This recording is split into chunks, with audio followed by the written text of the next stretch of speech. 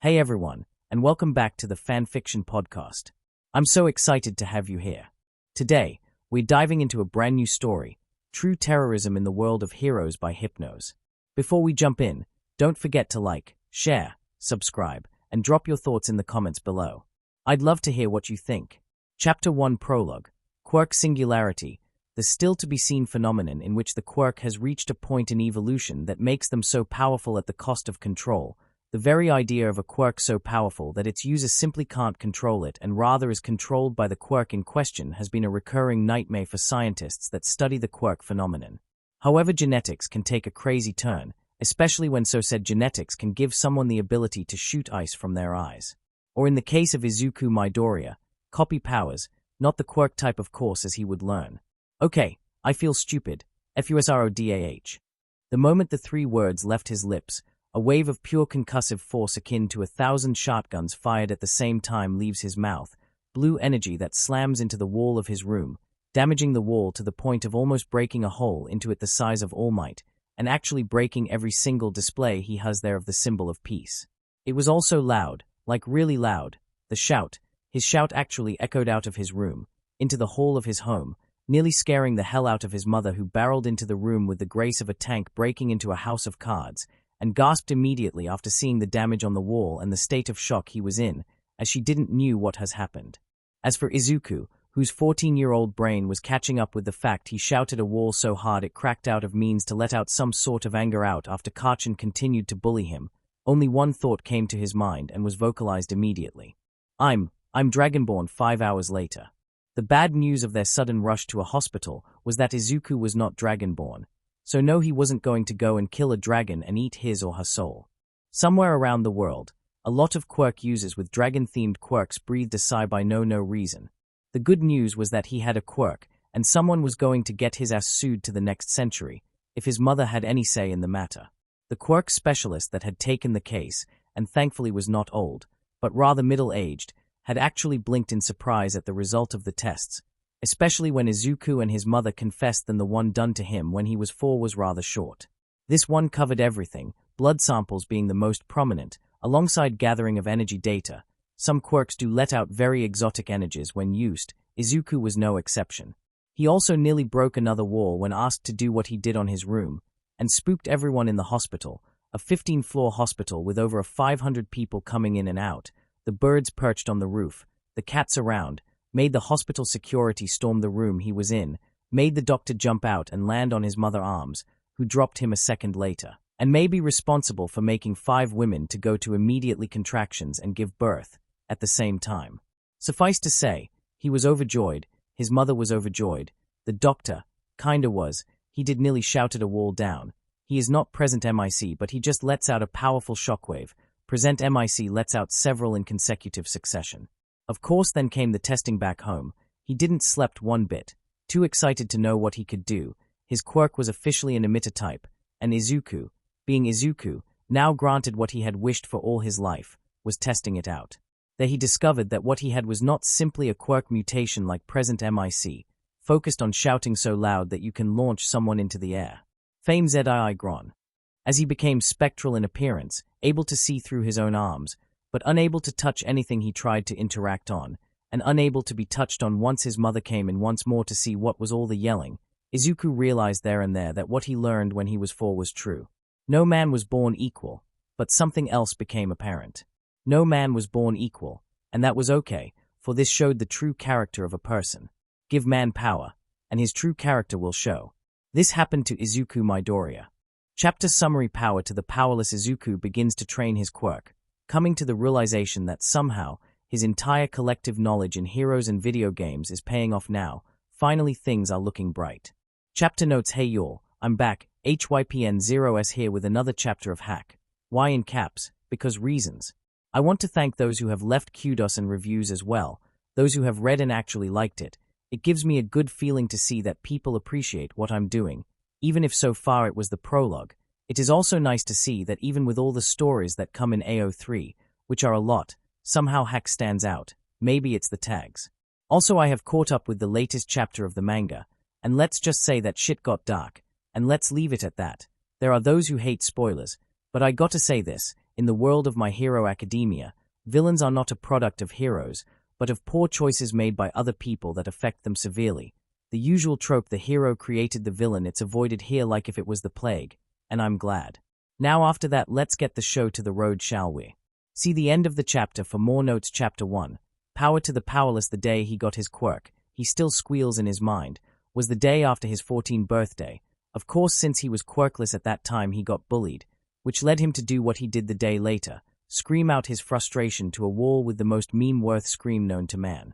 The doctor had been flabbergasted and angry. Somehow the doctor who had saw him the first time had skimmed a lot, and he means a lot of procedures that should have been done to him instead of the archaic.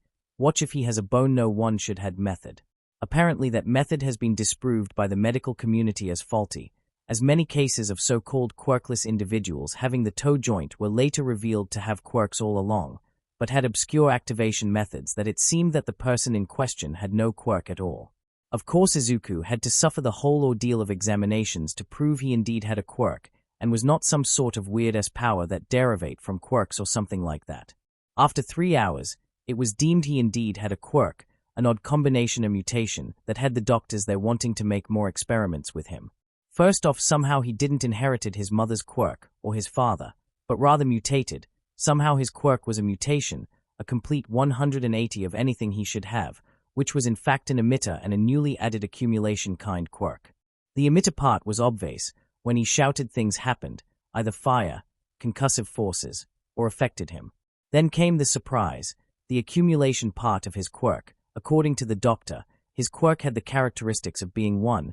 If his theory was right, then it meant his quirk would allow him to store other fictional superpowers on him for further use.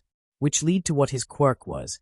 It had taken a lot of theory between the doctor and Izuku, but as it stood up, his quirk was pretty much an evolved version of gamer-like quirks, just instead of getting a gaming-like HUD and to juggle a lot of numbers and statistics in an RPG-like manner, it allowed Izuku direct access to superpowers and unique abilities, like the Thuum. Of course, this kind of power had special triggers. Reason why it activated just now, what kind of triggers they were was still something to find out, but he had them. It was just a matter of time until he found them. After all that, they were able to return home, his quirk now registered, but not named. As it stood up now, he was registered as quirk, not quirkless, which was a sobering thought. No longer he was weak, no longer useless, no longer a Deku. A small smile formed on his lips. He felt normal, not many changes from before if he was honest. The knowledge that he had always been with a quirk made him angry. Well, not angry, frustrated more likely. Why the doctor that saw him when he was 4 had not done the other procedures like this one. Why he looked so uncaring during the examination. It didn't made sense. Mistakes like this tend to cost, to both the hospital for employing the doctor who caused this and the patient for moral anguish. He shook his head at that. That particular problem was going to get solved soon. His mom was livid during their way back home, and honestly he couldn't blame her. Their former doctor, Dr. Tsubasa, was going to get a file soon. For 10 years of grief and malpractice, it could easily end his career. If they could find him to begin with, the hospital had looked for him, they had provided the name to call him in. After all, he had worked on that very same hospital. There were bound to be records. There were none. Everyone who worked there remembered the guy. The janitor even confirmed it. He had met Dr. Tsubasa. But when it came to finding records of his work, there was nothing, as if he was a ghost, and that troubled a lot there. It troubled Izuku. In games, that kind of plot twist was always reserved for a sinister reveal. Then he shook his head. This was real life, not a video game, so plot twists like that were not possible. With a sigh, he focused on the task at hand. Well, number 1, figure out the trigger to acquire more power. It sounded weird, but it had a purpose. If what the doctor said was true, then he could be selective when it came to what he wanted, which meant that his goal to become a hero was not a dream, it was a reality, and he could be any kind of hero he wanted. A rescue type, like 13, or go full underground, or go the All Might route, power overwhelming. Right now the sky was the limit. Then of course there was his second thing to do, find a place to train, a place where Kaachan won't follow him or knows about it. This was twofold. One was because the Thuum wasn't exactly friendly with anything that was alive and it connected. He needed to learn his limits with it. How much he could shout. Could he shout continuously? Did he needed specialized training in voice, like a singer to bring out the full potential of the Thuum? Which shouts he could use? which he could not use? Those questions plagued his mind the moment he first shouted and nearly ruined the wall of his room and his All Might collectives. The second reason was Kaachan. He knew him well enough to figure out how he ticked, at least most of the time, and Kaachan hated two things above all else. One, to be looked down, as if he was inferior, his pride would not allow it, and to be lied to. He constantly was challenging anyone strong-looking, to both test himself and assert dominance. There was a reason the staff of Aldera High overlooked his actions. His skill alone would land him on UA. His quirk had accelerated this. He was close to become the first hero of Aldera High, and the very first to be accepted by UA of that school in particular. It would certainly help the reputation of the school, all things considered. There was a reason Aldera High was known also a villain academia. The next day, finding a location suitable for training was something of a chore. In a world where the need to train one's quirk so it doesn't end up killing someone, one would think that there would be a list of usable spots for such training, even catalogued for the many variations of quirks. There was not. Which was disappointing, all things considering. By that time Izuku had considered in entering a gym that specialized in quirks of all types, but those were expensive, most of them located in areas close to hero academies. To take advantage of the overwhelming amount of new and old students in these academies that would or couldn't not use the equipment within the hero schools. But Izuku was anything but a quitter. Eventually, after an hour of search, and surely avoiding what seemed to be malware sites, he found what he wanted. A wide area that was rarely visited, if at all, a way of prying eyes and abandoned by society by its current state. Dagobah Beach, at one time, had been the hotspot for couples and several budding bands and their fans, alongside family gatherings during the scorching summer sun when the ocean waters were a welcome respite to the heat. It was a beautiful area. So of course man had to come and ruin it. Seeing it as a free spot, people, mostly companies that had no contracts to deal with their trash, began to toss waste into the beach. By the end of that first year, a quarter of the beach was covered in junk. Matters got worse as the ocean currents began to carry waste to the beach as well. By the second year, Dagobah Beach was closed to the public due to the amount of trash in it, and a death caused by junk falling onto someone. There had been attempts to clean the beach. Mayors had tried it again and again. But Dagobah Beach had become a major spot to deposit trash that other companies cannot pay to get rid of. They would not allow their little spot go and vanish because of some do-gooder. Musutafu had lost a mayor 50 years ago, victim of an attempt on his life by a company-hired villain or mercenary, as he declared himself to be, paid in full to deal with the nuisance in the most visible and painful way possible. He had confessed who had hired him. After all, mercenaries have loyalty to their pays, not the pairs, especially when they are paid in full. The company went under investigation and eventually shut down, but its founder had escaped with an obscene amount of cash to another country, a laundry paradise with no extradition laws in it. Well, he tried. The plane he traveled in never made it to the island or country, neither he or the passengers, as the plane crashed after being caught in a freak storm, the remains of the plane and its passengers washing ashore a month later, among them the founder and his money, now useless. That was just one of many stories of companies fighting tooth and nail, recurring to any dirty tactic to get what they want in Dagobah Beach, not caring about the heroes, and if stories were led to be believed, people tended to go missing in Dagobah Beach by some bizarre reason, so not only it was under corrupt corporate oversight, but by urban legend hearsay. It was the perfect spot to train. But before any training could happen, he needed to figure how his quirk truly worked. To that end, he dove back to Skyrim. For an hour, of course. I don't get it, Izuku muttered, moving the mouse away from his hand and rubbing his temples in frustration. For an hour he had tried to find what had triggered the activation of his quirk in the game that somehow had resisted the test of time, alongside a couple hundred dozen more, but among the very few from which people still made mods to. He had checked every single thing in the game to see what had caused his quirk activation. Was the fact he read every book in the game and soaked on its lore? Or the fact he pretty much ravaged every single opponent he came across? Got every word of power, every spell, every unique weapon? Had he somehow triggered a very unique glitch that broke reality and empowered him? This was a Bethesda game, notorious for their glitches. He would not be surprised that one day a glitch so great it would happen that it would end up summoning a Deathclaw to real life. As the hours passed, his frustration grew, not enough to lash out at anything. This was not him, but enough to annoy him. What was he missing? With a sigh he turned once more to the screen. The game was paused, so the only visible was the options in the pause. Wait a minute, a small epiphany came to him in that moment. He went to the options, and began checking, until he came across the only option that mattered. Difficulty. He had played several games, beat them too. It had been just recently he had decided to go for the challenge and hit them on harder difficulties. Skyrim was not a game that was known for its difficulty. If anything, it was generous with its difficulty setting, while other games actually tweaked the enemy AI, varying from brain-dead enemies in easier modes to I'm going to skull fuck you till you love me enemies in harder modes. Skyrim just adjusted one single thing: damage modifiers. In legendary mode you hit with less damage and your enemies get to hit you with more damage, but the enemy AI, it's not affected by the change of difficulty. It makes the game hard, yes, but not as unforgiving as Dark Souls' New Game Plus mode, where it gets harder as you beat it over and over and over, until you either beat the game in its hardest mode, or the game beats you and you beat yourself with the controller in utter rage. That was one of the reasons he was able to beat Skyrim so fast, unlike the other 3 games he has on standby, on their hardest modes and getting every can't be, he muttered in shock, of course. But of course, he had been on a full hoarding spree, getting anything that was important, unique, shiny, and not tied to a script and therefore possible to be lost at the end of the quest, and had turned to item tables that checked your save file and what you had and what you were missing. The day before he shouted for the first time, he had completed the very last mission in Skyrim and claimed its last reward, therefore completing Bethesda masterpiece to at the closest of 100%, as most of the items that would permit a full 100% run were scripted, and therefore lost at the end of the quest, like the skeleton key.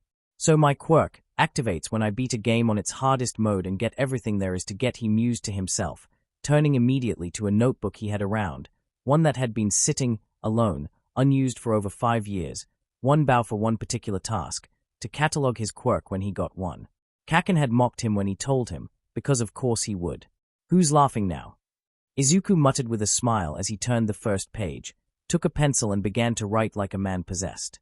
Which was kinda true, in a sense, if he was honest. If Hermias Mora existed, and where to see him, he would either made him his champion, or cast him to Apocrypha and made his master librarian, or something like that, to a god-like entity bent on knowing everything, a being like Izuku who pretty much sought knowledge and wrote it would be most desirable to the Daedric Prince of Memory and Knowledge.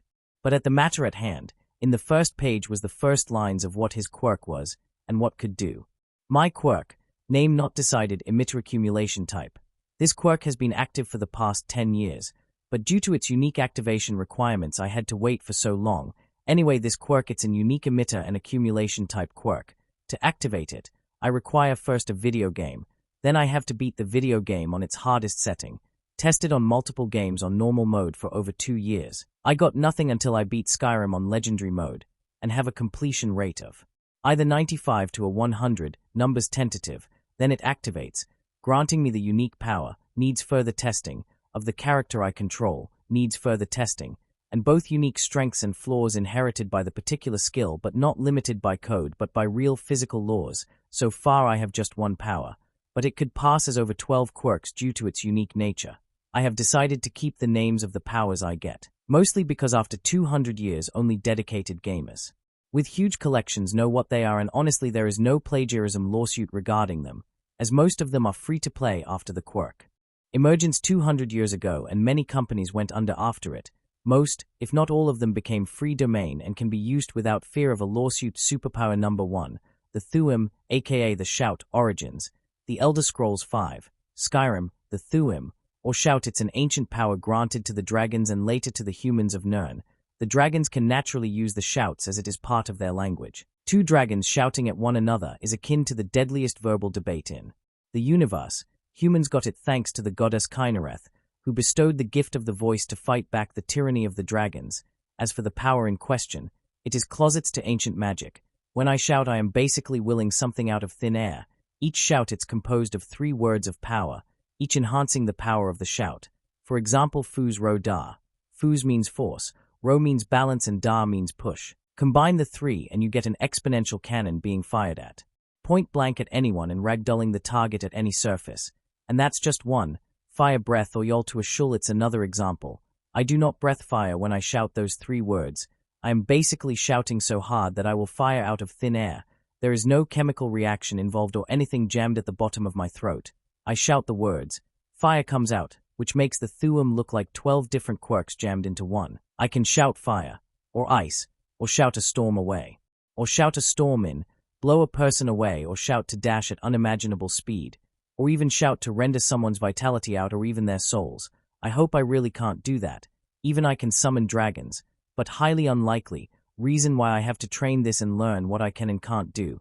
This is a potential life ender if I'm not careful. This is not kaachan's explosions, just one thing. I can shout a person so hard that I can tear them apart, or burn them or freeze them solid or actually rend their souls out of their flesh and become a necromancer and dash. Izuku actually took a deep breath. He went on a tangent there, but a considerable one. He knew how powerful the Thuum was.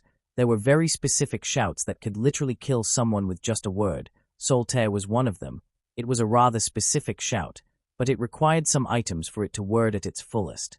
Didn't mean that the damage it dealt was negated by the lack of those items. He knew quirks were pretty much weapons. Everyone was armed with something capable of causing damage and even kill. There was reason for the regulations put by the governments regarding quirks. Despite what Destro said back in the day, those regulations were needed. Humanity was not ready to have their quirks non-regulated, and probably never would.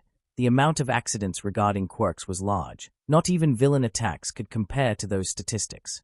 They just needed to look back to the 21st century North America and the amount of deaths caused by non-regulations of guns. Now everyone had a biological gun, or the rocket launcher equivalent. With a shake of his head, Izuku focused once more on his book, and began to write again.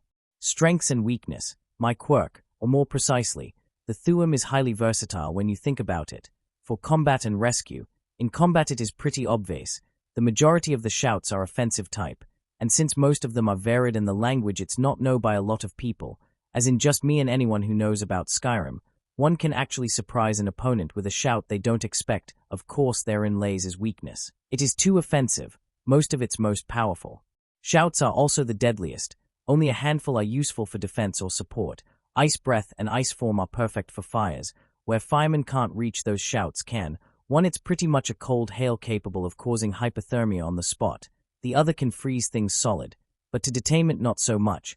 I would have to tone down the shout, simply using 1 or 2 words of power to prevent actually hurting the target seriously. And in hero work, half measures are not exactly a thing to be done. Also, most shouts work on either a target on oneself. Only Battle Fury works with allies, allowing faster striking. But that is it. Also, I have to see if my voice has been enhanced somehow.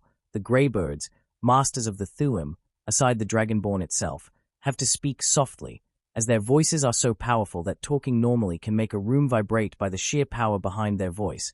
When they called the Dragonborn, Skyrim shook with the combined might of their 4 voices. It sounded like as a thunderclap, felt and heard all over a continent at the very best description. So if my voice does become like this, I have to exercise caution. I can actually hurt someone by talking. Putting the pencil down, Izuku began to actually get drawn into his thoughts.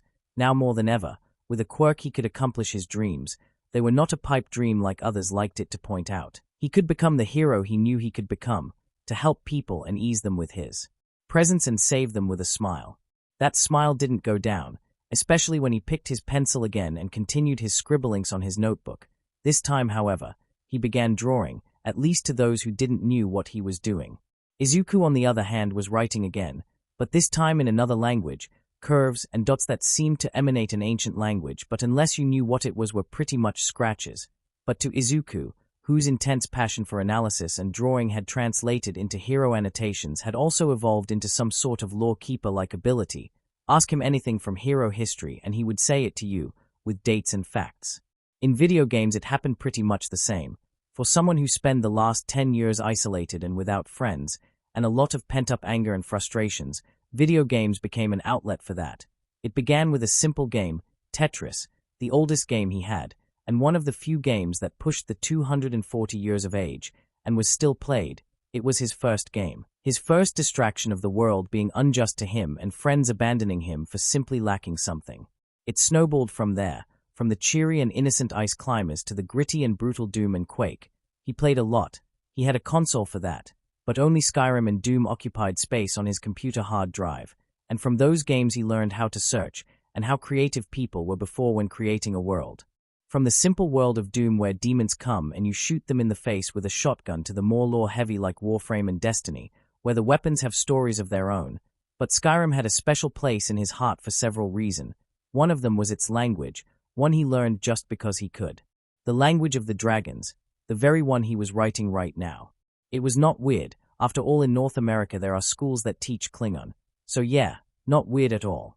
Finding Dagobah Beach wasn't hard. In all honesty, you just had to look for the coastline filled with scrap metal and anything that didn't smell bad enough to ensure the wrath of the local populace, like biological waste, like from the hospitals. Yet the visage was something rather bleak. Mountains of scrap and plastic materials dotted the once white sands of the beach. There were paths alongside the mountains of trash, surely done to ensure tossing the trash more manageable, but all the trash covered the sea beyond. What was once an awe-striking visage was blocked by man's greed and need to have more. Izuku really appreciated the irony there. His quirk allowed him power. As long he added more to it, he would be powerful.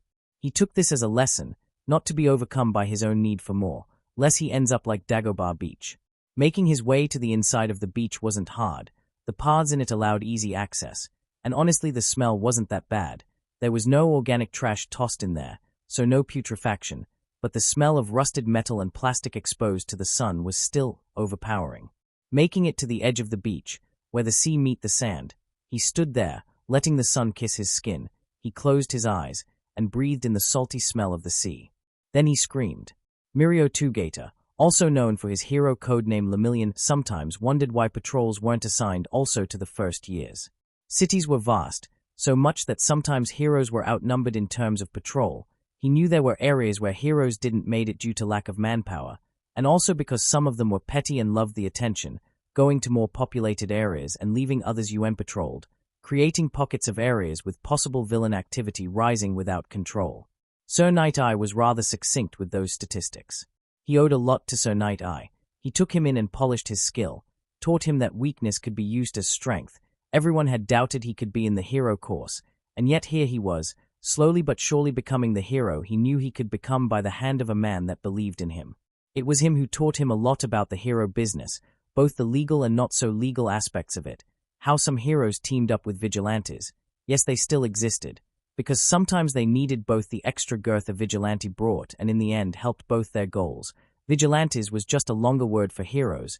They did precluded the current era heroes, just that vigilantes didn't tie themselves with laws and media. They get the job done, and leave quite a mess of a villain behind.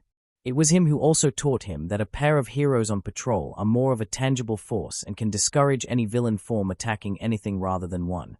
The amount of villains that tended to attack even in the presence of All Might and Endeavor showed that, and both did solo patrols. It was odd that average villains would risk the number 1 hero and the number 2 hero and number 1 fire hazard. So this was why he wondered why he had to do patrols alone. True, he was a second year, but honestly in this kind of scenarios, even if he was assigned to a low-risk area was a high possibility, even if the beach area had a myth behind it, and Mirio felt the very air shake before he heard the scream. He actually was shocked when the air rippled and made his very muscles vibrate in shock, and while his ears were not affected by it, he certainly didn't want to be in the epicenter of the scream, which oddly enough was not a scream of agony, or pain or fear. It sounded more like a scream of, scream because you want to scream, no emotion, just let it out. He used to do that, a lot in fact, a tactic to make Tamaki come out of his shell. It usually made him go more into his shell than help him out of it. Not that it stopped him, he always considered Tamaki could be more if he wasn't so shy. Ignoring that, he decided that the best course of action, right now was to make it to the source of the scream, assess the situation and ensure that the source of so-said scream, a male civilian by the sounds of it, wasn't hurt, and from the act accordingly. With the plan set, he activated his quirk while making a run. Immediately the forces of gravity took hold of his now intangible body, pulling it into the ground. When only the head remained visible, he began his special maneuver. While his quirk, permeation, was active, he pretty much stopped being affected by friction, allowing him to build up greater forward momentum. Thus he could literally dash at incredible speed with just the momentum of his initial run, and that was what happened. With a quick command, he was already into the air, at speeds only quirk users with speed-enhancing quirks could achieve. Before he was mentored by Sir Night-Eye, this would have been impossible to him, not because it was hard, because it was, but because of the nature of his quirk in general. It took barely 2 seconds before he saw who had made the scream, a boy, standing at the edge of the beach, looking at the horizon, with green hair that looked as if had never met a hairbrush, or probably did but destroy them all. Landing softly, a skill he had to train to not alert his enemies when he wanted to execute one of his now numerous stealth-based strikes. He saw how the green-haired boy began to mutter, pulling what seemed to be a notebook and a pen, and began to write on it. He was far enough that he would not be noticed unless he announced himself, but not enough to hear what his mutters were about. He knew he was muttering because he was moving his mouth, but that was it. Then he pocketed the notebook and turned once more to the sea, took a deep breath and YOL to a shul. Next thing Mirio knows is that the boy screams once more. This time he screams a sentence, and fire comes out, a massive ball of fire that travels far to be a threat to anything in front of him, and quite a surprise if he admits. The boy seemed to be nodding at this, looking at the horizon, then took another deep breath, YOL to a SHUUULLL. This time he sustained the last two words, and shockingly the ball of flame was no more. Instead it was a sustained flamethrower, one the height of the boy and twice his width, and reaching twice the distance the initial ball of flame did before. He kept that for at least 5 seconds if he was right, 5 seconds of a teen-sized flamethrower with a flame of equal size that could cause some serious havoc to anyone or anything in its path, if he wanted. Mirio was no fool. As many believed as he struggled with his quirk, he had a deep understanding of the motivation of people's actions. For example, his motivation to become a hero was to save lives, not to get famous. That was just an after-product of it, not that mattered for many. Everyone assumed that becoming a hero was the easy route for easy living. No one truly understood the peril behind it, the sacrifices made for it. Seeing this boy right now made him realize what he was seeing and what the boy was doing. He wasn't using his quirk illegally. He was practicing in a secluded area where no civilians would be affected by its destructive force, seeing its limitations. And he was proven right when he began to shout was the best description, one after another: ice, fire, concussive force, purple energy, silver energy waves. Then he shouted, and he was shrouded in red light that lasted for barely a fraction of a second. There he stopped, panting, and rubbing his throat, and turned around. Mirio had to blink when he saw the boy's eyes. They were green, but the sclera seemed to be glowing red. Oh, the boy exclaimed, rather shocked by what he was seeing, or rather who was seeing. Then Mirio decided it was time to act. As in doing his heroic and civic duty. Citizen, you seem to be training and channel his inner all-might there and there, smile and all. Why yes, the boy responded, not knowing what else to say. Okay, that was good. But you are also violating several quirk regulations, Mirio added, because it was true. The boy was violating several regulations. There were several parks in the city that would allow him training the same way. But after seeing what he had done with his shouts alone, he might be in the right on doing this, alone, and very far of everyone, but he still has to make the point across. The boy seemed really conflicted by this. Seemingly he knew. But Mirio continued, I saw the output of your quirk, rather destructive. The parks are packed with people. You did right by choosing an area with no collateral involved, Mirio praised, then perked up, realizing he had spent way too much time in the area, away of his patrol. If Sir Nightai found out, he would box his ears. Anyway, I wish you luck in training, citizen, and please next time do choose an area with available heroes nearby, so if you'll lose control of your quirk you can then be rescued with no collateral damage in the process. CYA. And with that Mirio moved away, fast, using his quirk and making an exit worth of a hero. Meanwhile Izuku remained rooted on the spot. He was shocked. What just happened? Izuku Midoriya had been concerned. The moment her son manifested his quirk she had been happy, also a little miffed. He nearly blew up a wall in their home. But then came the worry, and the consternation. Aside from the malpractice, his quirk was anything but hers of her husband. The ability to copy fictional superpowers out of video games was way far from a weak telekinesis quirk and a fire breath quirk, a mutation that was too different from her family's quirk or her husband's.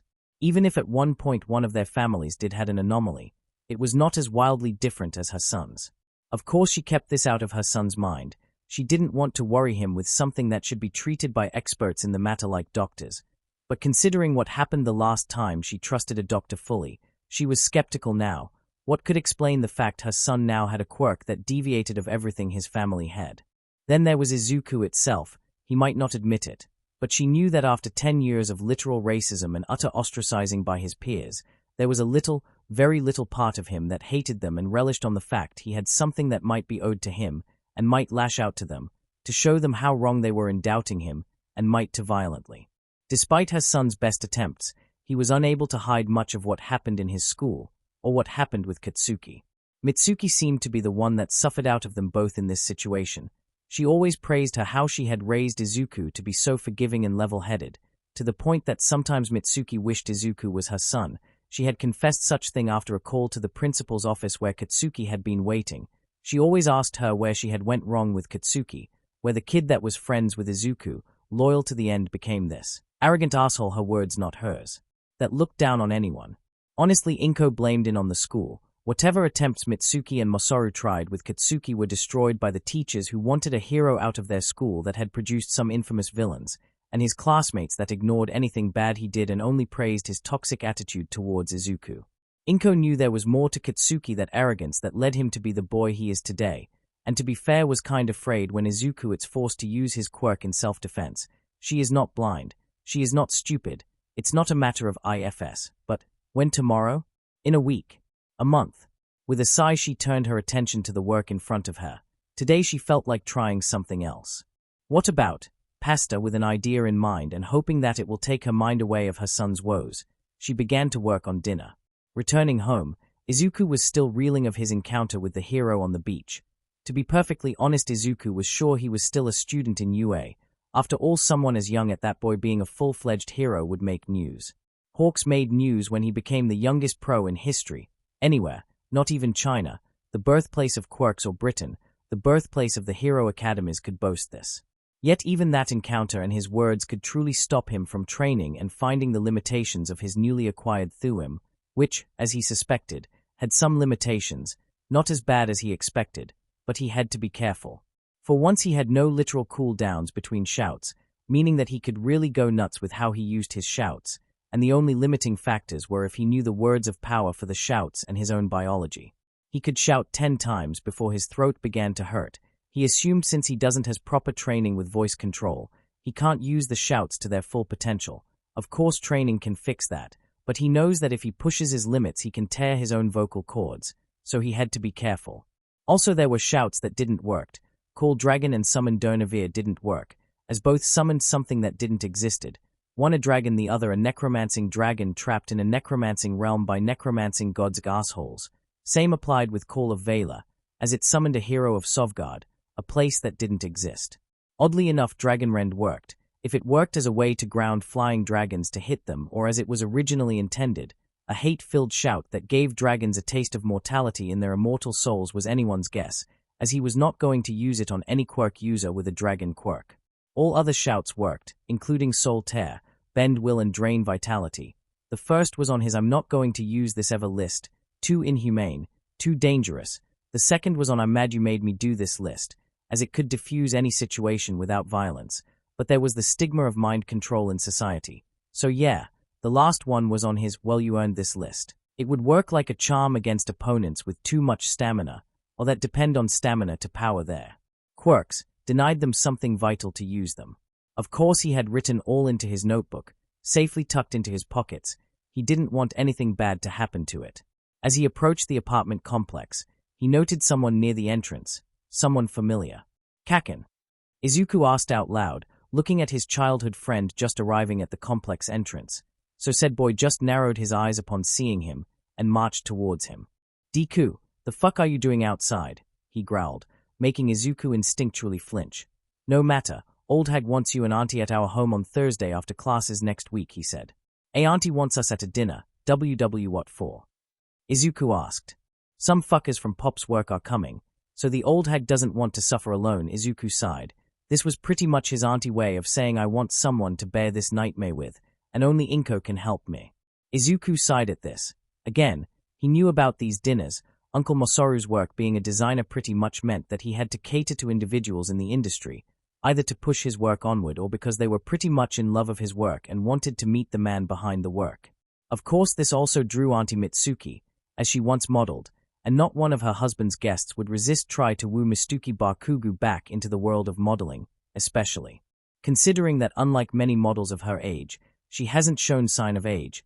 Thanks to her quirk, her skin has remained as youthful as if she was still 20, unlike others that showed signs of age. As a result, she needed someone to keep her away of that world. She did modeling, true, but the way she described it, that world seemed more cutthroat than the villain underworld, As a result, Mitsuki latched on his mother Inko for support and also a wall that others had to climb in order to talk with Auntie Mitsuki. Only Uncle Masaru could freely bypass the invincible wall that was his mother without problem. "Oh, okay, Kaachan, I'll tell Mom. She'll be thrilled," Izuku answered. This was pretty much a tradition between the families, one that hasn't changed much in the years to come, and his deteriorating friendship with Kaachan, something that pained him. He had tried to fix it, but Kaachan was simply not having it. With that said, Katsuki huffed and walked away, not even sparing a goodbye as he left. Then again he didn't spare an insult too. That meant he was rather mellow now, which was odd. Seeing his friend walk away, Izuku simply sighed, again, and turned to the complex, wanting to return home. It didn't took 5 minutes to make it to his home, and once he opened the door, he was assaulted by the smell of salsa. "Mom, I'm home," he called or whispered as he entered, leaving his shoes behind. "What smells so good? Please tell me it's pasta," he added with a small smile as his mother appeared from the kitchen with a smile. "It is Izuku. I felt like doing something new." Izuku licked his lips. After katsudon, the food of the gods, pasta was his second favorite dish, especially since his mom made it with such care. And the salsa, don't get him started with the salsa she makes. It is simply perfect, an assault to the senses he welcomes every time. Inko for her part giggled at her son's look, then slightly frowned, noticing something. "Izuku, you spoke softly. Did you hurt yourself?" she asked, making Izuku blink, then shake his head. "And no, it's related to the shouts, but no, if I raise my voice more than I am speaking now, I might cause the room to shake," he said with a frown, making his way to a chair. Inko's frown deepened at that. "Is that normal?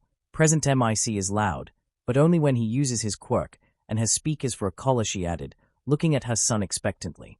"No, it is related to the lore behind the shouts. Basically, I am becoming a gray bird, minus the beard. My voice will become too powerful. I'll have to whisper to talk normally, otherwise I can hurt someone by talking," he added while Inko blinked, her frown still in place. "That can't be right. Never heard of a voice-based quirk doing that," Inko said as she turned back to the dinner. It is happening." I screamed at Dagobah Beach. I shook the place. I felt it. When the Greybirds summoned the Dragonborn, they screamed to the heavens. Skyrim as whole shook, by their voice alone. Granted, they were in a mountain and had great acoustics, but the point stands. "It is happening to me," Izuku said, or rather whispered. Despite the fact he whispered, Inko heard him as clear as he was at her side. "I guess this is the complete package of my quirk. I get powers no other quirk user has, but with those specifics weakness tied to that power," he added. "Got to be careful with what I get. Never imagined those words coming out of my mouth," he added with a raised eyebrow. On the kitchen Inko side, not entirely used to the conversation she was having with her son regarding his quirk and his possible weaknesses, as in plural, she knew it was just a matter of time before he started adding more to what he had now. She knew her son wasn't being greedy, just cautious. If he wanted to become a hero, then there she stopped, coming to a realization that didn't came before. After all this time, he had wanted to be a hero. Even when he was quirkless, she had pretty much stopped supporting him in that idea, afraid of what might bring to him future-wise, but let him dream, mostly because she was afraid.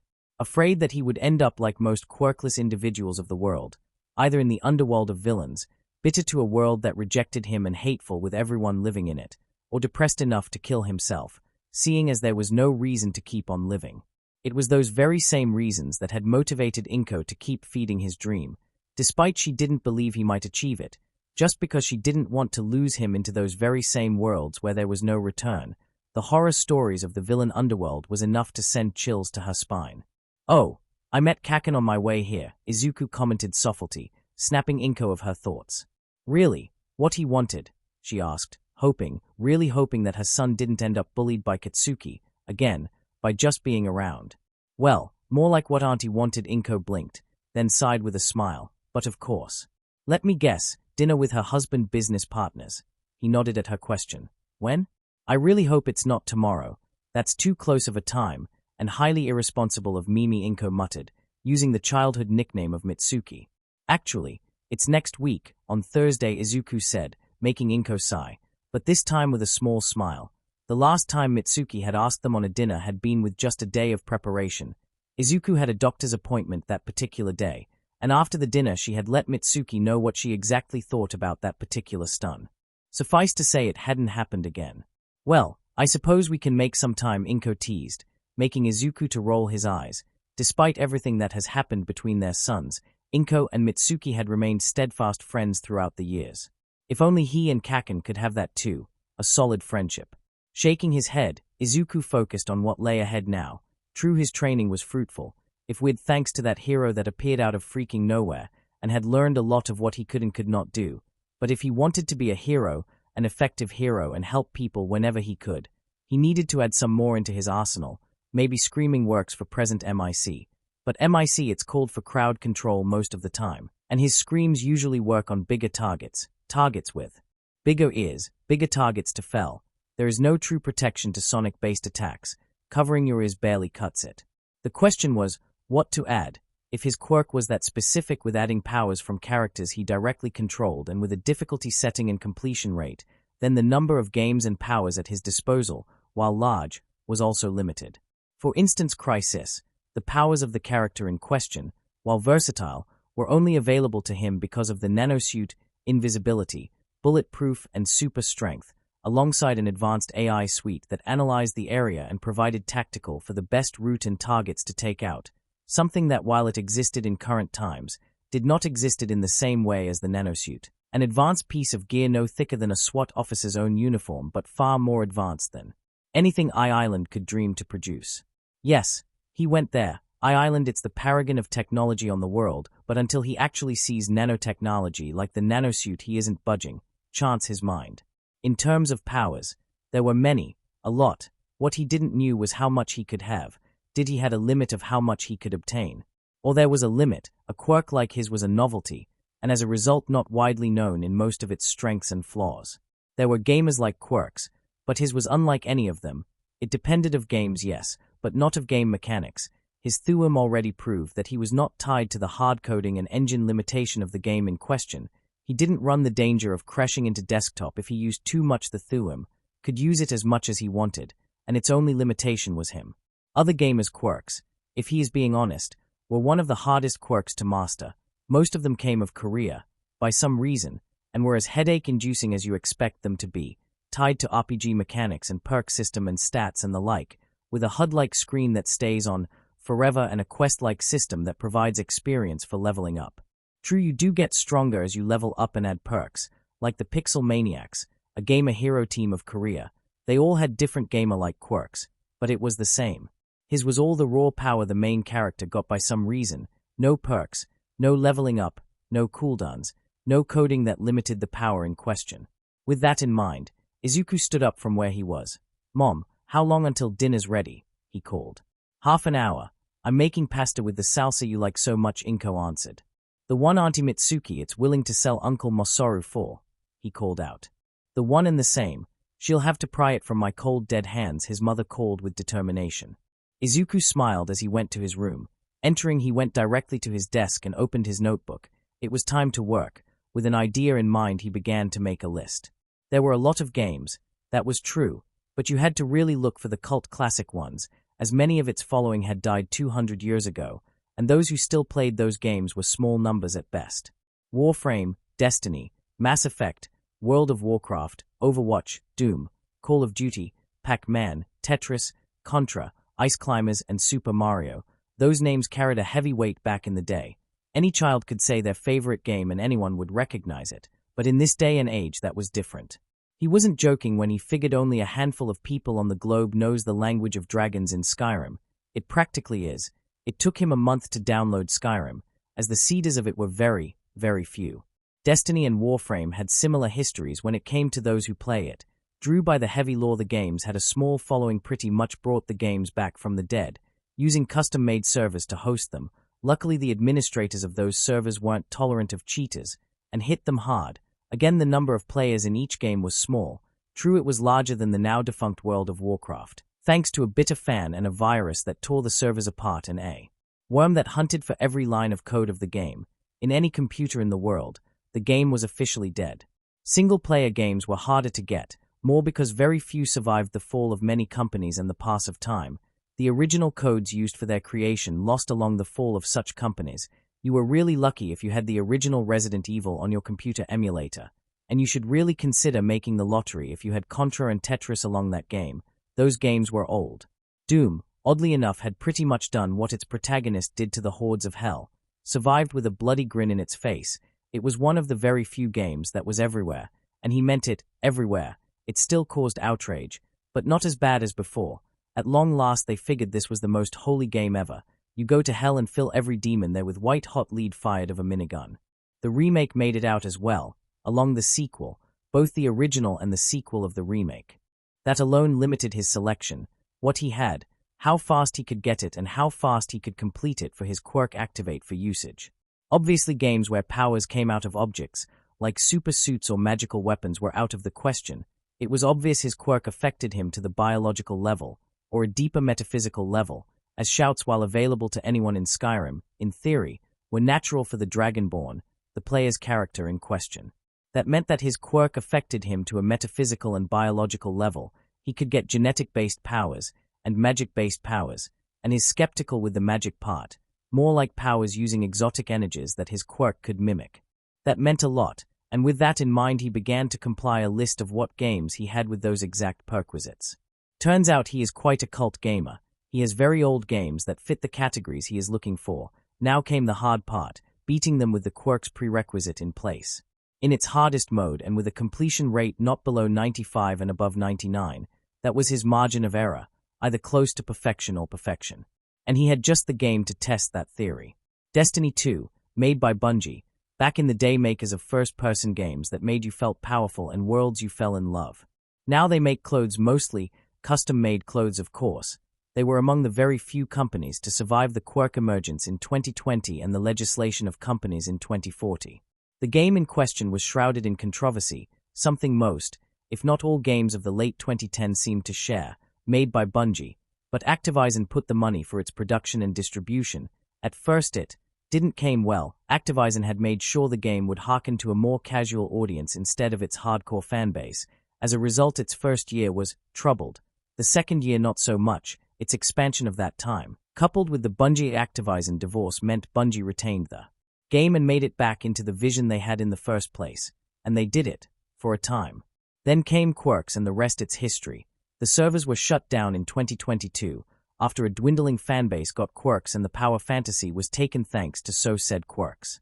Why play a game where you're powerful when you have superpowers in real life? That was pretty much the history of many games, companies, and developers worldwide during that time. And that was just one area. The political climate of the 2020 was akin to a depressed teen having access to the world's nuclear arsenal. All it took would be a mood swing and everyone would be dead. The game in question was pretty much humanity versus the universe trying to kill them, and the only thing between that was a bunch of ultra-powered beings that obsessed with loot and dance-offs, and killed gods in their spare time and couldn't die properly. It was the Destiny history in a very short nutshell. The complicated version was worth an essay and the real deal at least 3 books. The reason he chose Destiny over Warframe was because of their powers. In all honesty, Warframe had more content than Destiny, by a long shot, but when it came to powers, Destiny was less complicated. The powers in Warframe were tied to the Void, which in turn were manifested on an individual, an operator. However, they were at their deadliest when they linked with a Warframe, a biomechanical combat suit that was remotely controlled that used the Void that the operator had to power up a myriad of abilities. With over 40 Warframes to choose, it was more a player's choice what to play. They're the appeal of the game, the selection. Operators, on the other hand, were limited to a choice of abilities. All had Void Blast, Void Dash, Void Beam and Void Mode. Every player that handled an operator knew this limited them, and Izuku knew this as well. The Guardians in Destiny were tied to a power called the Light. It allowed them to do the things they do, but their main ability, the ability to be resurrected, even after their bodies were turned to ash, was exclusive to their ghosts, small intelligent drones that chose their guardians from the dead and rose them from their first death to fight the darkness. Both the light and the darkness were paracasual forces. In a broader meaning, those forces were impossible to predict in any way, shape, or form. There was no mathematical formula that would allow this, no divination. Those who used the light or the darkness were masters of their fates. The Guardians in question were classified in simple categories, unlike the Warframes, the bulky Titan, the nimble Hunter and the wise Warlock. The 3 classes, overall, had no much of an effect in gameplay. The Titans could take more damage than the other classes. The Hunters were masters of tricks and would use any dirty trick available to win, and the Warlocks were pretty much the glass cannons. Could cause colossal damage to their opponents, but they could not take the punishment as like The Titans and Hunters could, sometimes. The reason he chose Destiny 2 and his Assemble of Powers as his possible second power-up was how it interacted with others, or more precisely with allies and enemies.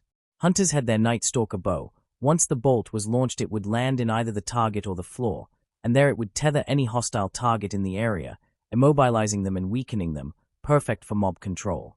Titans had the Sentinel Shield, both offensive and defensives. As offensive, it was pretty much going Captain America, throwing shield and all. Defensively, it created a frontal wall that could tank pretty much anything thrown at it.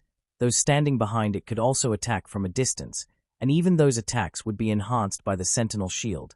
And if it wasn't enough, the Titan could create, instead of a portable shield called the Ward of Dawn, create a bubble of pure void energy that could tank attacks from every angle. The Warlocks had the Dawnblade, or to be more precise, the Well of Dawn. Think of the Ward of Dawn, but take the shield around it, add a buff that heals all allies inside, doubles their attack power, grants them a constant overshield, and with the proper equipment you could make sure that weapons fired inside constantly reload, without the need to trigger the animation. Any of the powers of the three classes would be perfect for pretty much anything. Even at their most basics, Guardians had several basic abilities they all shared. They could either glide in the air as gracefully as a leaf and even gain more height, bug lidding more in mid-air, or simply lift themselves off, defying pretty much every single law of gravity that existed. Or they could double jump. Yes, also they had signature melee attacks. Warlocks gave the most epic and painful bitch slap, as in, disintegrate you bitch slap. Titans punch really hard, as in they punch you into molecules. And the Hunters, well, they trade their knife melee with either a toxic smoke bomb, or get hit just to hit harder, or they just stab you with a knife with a hooked end on the tip. They also had self-regenerating grenades. Bungie was never clear if the grenades regenerating after a while was a Guardian thing or a Ghost thing, but he chalked up to the light in them. They toss balls of pure ionized energy that can kill a normal person and leave nothing behind in a second flat. And that's the arc grenades. The solar grenades were pretty much tossing a miniature sun. Anything they would provide would be awesome.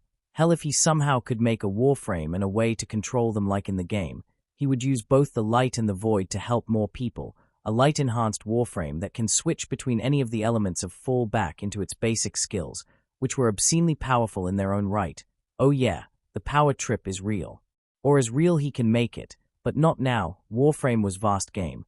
So vast that he has yet to finish the War Within, and Destiny 2. Well, he was incredibly close to complete everything, including the seals.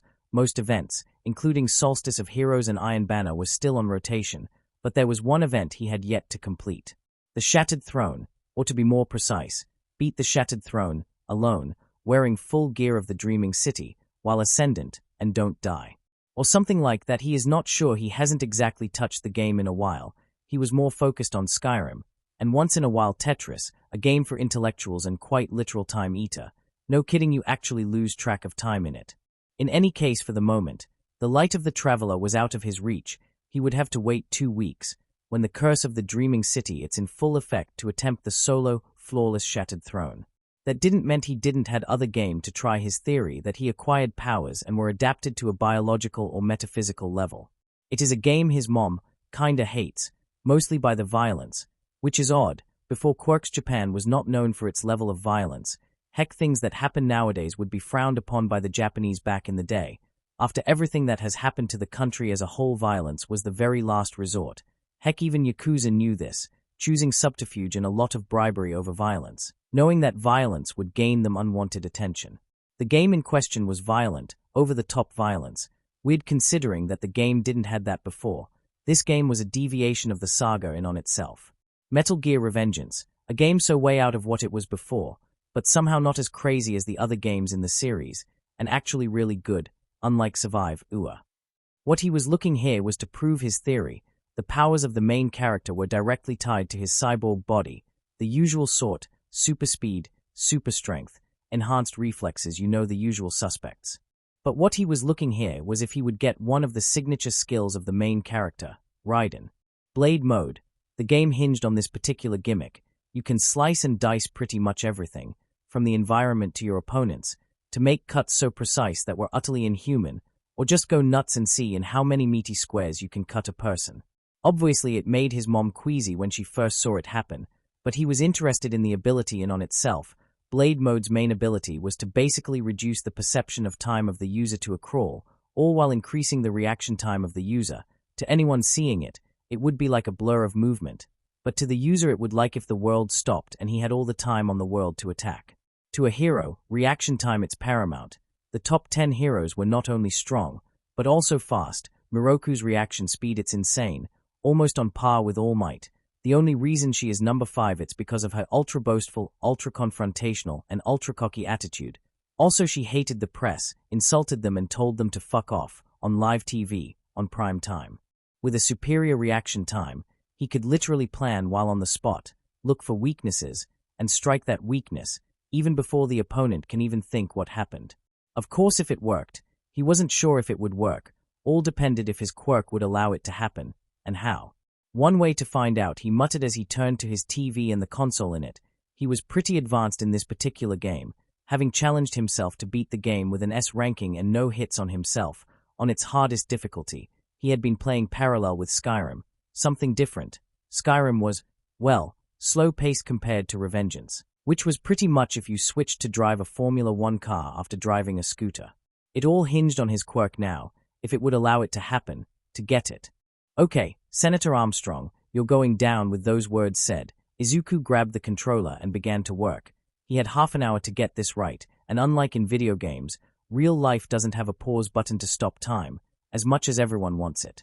The world had changed in the past 200 years. Technology-wise things were different than 200 years. Now everyone had a smartphone, they were affordable, and even if you could not afford one, you could buy a foldable phone that had a smartphone had, but slower, and obviously not a smartphone. Cars used a new solution of fuel. It was artificially made in the Middle East. The guy who discovered the formula had been quirkless at the time. Now his descendants were filthy rich. The same formula of gas was used for planes and heavy-duty vehicles. It lowered the damage done to the environment incredibly, but the damage was done nonetheless. Politics changed, somewhat. Despite the rise of quirks, politicians clinched to their seats of power in whatever means they could. Some used laws to ensure they would, yet they were afraid. Every person in the world now were armed to fight them if they messed up. Now politics were used to regulate quirks, but a single mistake and not even All Might will be able to stop the tide that will come. Space travel had been on a stagnant point. Missions were only sent to ship more satellites. Most, if not all space programs in the world were defunct. Only NASA had a program, and it was bare bones, barely sending a crew of quirkless astronauts to fix whatever satellite they still had in orbit to explore the vast cosmos. Biology was the same. Quirks were a phenomenon that defied all logic. Biologically speaking, the Eaters should be in untold agony because they have engines on their limbs, yet they live normally. Mutations, the ability to summon fire. Biologically speaking, quirks should have killed humans at the first manifestation, yet they didn't, and that drove scientists mad, really mad, so much that regulations had to be made. Island's very existence was to study the quirk phenomenon. The advance they had made was slow to say the least, but not by choice, but by actions of others. Because Island was not the only mobile fortress around, quirks provided gateways for many whose delusions of power could not be achieved before. Now, however, things were different. The world had changed, and some may say, not for the better. Monday, kids across the world hated it. Adults wished the day could just go and die in a ditch. Izuku was among the very few who in fact didn't hate the day. After all, why hate a day? It was kinda stupid. Izuku always saw Mondays as a new page in a book, new things to happen. True, before there was little to be excited about, all things considered, but he soldiered through it all.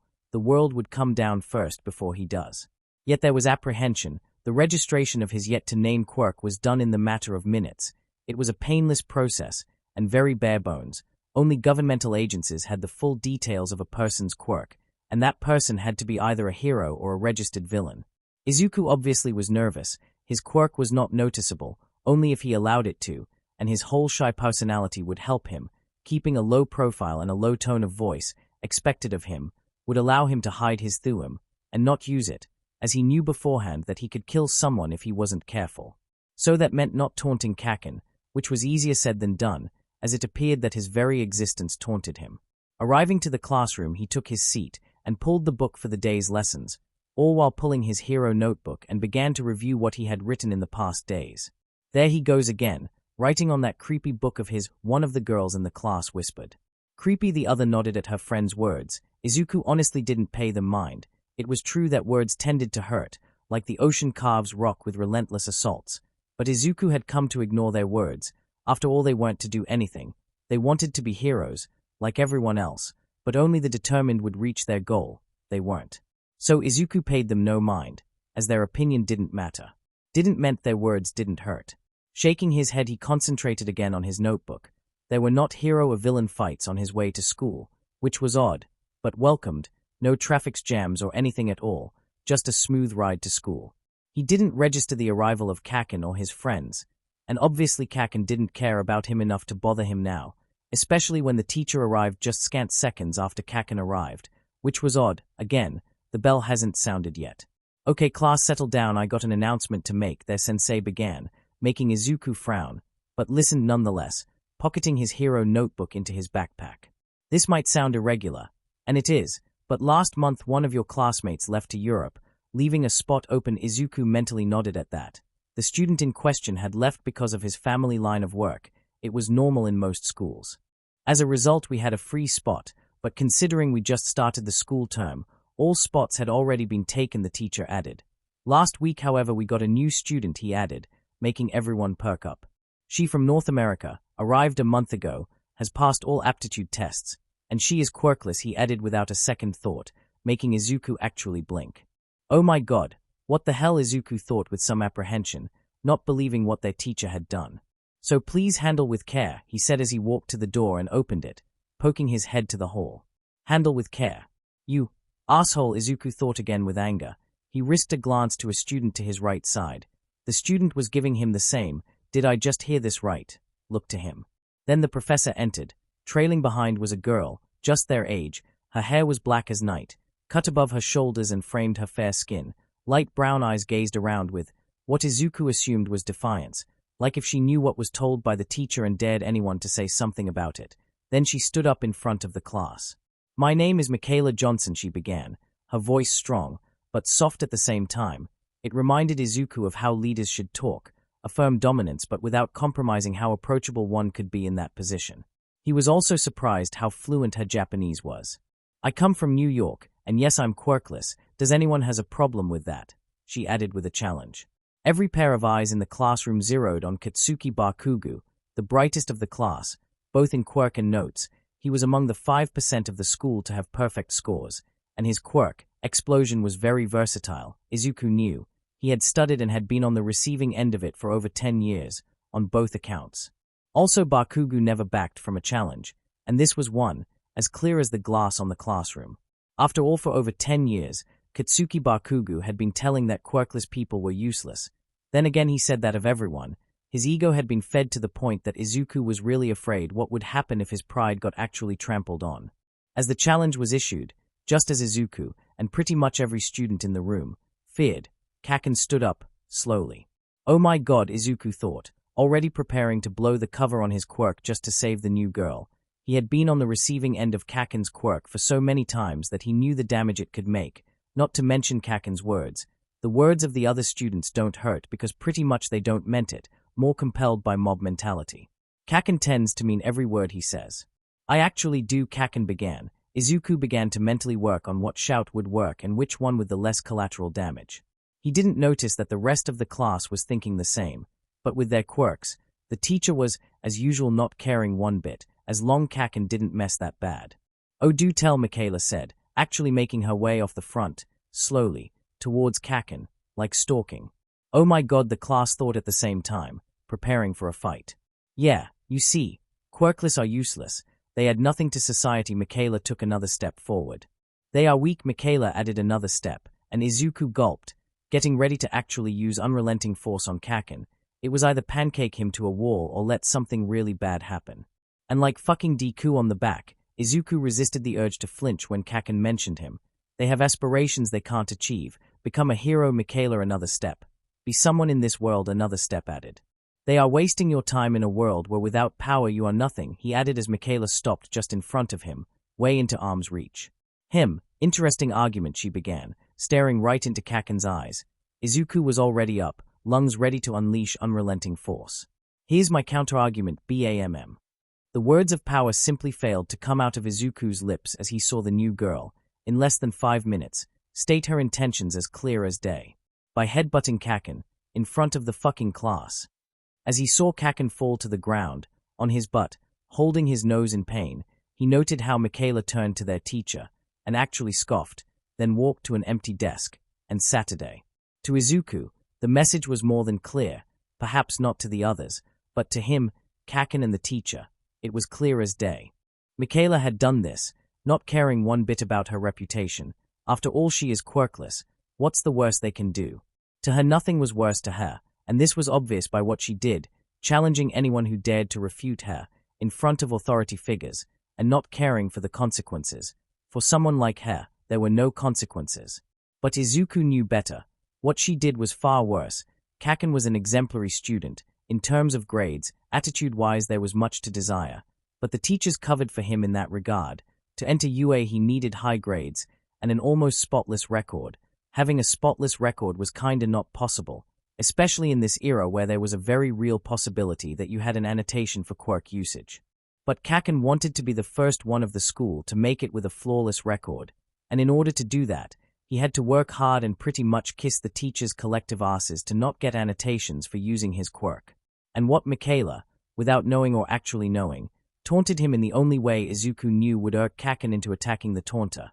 But couldn't. He could not even insult her now, not without getting an annotation for quirk usage, and the aggravator being an attack to a quirkless individual.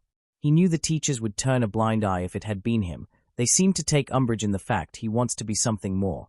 But the new girl, who just announced what she thinks right now, of everyone, included the teacher. This year's it's going to be a pain, he thought, not trusting his voice right now and making his way to try and help Kaachan up. Try because Kaachan hates being helped, especially by him, even if his nose seems.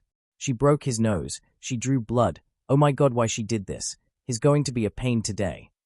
Izuku didn't knew it, but the rest of the class shared his sentiment. Chapter end notes. There you go, another chapter done. Believe it or not, this chapter was supposed to come out yesterday, but I started reading if the Emperor saw the text-to-speech show. Suffice to say that my attention was drawn to that as I like the show. By the time I realized I should had published the chapter, it was already late and I was sleepy. If I had done it, it would have been sloppy. Now another thing I want to address, Bakugo. Let's put the cards on the table. I don't like him. I honestly don't. He is obviously the rival of the main character, and he fills some tropes of the rival, one of them being an asshole. The big difference is that there is no tragic backstory that justifies this. In all honesty, his attitude is thanks to his ego. I have read a lot of fics where Bakugo gets his, where finally all he has done to Izuku comes to bite him. Usually it is either by Izuku committing suicide after he said those famous words, or where Izuku becomes a villain so sadistic that Toga looks like a tame kitty and his sights are set on making Bakugo scream uncle before he kills him. In this fic, Bakugo will still be a dick, but one that will have, like in the manga, life itself teaching him not be a dick, humbling him, just that it will happen sooner, and way too harsher. After Lao for what I got planned, next he will need to stop being a condescending bitch and that actions have consequences. As for Izuku's quirk, I'll try not to make it too OP, which I already know how. True, he will get a lot of firepower, but the question here will be how to use them, and for how long. That's all for my end rant. Here's HYPN0S signing off. Wish all you all the best. Peace. The little Deku who could, but was wronged. Chapter summary: a new friend is always good. Then life decides to be a bitch. Chapter notes: hello all, HYPN0S here, bringing you all another chapter of Hack, all in caps. First, happy 7 of August. This day it's special for us Colombians. The Battle of Boyaca happened this day. It was the day that independence was more a reality than a dream, so happy Independence Day for us, yay. As for the chapter in question, let's just say this: Bakugo starts to see the effects of pride brings. Izuku makes a friend, then things go down. Also expect a lot of fake laws made for the world in general and some world building. Enjoy, and please don't hate me at the end. See the end of the chapter for more notes. Chapter 2. The little Deku who could, but was wronged. Recess was a welcomed respite after had happened, and Izuku had made his way to his favorite spot, in the roof, to eat in peace, lest Kaachan use him as a stress dummy. But that might not happen. Kaachan had stroke out of his own after the bell rung, but before all that he had gone to the infirmary, to check on his nose. He did got a skull rammed into his nose, most powerful of the school or not. His quirk don't protect him out of that. To be perfectly honest, kaachan was asking for it. Truly, what was he thinking? He could take the words. They hurt, of course. He thinks the world of him, and seeing him act like a racist ass, an elitist idiot that could not see past beyond his own nose, seriously hurt. He was rather bumped by what kaachan had said, and he was really considering in revealing his quirk. But what would fix, in all honesty? There were two reasons he hasn't told anyone of the school he had a quirk. One was kaachan. He would seek a fight with him, and currently he was not even ready to think of that. True, the Thuum was powerful and blade mode provided a tactical advantage not many heroes or villains had. But he was dangerous. There was still so much he had to learn of his own quirk and the powers he gains. Each comes with its own set of strength and weakness he has to discover on his own. Like the Thuum, able to cast powerful voice-based attacks that vary and can buckle even the strongest of villains, but the glaring weakness of having to shout them, coupled with the fact his throat and vocal cords suffer of overtaxation if the Thuum it's overused. Blade mode had the same advantages and disadvantages as in the game, slowing the perception of time for the user from half if activated by will or activated after a parry, and reduces the perception to a whooping 90%. Tactically, that's an advantage no hero would reject. Of course came the backdraws. As Izuku came to realize, blade mode uses the real-life equivalent of fuel cells in him, in this case adrenaline. Normally that wouldn't be that bad, if it wasn't for the fact of how much adrenaline blade mode eats. His first activation left him shaking and sweating. After that first episode he sought what could cause that on the internet. He found the cause rather fast. It seems adrenaline it's made naturally on the body, responsible for many things, especially for the fight-or-flight response, and of course as a medication, called epinephrine, used for cases of cardiac arrest, external bleeding, and anaphylaxis, an allergic reaction that can be fatal. Of course it could be something else, but right now he has adrenaline as his first option, especially considering that right now, going to the doctor would be more suspicious, and right now his mom doesn't need the drama, and really he doesn't trust doctors now. One would think that would be a bad idea, and in a sense it was, but not many people were him, adding more powers as it went, but he knew there had to be a limit of what he gets at one point. He can't be simply adding powers forever. It's a limit to power, any power. He has yet to find his. He also knew he had to be tactical now more than ever. Now that he confirmed his new powers do draw from a biological point for fuel, blade mode drew from adrenaline and his Thuum drew from his voice and lungs, then he could draw some hypothesis regarding of what he wanted to add next, and from what it would draw from him. If he was right, the light of the traveler would draw from both an internal source of energy of him, perhaps his life energy, and outside sources. After all, arc, solar and void energies were derivate of fundamental laws of the universe itself, so it stood to reason he could draw from those sources when presented the chance. He knew that he would train a lot to use them. The light was highly versatile and highly destructive if not properly used. There was a reason the Drifter hated the light. His backstory was a testament of the light used wrong. He would make sure that there would not be a Drifter that hated his light. There was the rest of his list, and the urge he had been feeling ever since he added blade mode. It was not quirk-related, he was sure of it, but more like his own. All his life he has been powerless, quirkless, diminishes by others, and here he was, capable of becoming so powerful that it would leave others gaping in shock. Having such a strange and powerful quirk would catapult him towards success. And therein lay the problem. The reason he didn't tell anyone about his quirk, only his mother knowing: hypocrisy. He didn't need to look far to see where it would lead to. Kaachan, all the false praise and attempts to get into his good graces had done him a disservice. He had always been proud, something he got from his mother, but unlike Auntie Mitsuki, there was no one to temper that pride with humility.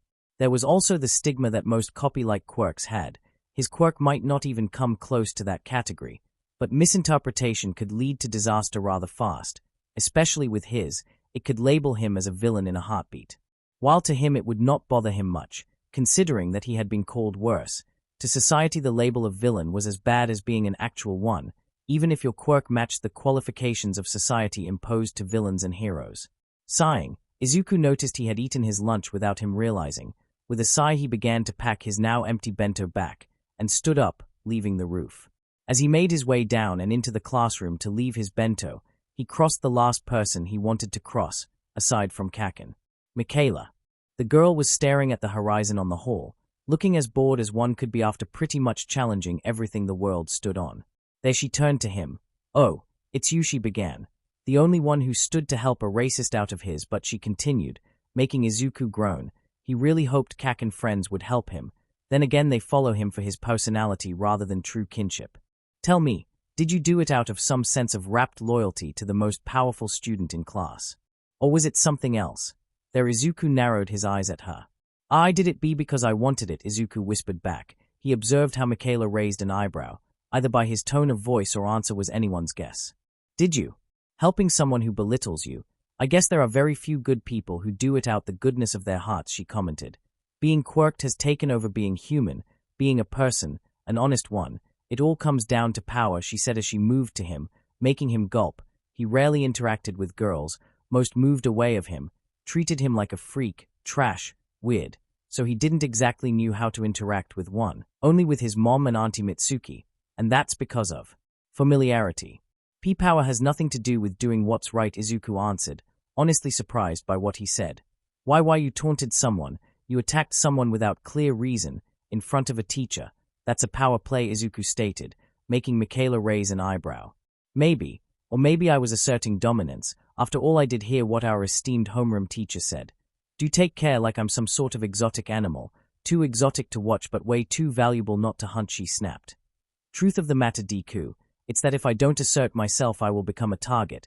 I am not armed with a biological weapon, all I have are my mind and initiative. I attack first and make sure I do it in such a way no one will challenge me. And who would? I just took down the strongest guy, on open challenge no less. Who would dare challenge me, she asked to Izuku. That sounds like a villain talking after facing a hero, Izuku stated. It does, Michaela drawled. But here's the sad truth. You and I have no rights to defend ourselves against the quirked. Self-defense won't hold to any quirked. Why? Because they control and write the system, she added. Law 23 of the Quirk amended stated that any quirk user, licensed or not, attacking a quirkless individual will be held accountable for damages and accused of personal offense and attempt of murder in the worst case. Then Michaela looked at Izuku long and hard, raising an eyebrow. That law has a loophole, the Self-Defense Act. In Article 5 it states that any self-defense action has to be measured in accordance with the attacker intentions. Quirks are weapons. The most inoffensive can kill. If we defend ourselves against a quirk user and beat them, the law will turn to us, not them, for we are considered attackers. After all, with what we defend ourselves. With weapons, rocks, sticks, anything we can get our hands on, that has been used to let quirk who attacked quirkless scot-free, Michaela answered. That same act has an addendum. In Article 7 it states that in such cases a forensic team must and will review the case. Also the quirk in question has to be tested to determine lethality. That way it can be determined if the self-defense action was measured according to Article 5. It is not perfect, but it can be used as means of defense, Izuku countered, making Michaela blink. You're the first one to ever debate me and actually stand on your own, using the very law I see as flawed, she said as she began to walk away, then turned to Izuku. Walk with me, she added. There Izuku took a deep breath.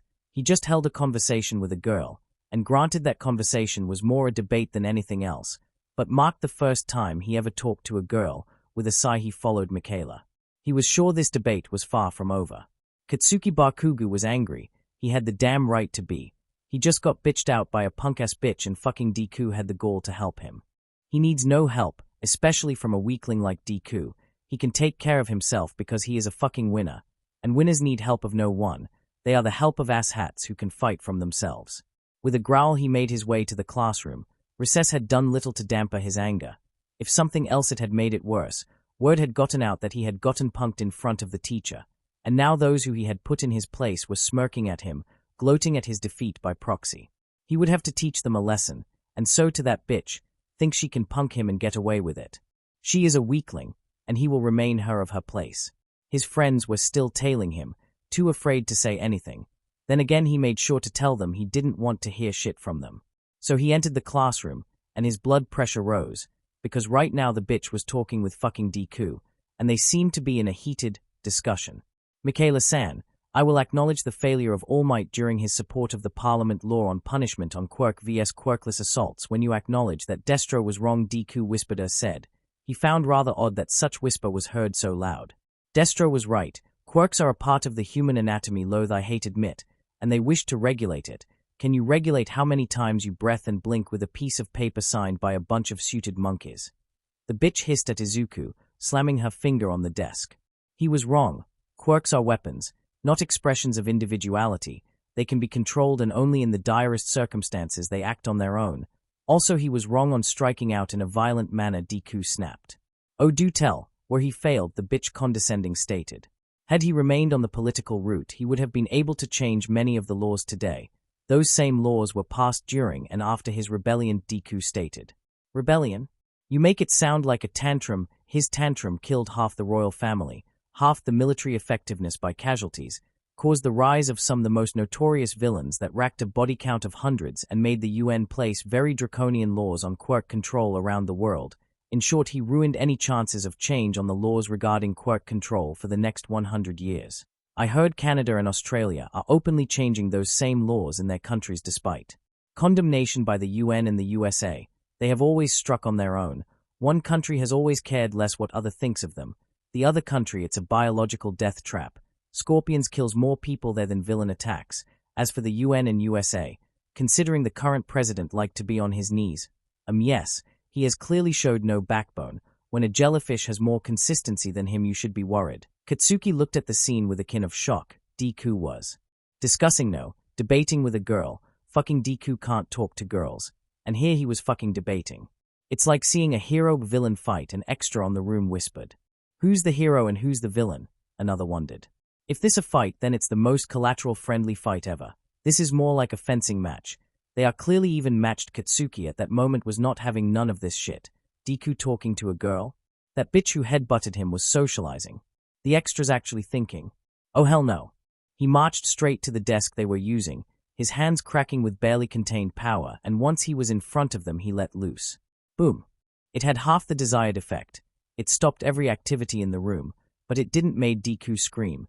It didn't make the bitch flinch. In fact, it made her roll her eyes.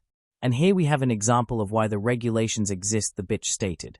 Place him in any hearing and there is a guaranteed possibility that they will harden the laws, she added with a smirk. Deku only sighed, looking at the ceiling as if wondering what he did to deserve this. Fucking exist, you fucker, he thought with spite, growling at the bitch and daring her to do anything. Calming himself, Katsuki turned to Deku. The fuck you think you're doing, Deku? He snarled at the quirkless boy, who simply took a deep breath and then looked at him. In defiance, it made his blood boil. I was discussing some matters with Michaela-san, Deku stated, making him breathe hard over his nose.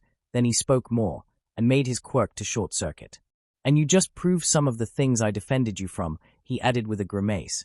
There he snarled. He didn't need Deku to defend him. Indeed, he defended your actions and backed them with examples of other real-life events. Meanwhile, I countered several of his defenses with my own. Thank you for proving several of my theories regarding you. You sheep, the bitch stated with a smirk. But it was refreshing, you know. He was already mad at this point.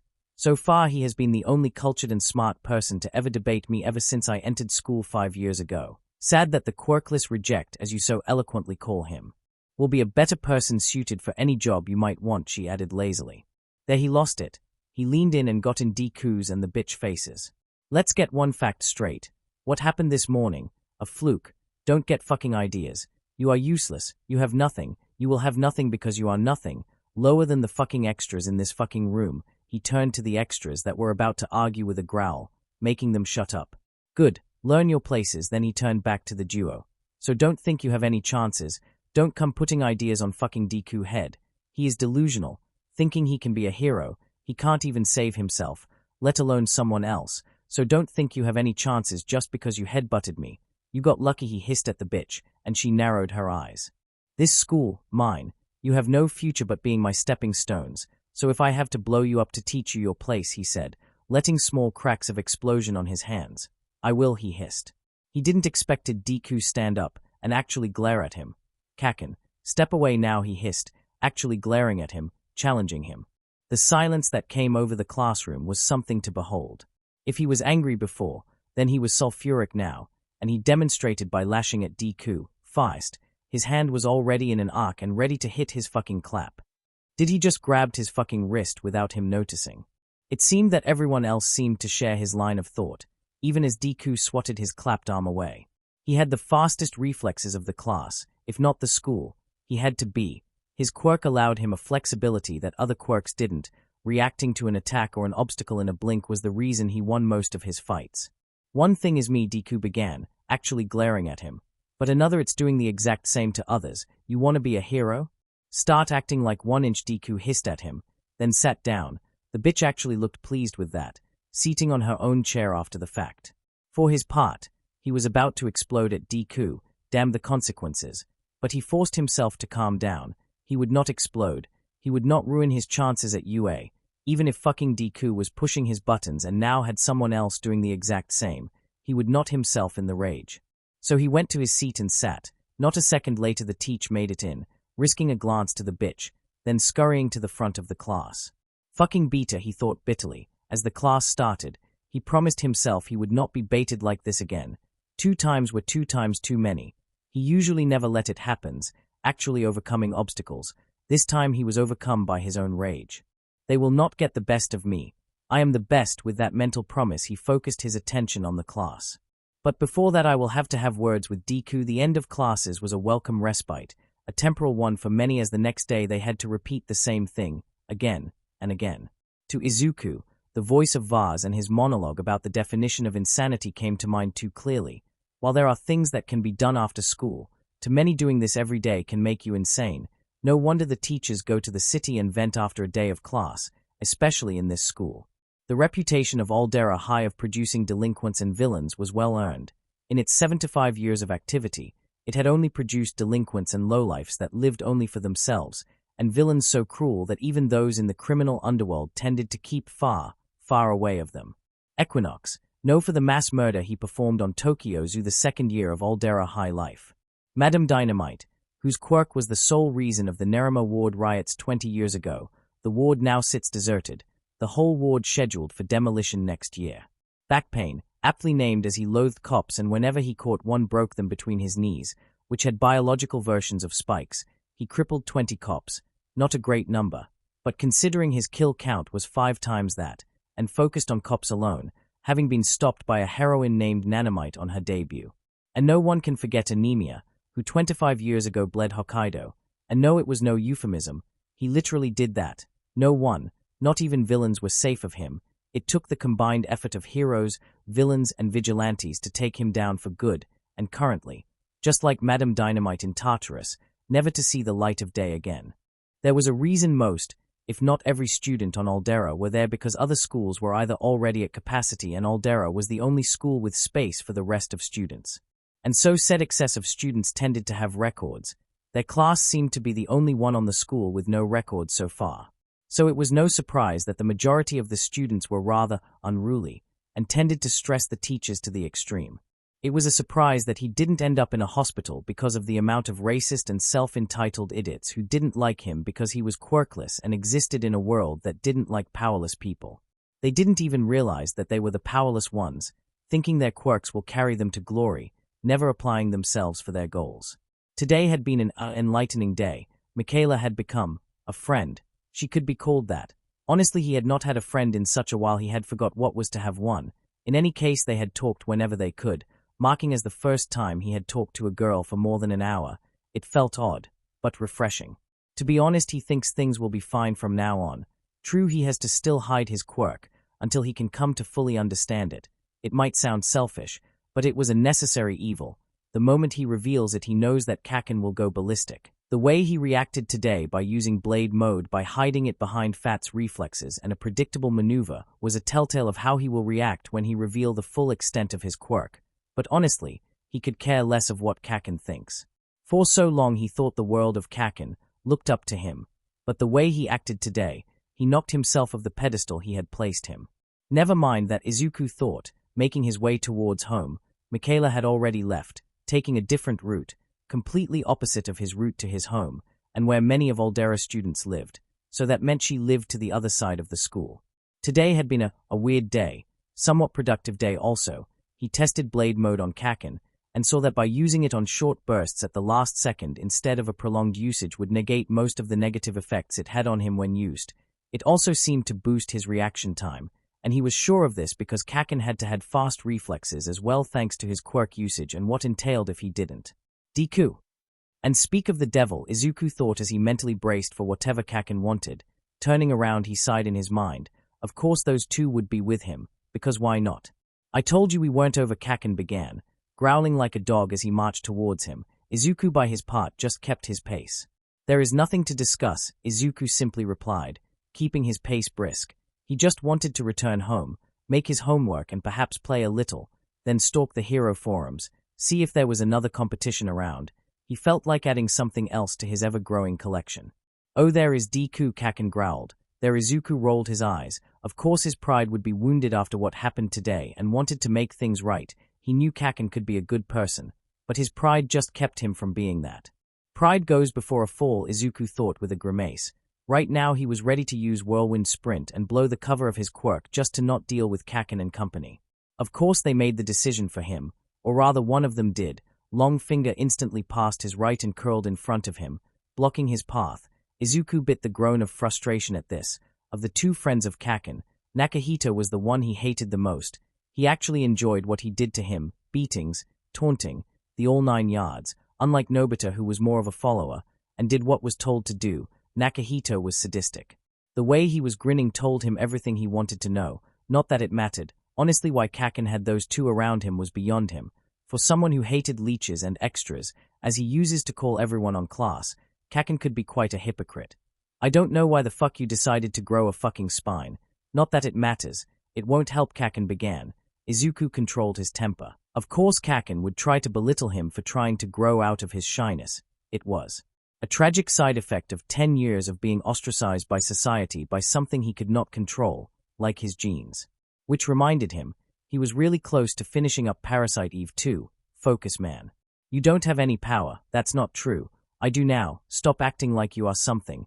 Because you are not, I am someone, I am human, stop pretending I'm not, you will always be weak little Deku. I'm not weak, I resisted your toxic opinion for 10 years without breaking, so stop, or I'll make you stop." There Izuku took a deep breath, closed his eyes, and turned away of Kaachan. "I'm done with this." "I like to see you try," was all Izuku said as he began to walk away. Katsuki was 1 second from attacking him from the back. He really was, if the shock from what Izuku said was not actually hampering him. "I'm done with you," Izuku began. "You're toxic, you only live to make me miserable." I'm done with that," Izuku growled. For a second Katsuki and his friends swore, the air around them ripple. "I did nothing to anger you this way, and you keep it you up," Izuku added. "So this is my warning to you," Izuku added. "I can ruin you. I can end your career even before it starts," Izuku hissed, turning an eye to Katsuki. "And I don't need to tell anyone. You think your quirk is strong. I spend the last 10 years studying quirks. How much you think it will take me to devise a way to beat you?" Izuku added. "Yes, why you got talent," Izuku admitted. "And your quirk is strong, but so is Endeavor, and he is just number 2, and unlike him, you need your hands to make your quirk work," Izuku said, then turning to Nakahito, who looked as astonished as Katsuki and Nobita. "Your quirk isn't so different. Extended fingers. You extend your muscles and bones in your fingers. That includes nerves, and any damage done to them. It's reflected once you return them to normal," Izuku hissed. "How many hammer blows you think it will take me to break them, or Nobita's wings?" he added with a growl. The silence that befell there was sepulchral. Only the heavy breathing of Izuku was heard, and somehow, seemed to overshadow the sound of the city. "I am done defending you. Michaela-san was right. You think might makes right, and that's not going to take you nowhere. You are wrong, he added as he walked away, sidestepping of the now slack extended finger of Nakahito. "I am not wrong," Katsuki growled to the departing Izuku. "I am the strongest win. That's why All Might's on the top and not Endeavor. He is weak, I am not. I am in the right. I don't need your help. I don't need you to defend me. I don't need your fucking friendship. It's like you, annoying and unnecessary." Katsuki growled, and he didn't notice in his rage, but that comment made Izuku flinch in phantom pain. "I am going to be number 1. Because I am a winner and winners need no one," he added with a shout and an explosion from his hands. Izuku just kept walking, as far as he could of them. He didn't need them to see how hurt he felt of how Katsuki words affected him. High loss full folars, yet they could hear those words as clear as if he was standing in front of them and saying it right to their ears. Izuku just kept walking, going on autopilot as he made his way back home. He never noticed anything happening around him as he walked towards home.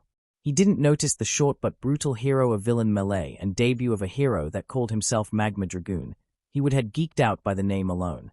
He didn't notice the amount of cops patrolling the streets and keeping eyes on the alleyways for some reason. He didn't notice the red ambulance, a telltale of an ambulance used to transport heroes in serious critical state to a hospital completely dedicated to save hero lives in such cases, or how the ambulance didn't had its siren on. He just was on automatic, made it back home. There his mother was already home, doing some last-minute cleaning and readying dinner for the night. When Izuku didn't announce his arrival, Inko grew concerned, even more when she saw him just plop onto a chair, backpack still on and looking defeated. "Izuku, dear, what happened?" she asked, wiping her hands with her apron and then setting it aside on the kitchen, walking to her son, who looked like if he had seen his puppy die in front of him. "Mom, I think I ended my friendship with Ka, Bakugo," Izuku whispered, yet his voice carried around, and so did the defeated tone. There Inko sighed. On one hand she was glad, nothing on Mitsuki or Masaru, but honestly Katsuki had the worst traits that Mitsuki had curbed back in high school and Masaru simply pummeled afterwards in college. Sadly there was no one who could control Katsuki, not even Mitsuki, all thanks to the teachers and their never-ending praise that fed his ego way beyond the returning point.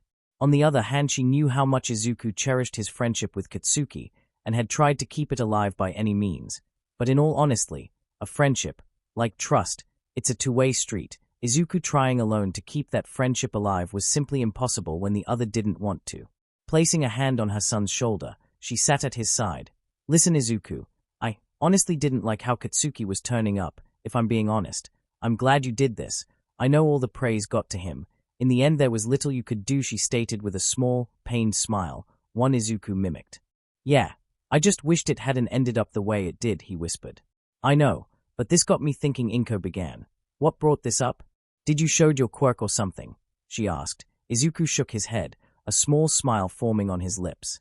"No, I think I made a friend, one that doesn't hate me for being me," he said as mother and son stayed on the table for several minutes in silence, letting the events of today settle in. 3 days later.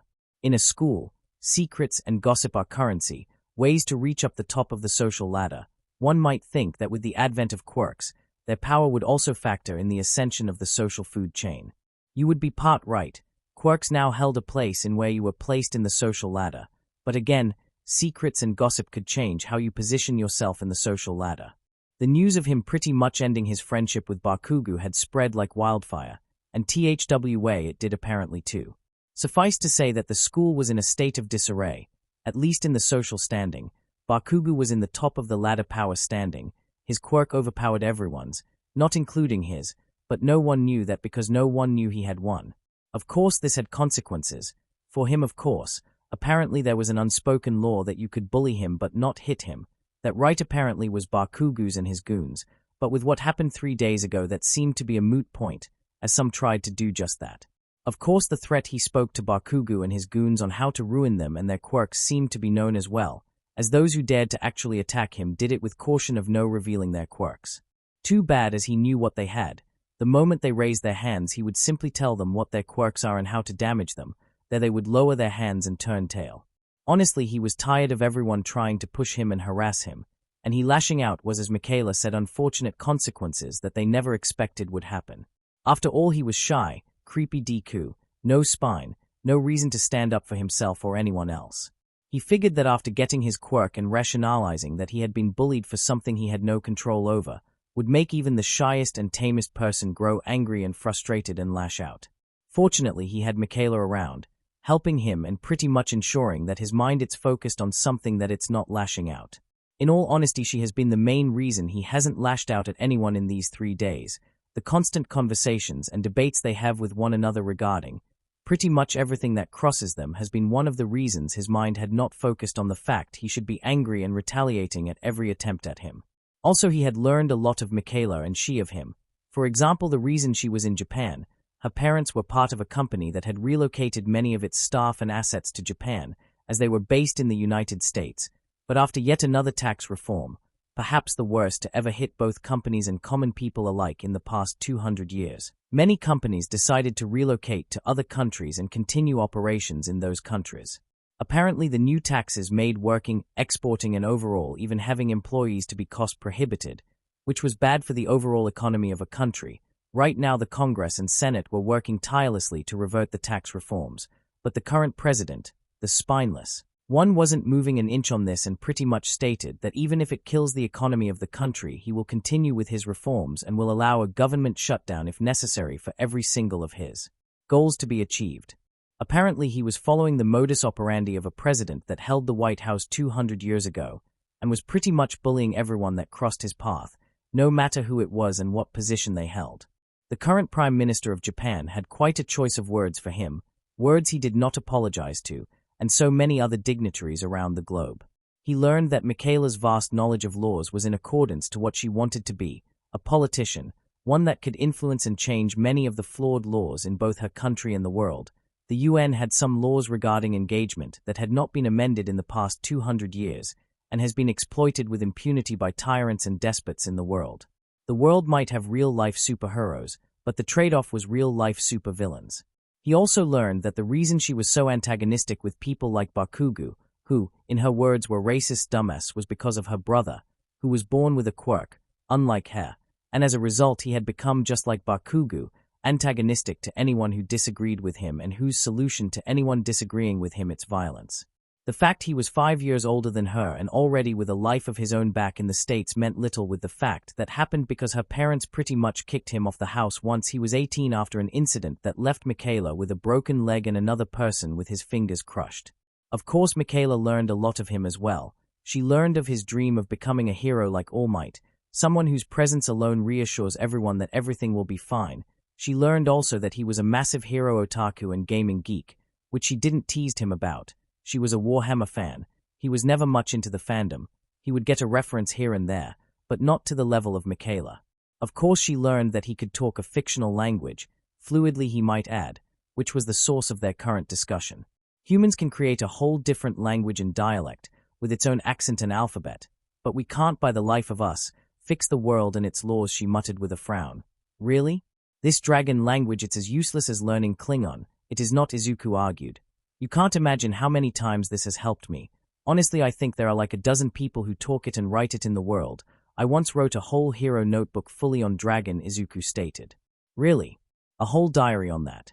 It is not a diary, it is a hero notebook with stats of every hero I come across, how their quirks works, strengths and weaknesses, Izuku argued back. And the Klingon part one don't know, isn't like the 5th most talked language in your country, he asked. Yeah, right after French. I mean, a fictional language holds the 5th place of the most used language in my country, and here I thought the Jedi religion was rock bottom, she said with a sigh. Well, at least that religion encourages cooperation and embrace different culture and ideas without bias, Izuku commented. Yes, a fictional religion, it's more effective at bringing the good of man than the real ones. I am losing my faith in mankind by the minute. Just shut up and eat. Mine isn't that high either, Izuku complained. Focusing on his bento, Michaela rolled her eyes and did the same with her own. By the way, did you buy that bento or someone made it to you? Izuku asked. Mum made it for me. She was in ecstasy after doing it, by the way, she added. Why? Mum's a nut when it comes to cultures. She loves it. Ever visit our house, you will find it a mishap of every single culture in the damn world. And don't get me started with the food. One day I will be eating Indian food. The next I will be eating actual Colombian ajiaco. And the next my breakfast will be tamales, Mexican tamales. I don't need to travel the world. I pretty much have eaten anything the world can offer for the past 12 years, she added. Minus the more exotic foods, like the ones with bugs, or the ones made by isolated tribes. But the point stands, Well, if you have a recipe for spicy food, please pass it to me. Mom has been hounding Auntie for one of her special spicy spaghetti salsa. She refuses to part with it unless she makes a trade, and I really like her special spaghetti salsa, Izuku said. MMHHH, Mum has a special recipe. I only ate it once. I spend a week dehydrated and on the damn bathroom. So was Dad, and Mum was okay, Michaela stated. Can trade it for the one you Mom has. I really want something that doesn't cause me hallucinations when I eat, she added. Consider it done. I'll send it to you tonight. With that, both continued eating in content silence. Izuku was happy that he was not eating alone. For once he felt content. He felt happy. Honestly, one would think that upon gazing at the duo, it would be assumed they were a couple. Well, they would be wrong, really wrong. Izuku had learned a very personal thing of Michaela, a thing that had put her at odds with her now estranged brother, alongside her quirkless status and his racism. She is a lesbian. He learned this, not of her mouth, but when he saw her watching not subtly at some girls on the other classes, or to be more precise their butts, and muttering to herself, I'm going to tap that so hard he heard her. And then she realized she had said that when he was around. Of course, he had no problem with this. Homosexuality had become a non-issue in the past 200 years. It had taken some effort to make it so. In all honesty, politically, being gay was pretty much death to a political level, as it could be used against the person in question. Now, it wasn't rare that a politician was bisexual or gay. No hidden secrets behind it and no way to blackmail someone over it. Religion-wise, it was another story altogether.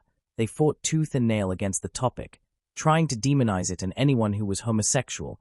In some religions it never went beyond words, slandering words, but words nonetheless. In other religions it got dangerously physical, so dangerous that the very first heroes, the vigilantes' first heroic actions, were fighting quirk users using their quirks to attack homosexuals and using their religion teachings as an excuse. In those first years the term faggot lover and heretic was associated with the word vigilante, alongside pig for their close working with the police and sleepwalker, due to the fact some vigilantes supported several politicians who spearheaded the quirk regulation acts, and were seen as tools and therefore asleep and blind to the truth, unlike those who were woke. It was a messy, dark era, one that ended when the first government-regulated heroes began to appear, and alongside the police and the now retiring vigilantes who wanted to do one last job and leave their work finished. Then came, of course, the acceptance of homosexuality. Again, a lot of people died for that to happen, a lot of people. But even in current times, there were those who tried to demonize such things.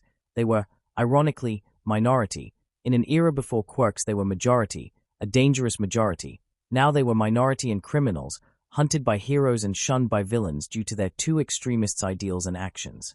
Michaela, of course, was surprised that her friend was non-judgmental. Honestly, Izuku had always been more accepting of people. He didn't hate a certain group of people. He wasn't racist. Sometimes he did jump into conclusions due to their appearances, but that only happened once. Hell, he didn't hate villains. In a society full of heroes, he understood why some became villains. Money, either for greed or because they have to feed someone. Society, because they were demonized and given no other option but to become villains, or they were forced to. Those two were several of the main reasons villains tended to become who they are, and he felt pity for them. Society had put too much stock in quirks that they had forgot to put stock in the person in question, forgetting that a person controls the quirk, not the other way around. And yes, there are those villains who are simply assholes, causing pain because they can. He feels pity for them too. He can't hate them, but one day he will be like the other heroes, helping stopping them, ensuring that other people don't get hurt because some people are selfish and nihilistic. Finishing their food, the duo stood up of where they were and made their way inside the school. Honestly, why no one sued the roof to eat was beyond him. It was calm, peaceful, and above all, provided the best vista of the area if you wanted to look around. It was a short walk towards the classroom to leave their bentos and continue their conversation, if at the end of the ladder leading to the floor of their classroom didn't had someone waiting for them. Izuku frowned, immediately recognizing who it was, the queen bee of the school, a socialite, also someone who he honestly didn't know what her name was, or had detailed notes about her quirk, only that it was focused on her legs, and that was it. In all honesty, she looked like the classical Gangoro girl of the mid-90s, but with a more conservative look on her uniform. Unlike most Gangoro girls, the only thing that would class with her current style were the heavily toned legs she had. Like heavily, as far he could tell, her quirk should enhance the strength of her kicks or make her run faster. Also, she had her lackeys, two guys that, if rumor were led to believe, were in a gang that tries to emulate the Yakuza of old, like way old, calling themselves brothers and keeping an orderly chain of command. Now the question was, why she was here. In all his time in Aldera, Izuku had only crossed paths with her once, and that was during lunch when he bought a sandwich because he forgot his bento, and she was leaving the line with her food. As they walked down the stairs, the trio began to approach them. Once on the last step, they were surrounded. Izuku took a deep breath, already used to be surrounded by superior numbers. In these cases, being patient was the name of the game. Michaela, on the other hand, okay, what the hell it's going on? She asked, looking rather miffed. The queen bee only smirked at that.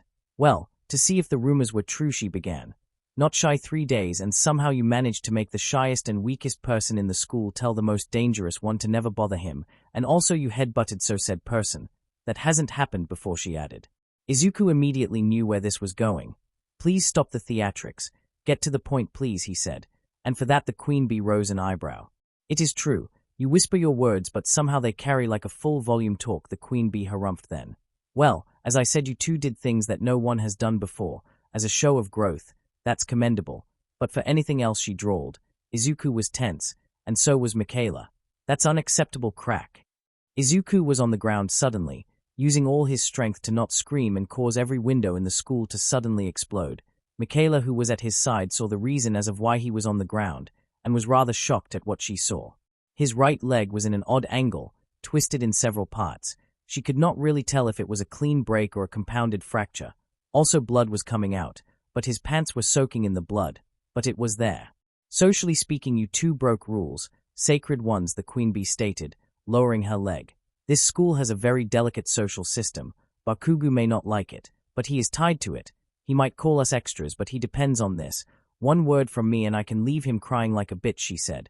Michaela was about to move to Izuku's aid until the air left her lungs.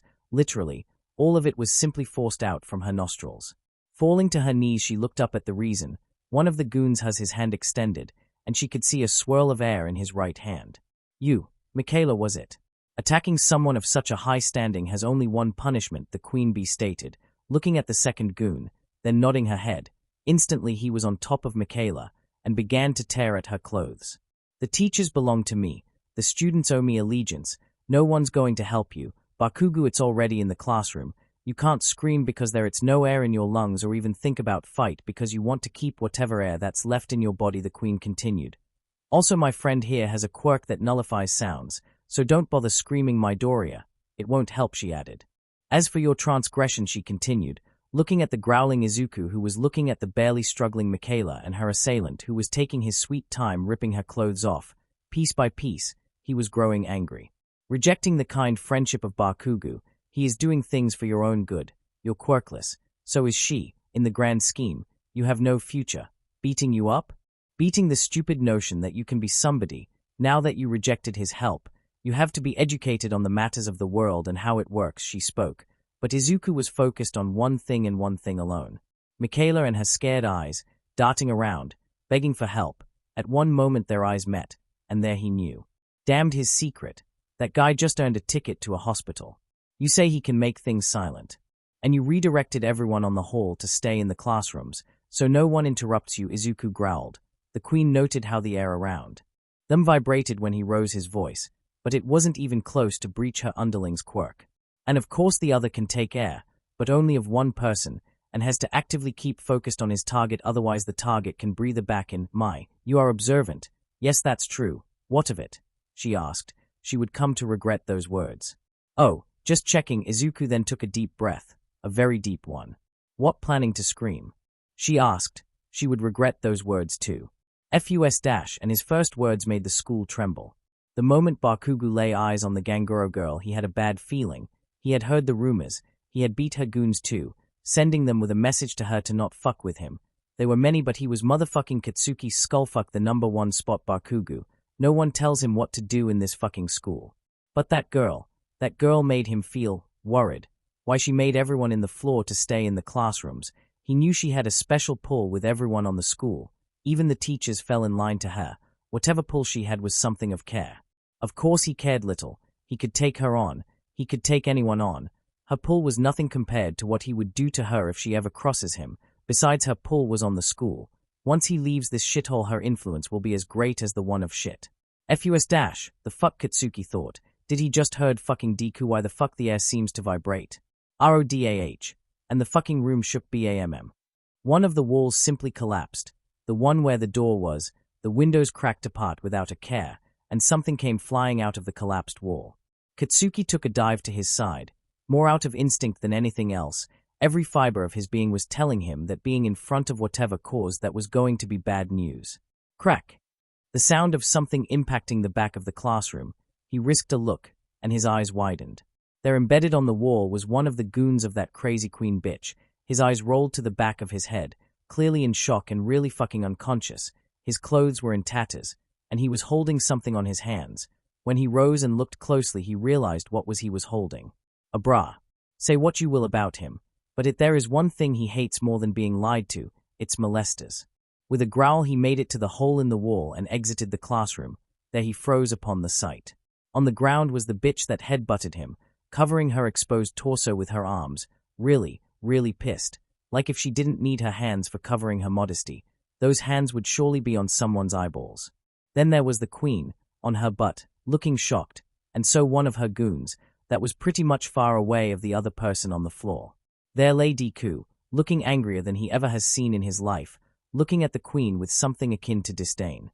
Katsuki was about to launch himself to see what the fuck was going on, until he saw Deku fully, and saw that his right leg was bended, bleeding, and it didn't take a genius to figure out what has happened here, especially with the pieces lay before him. "You fucking psychotic bitch," Katsuki hissed, stalking towards the downed queen, but before he could do anything Michaela stopped him. "Dumbass, call an ambulance, she broke Izuku's leg," she shouted at him. "You as much breathe a word out of this, I swear to God I'll make you suffer." The decision, in Katsuki's honest opinion, has never been easier. Quirk-related assaults are the norm nowadays in the world. The doctors, who at one point in time had to treat wounds that were done by mechanical means, sometimes felt frustrated by the fact that sometimes, with all their training, could do nothing to save lives when it looked so easy and simple to some. When quirks came, so did the specialization in jobs. Doctors were the first to take this in full stride, pretty much swooping like hawks and picking anyone with a healing like quirk and teaching them all they could about medicine, all the while learning all they could about the quirks in general, how they worked, what triggered them, all in the hopes that the next generation of medics would do a better job than them. In a sense it worked, as medics with essential medical-related quirks were the norm on hospitals. It ultra-specialized the job to a degree that it's only seen in heroics, and even they fall short to the specialization medics have to subject themselves for the sake of their patients and saving lives. The basic nurse can be as efficient as the doctors of old, capable of diagnosis with a simple glance and observation of symptoms. After all, they were first responders to many cases in a hospital. From there one could see much of the training of medics. If a low nurse could diagnose you with a glance, then what a full-fledged specialist could really do? The answer: a lot, something Izuku learned as soon as he entered the hospital. 15 fractures in his leg alone. The doctor on the room began reciting to the now nervous Inko. At her side stood a black-haired man with blocky-looking eyes, dressed in what Izuku could describe as the stereotypical detective coat.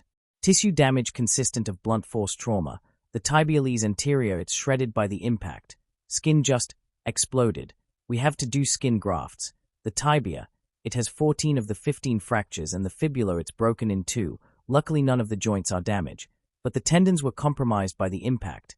It does consists with a high-yield impact at a localized zone, but it should have broken the bones in the impact zone. Not the leg as it is, the doctor said, glancing at the man in the coat. It matches the quirk file on his attacker. The man in the coat began. Her kicks carry a powerful kinetic impact. It depends on her leg muscles. The more tone, the more kinetic energy she can store and then release upon impact, which explains the severe damage the man in the coat added. "Look," his mother began, rather anxious, but frustrated as well. "I don't care about her quirk. She attacked my son. She broke his leg, and those boys were going to assault a girl while he was nearby, with a broken leg. Tell me something, it's going to be done," she demanded. The man in the coat sighed. "They deny every single accusation that your son or young Johnson-san have stated. In fact, they say that it was your son who was assaulting her," he added. "That's a lie," Izuku hissed, angry. "Let me guess, they were accompanied by the school's lawyer and their parents," Izuku stated. "Yes, in fact they didn't say anything, rather the lawyer did. For two of the kids, the third one, the one you shouted to a wall, is still recovering. You did embedded him to a wall, luckily nothing but his pride, and the walls were broken, otherwise they might be doing something different," he added. "Accusing my son. They have no shame. Can't you do something?" his mother snapped angrily. "I can, in fact. Katsuki Bakugo corroborates part of the story your son and young Michaela Johnson say. In fact, the kid your son shouted to a wall belongs to her. Therefore there is ground for assault, and puts in question their story. Also there is this," the man in the coat began. "My quirk, it's called human lie detector. I can detect when someone lies to me or says the truth. As a result, I detected the truth of your son's statement. Same with the girl Michaela Johnson, and the same with Katsuki Bakugo's statement. I interview other kids about the incident. They all lied, saying they saw nothing or your son did it, and while I did not get a word of the other two, I detected the lies of the lawyer. The story is fabricated. I confronted them about it. They say, and I quote, we speak only the truth, and that expulsion for your son was the only acceptable outcome alongside a trip to the reformatory," he added. His mother simply shook her head, really angry at this. "The nerve, and even when you told them they challenged you, Do they know I can go to court over this, ruin them and the school? She shouted to the man. They know. The principal was there. They don't care. Honestly, the principal was considering expulsion of your son. He did use a quirk against a student, caused property destruction. As you can see, it is a complicated matter. The fact no heroes or villains were involved makes it worse, the man in the coat added. How? You know what, never mind. I just want my son to be fine right now, his mother said with a sigh. I understand. To that end you have to make a hard choice, the man in the coat began, all while the doctor worked on a clipboard. The lawyer will come here. We'll try to make you sign several papers, sweep things under the rug, all to prevent the lawsuit that they know will come if you don't sign. They made the Johnson sign as long the kid who your son shouted is expelled. And it will happen, I saw it happen before. The problem is your son, even if it was in self-defense and in the protection of another. And your son has the wound to show. He still used a quirk on a public institution. That's grounds for expelling, he added. I'll read the papers with you, but they will try to add a clause and put this incident on your son's permanent record. I'll be a sexual assault mark. That alone will hurt him bad in anything he wants to do, including going to a hero school if he chooses. We'll hit them with something worse to drop that clause. But your son will have to bite the bullet in this. 1. Be expelled, the man in the coat said, casting a glance to him. Izuku, for his part, clenched his teeth, closing his eyes and breathing in and out. The heart monitor tied to him picked the increase on his heartbeat. It was obvious how he was feeling by this injustice, and it was that, an injustice. However, this act will allow us to investigate the school and those three, especially the girl. She has a rap sheet and the school has avoided several class actions lawsuits with similar tactics, the only reason it never escalated. No blood was spilled and something like a sexual assault never happened. Bullying might not be acceptable grounds of an investigation. But when bullying sends a student to a hospital while defending a sexual assault victim and causes collateral damage. Oh, trust me, there will be an investigation, he added. Sigh, how long? Izuku asked or whispered, making the man in the coat look at him. How long the investigation will take. By this point they must be making sure the teachers or students say anything that might incriminate the school or her, Izuku said. Normally, it would take months, if not a year. We would start immediately. But considering the circumstances and the bogus actions undertaken by them, we will have to employ a hero to find the truth. And trust me, this one will find it. At the very least 3 months, the man in the coat said. Izuku shook his head. Too long. They'll try to delay as much as they can. They done it before. Remember, Aldera, it's the villain academia. How many would-be villain actions were covered before? Too many, Izuku added. They'll tire you, frustrate you, lie to you. They have time. You're a detective. How much time you can spare before you have to turn your attention to something else? Not much. They know it, Izuku added with a hiss. The detective simply cracked his neck. Well, challenge accepted. You can't imagine how many in the precinct want the case. Aldera High has coughed too many villains. The last thing we need, it's another one. We'll nail her. You have my word, he said, glancing at the door when they heard knocking. It's him. Okay, Midoriya-san, follow my lead, the detective said, opening the door of the hospital and letting the lawyer in. From there things changed. Night. Izuku felt numb. His mother lay on the side of the bed, asleep, holding his hand. It brought some sense of comfort, but it didn't help a lot. Expelled. Never he imagined it would happen to him. But here it was. It happened. He just got expelled of Aldera High. Some people might consider it an achievement, to be expelled of a school that coughed up infamous villains. Yeah, you're better off somewhere else, and you can do better. Heck, even online classes sounded well. But to him it didn't felt well, especially after what happened. The lawyer, as the detective, which he learned was named Naosama Tsukochi, had predicted, had tried not only to sign several papers, but to include a clause that marked him as a sexual offender. Detective Tsukochi put a stop to that as quickly as it came. Izuku didn't know how, but apparently he cited a similar event and the aftermath of it.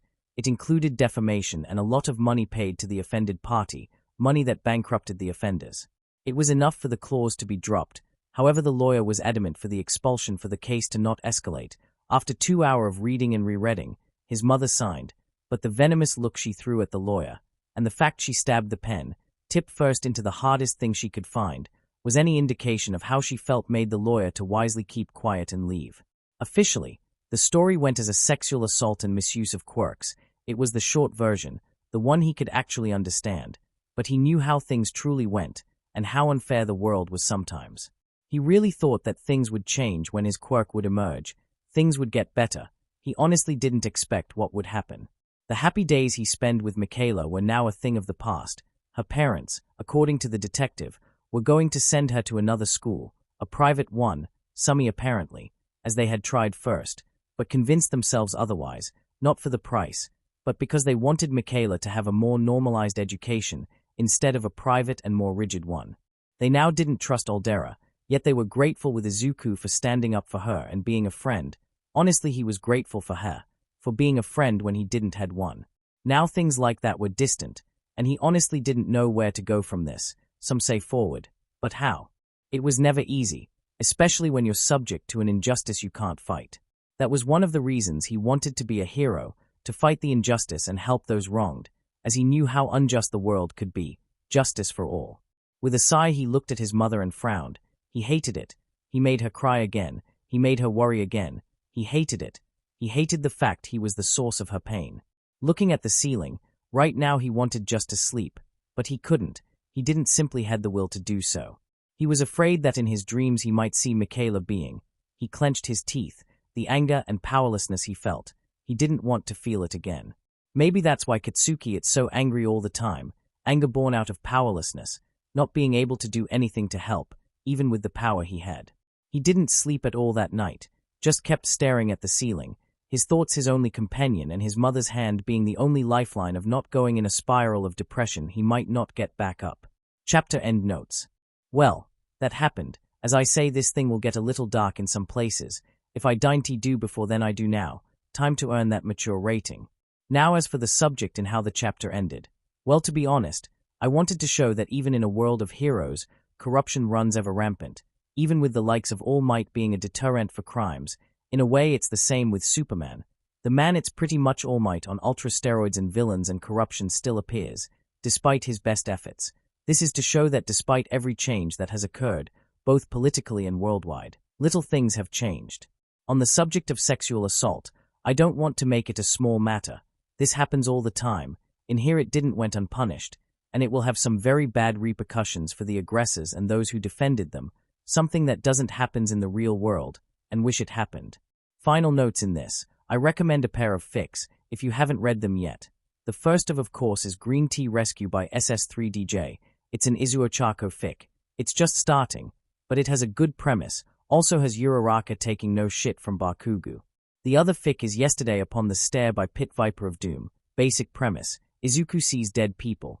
I won't spoil anything else, only that it is well written and it's about to end, so you can start reading from start to end. I'll guarantee you, you won't be disappointed. That is all. HYPN0S signs off. Happy days everyone. Chapter summary. From bad to good to bad. After the incident, Izuku does some soul searching with his mom.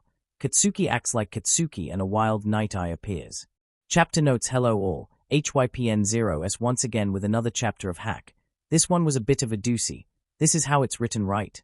On to another opening notes. I just saw the Mortal Kombat 11 Combat Pack trailer. The Joker in there. I didn't see coming. I think no one did. If something by the next year we will be seeing a lot videos where the Joker becomes the target practice for many fatalities and brutalities.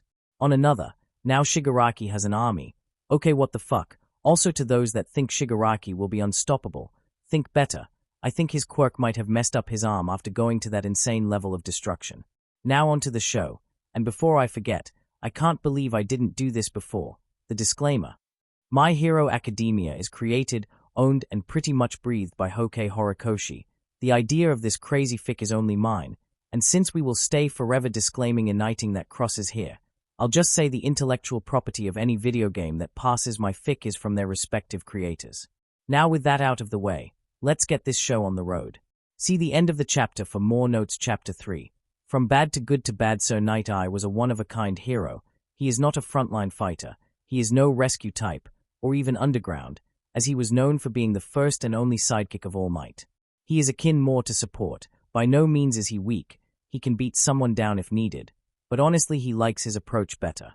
Pick his opponent's weakness, exploit the shit out them, destroy their operations with impunity, cave in their dignity and self-respect and then, just then, call the police to raid the fuck out of them.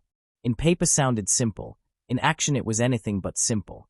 So he was kinda grateful for this case when the police asked for his help, would help him from the blockade that was their current case, because it sounded simple, keywords sounded simple. Then he took a deeper look at the case, and made their main case look like a simple one.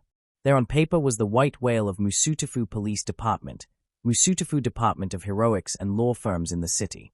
The Aldera High case. In all honesty, Night Eye has actually lost count of how many detectives, lawyers, and heroes had tried and failed to bring the case to a close. He had read the case before. His final year thesis had been about this case and the many illegalities that had caused the case to be as infamous as to be long. The lawyers usually employed by Aldera were not afraid to play dirty, usually muscling their opponents with tactics that ranged from legal actions for the most slow but cleaner to actual attacks to families and friends of those carrying the case. Another factor was that even if the intimidations didn't work, there was always little evidence to help tie them down.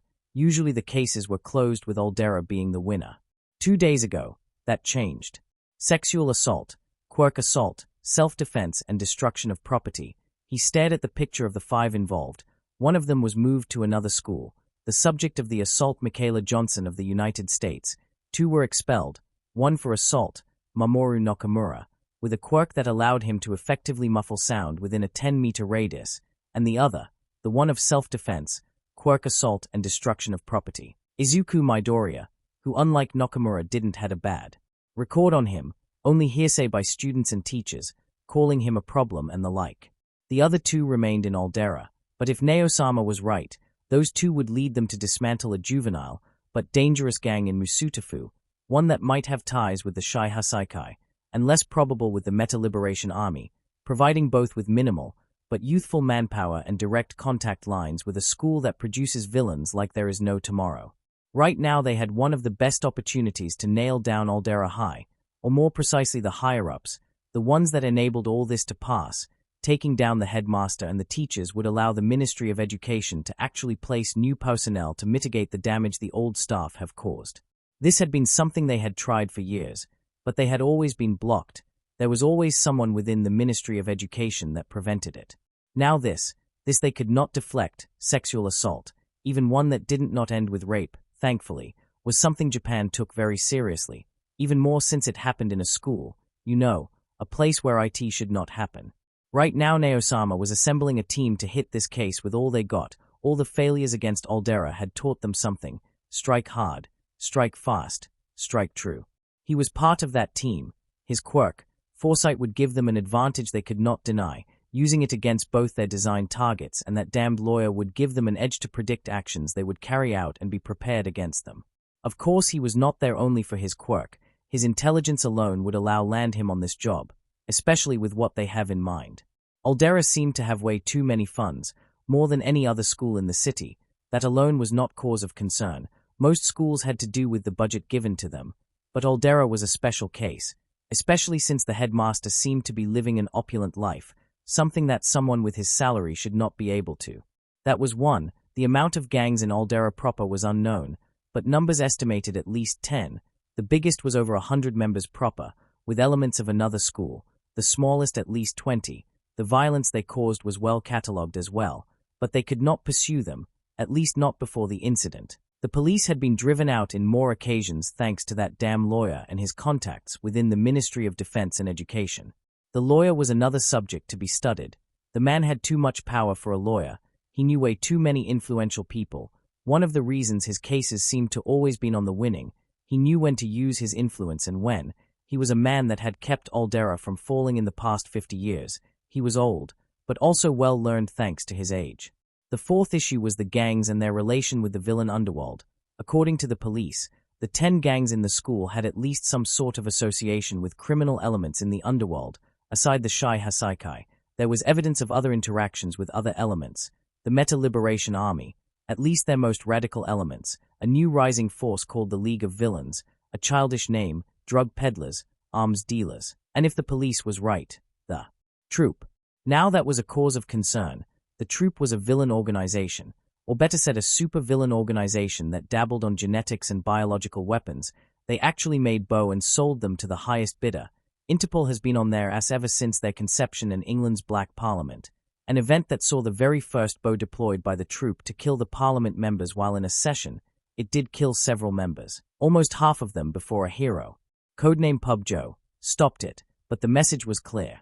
The troop would go for the most well-protected targets, let it be politicians or even heroes, as All Might himself fought one of their bows.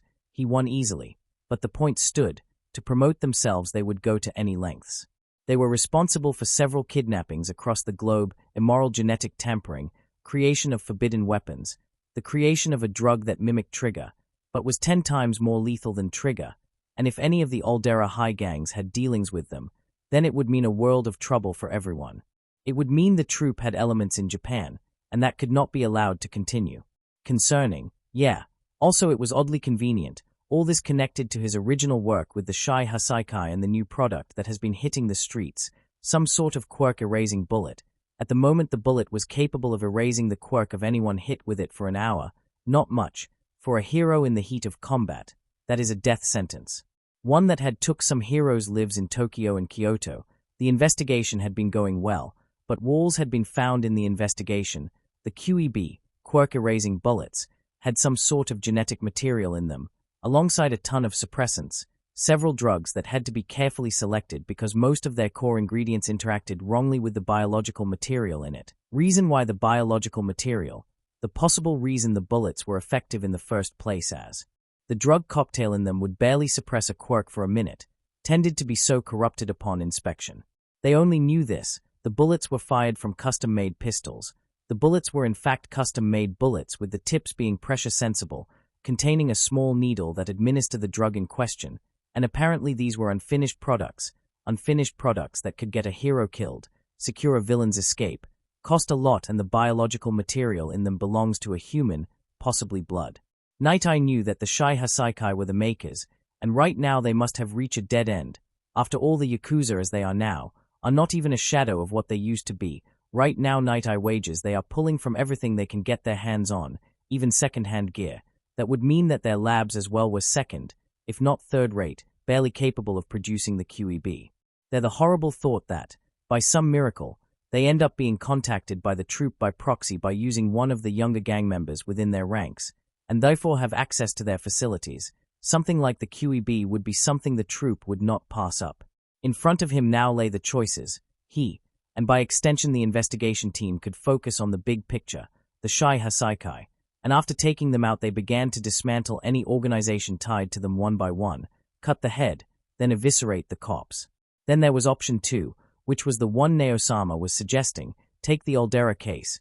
If Night Eye could not bring Aldera down, then no one would. It would easily help them take down possible reinforcements and if possible discover the troops' members' identities or their connections. Either option required something else. The first was to actually capture someone of the Shai Hasaikai, a feat on its own, as they didn't knew any of their core members. Option 2 required one of the kids related to the event that caused the Aldera investigation in the first place. And he had an idea of who might help him the most. The kid with the non-named quirk, Izuku Midoriya, or as his blog post name is, Small Mighty 43. His nemesis. For this, he will need allies. 3 days in a hospital for a fractured leg, shredded skin, and ruptured muscles. 200 years ago that sounded like malpractice. Letting someone go in such a state was a sure way to get sued, depending on the country you were in. Now that was regular thing. Quirks had changed the ways a patient was treated. It also helped that the medical field has advanced in its treatments if a quirk that could heal was not readily available. For Izuku it was a bit of both. The first day was pretty much examinations, checking the damage in detail, also the thing with the lawyer, the one he wanted to shout to a wall, or shout his soul out. He had made his mom both angry and stressed, things Izuku hated for his mother to suffer.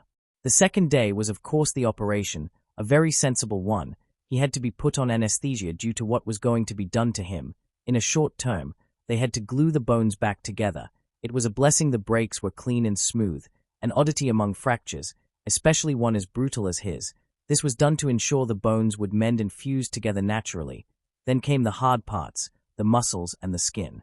There was a doctor with a muscle regenerator quirk. He had been one of the reasons many heroes with similar muscle damage or even chemical-based damage to the muscles could fight again. He said to Izuku once he was out of the procedure that his muscles were the second time he had seen such damage, but they were fixable. However, he would have to spend 2 months with his leg immobilized, as the muscles would have to heal on their own in that part. That and the skin grafts. The last part, the skin grafts, that was the delicate part. even if the science behind it had improved in the past 200 years, and the skin that was grafted over his newly healed and grown leg muscles was in fact his, there was still some things that made it hard. Veins had to be remade because the impact had compromised them. Nerves were also damaged, but thankfully they weren't damaged enough for to be replaced, or that would have extended his stay for a week. In short, the operation was a success, but now came the really hard part, according to the doctors, healing by time. Izuku was pretty much forced to wear what in his opinion was a marvel of biotechnology, a skin-tight, transparent plastic-looking compressor that acted as a source of nutrients for the new skin to feed in. Also, it helped encourage the new skin to grow its own blood vessels to prevent the graft to die because it has no blood and oxygen flowing into it. Also, it had a small cocktail of drugs in it that prevented infection. The new skin was grown of his cells. As such, there was little to no risk of his body to reject it. Also, he had to take daily iron supplements. He had lost a lot of blood thanks to Queen Bee attack. By the time he reached the hospital, he was effectively anemic. After the operation, he was required to take those supplements for his body to generate new blood naturally without side effects, especially with the new tissue. Both grew and grafted. Also, he had to wear a cast on his leg, because his bones might be glued, but they weren't mended. Thankfully, the cast was of a similar material that to the compressor he had underneath the cast, so there was no issue, and he had to wear crutches for the 2 months, and after that he would have to undergo therapy to recover full mobility for his leg. All in all, the 3 days on the hospital, with the third one being one of observation to see how the healing went, was pretty uneventful. Painful, yes, as he sometimes had to grind his teeth and not scream with all he had at the phantom pain at his very bones. The doctors assured this was normal, a sign of his bones mending, and his nerves transmitting the painful ordeal. Same with the skin and muscles, yet it still hurt. The trip back home was more of a chore than anything else. Making it to the floor where their apartment was, thankfully not a problem, as the complex had elevators for the elderly and, like him, the wounded who could not use the stairs. The first day after he left the hospital he had been depressed, the reality that had happened settling in finally. He was hurt. He had been expelled because the headmaster was a spineless bastard, and all because Queen Bee had this rapt sense of how society should work, and to make it worse their families endorsed it, wanting it to happen. That day he had been angry. The next one he had decided that he needed to distract himself with something. That something turned to be Superman Returns, not as bad as Superman 64, lauded as the worst game ever. Like really, E.T. was done in 4 weeks. That was all the time they had to do that game. Superman 64 had 2 years to make. The disaster that it was upon launch had no excuse. Well, they kinda did had some, a lot of licensing nonsense and a studio that tried to make a game that was too much for the console of that time. On the topic at hand, Superman Returns put you in the shoes of Superman, with his powers, most of them, against limitations of the console and hardware, but at the very least they showed an attempt to replicate what would be to have the tremendous power of the Man of Steel on your hands. It was a partial success in that regard. You get to control the man in question. The rest was that hurt the game. From the graphics to the story and combat and everything else. Again, it was no Superman 64. At least you could fly well, or wellish. Oh, and no ring section. Izuku did had his ulterior motives to play this game. It was relatively easy to complete. Not that long too. You just had to struggle with the controls and the AI a little, which was not new to him. But eventually he did beat the game, on its hardest difficulty and with the completion rate of a 100%, something that could be achieved on most free-roam games like this one. There was a little problem, of course. He got nothing, like really nothing. He felt his quirk activate, the odd sensation of something crawling everywhere inside of him. Not bad, not good, just odd. He felt the same after he got blade mode, and he had stayed on bed, letting the feeling wash over as his quirk did its job, just that this time the feeling got cut short, and rather abruptly. Now that made him flinch. When blade mode was finally copied into his body, the feeling slowly died out, like water drying out slowly of your arm. This time the feeling was more like if you were seated on a car and it suddenly, without reason, stopped. You were pushed onward and you hit your head with what's in front of you. He felt disoriented and oddly exhausted. Izuku sat up in shock, looking at his hands. He clenched them, trying to find out his new power. Nothing. There he began to panic. Did his quirk malfunction? Or was Superman powers too much? In panic he grabbed the controller and began to scroll on other video game. One short, but with heroes. X-Men would have to do. 5 hours later. Izuku was now miffed. He'd beaten the X-Men game, Even Endure Magento's Welcome to Die several times as he completed it with every single playable character. Still nothing, the same feeling, and then the abrupt stop as his quirk short-circuited, for the lack of a better word. He tried it one more time, this time with a game he was very close, and was very long, reason why he had been saving it for a special occasion, as those two games from before had something in common, and he wanted to see if this was too. The Witcher 3 confirmed his theory. His quirk only interacted with game-based characters if they began their lives in video games, but if he tried to get powers from video games with comic or book-based characters, like Superman or Geralt of Rivia, then his quirk would short-circuit after a while, being able to identify if the power in question belonged to the game and character in question or they were first seen in books and comics. Which kinda sucked. Now more than half of his list was going to get scratched. This left him severely depressed. He really hoped he could use Superman powers and fly, and shoot lasers out of his eyes but mostly fly. Still, he had several selections and games on hold. It sucked, yes, but thanks to this setback, he had his eyes opened. His quirk, as powerful it feels, has weaknesses. It is not only him. His quirk, like any other quirk, has a fundamental flaw. He's just violated enough laws of physics and probably several more of existence by what he plans to add. Well, no point I crying, he thought, reaching for his hero notebook and starting the task of scratching the list of games where he would get nothing. It took him an hour because he had to Google and wiki all the items in the list to check if any of them had started as a comic, book or anything else that wasn't a video game. Pretty much it had to have started in a video game. As he worked on his new list, he began to put what he had already, what he was closest to complete and what he was farthest to. Once done, he looked at his list and nodded. It took him an hour of planning, but he had something to work on. If he wanted to become a hero, he had to be able to fight in different scenarios and against multiple opponents with varied quirks.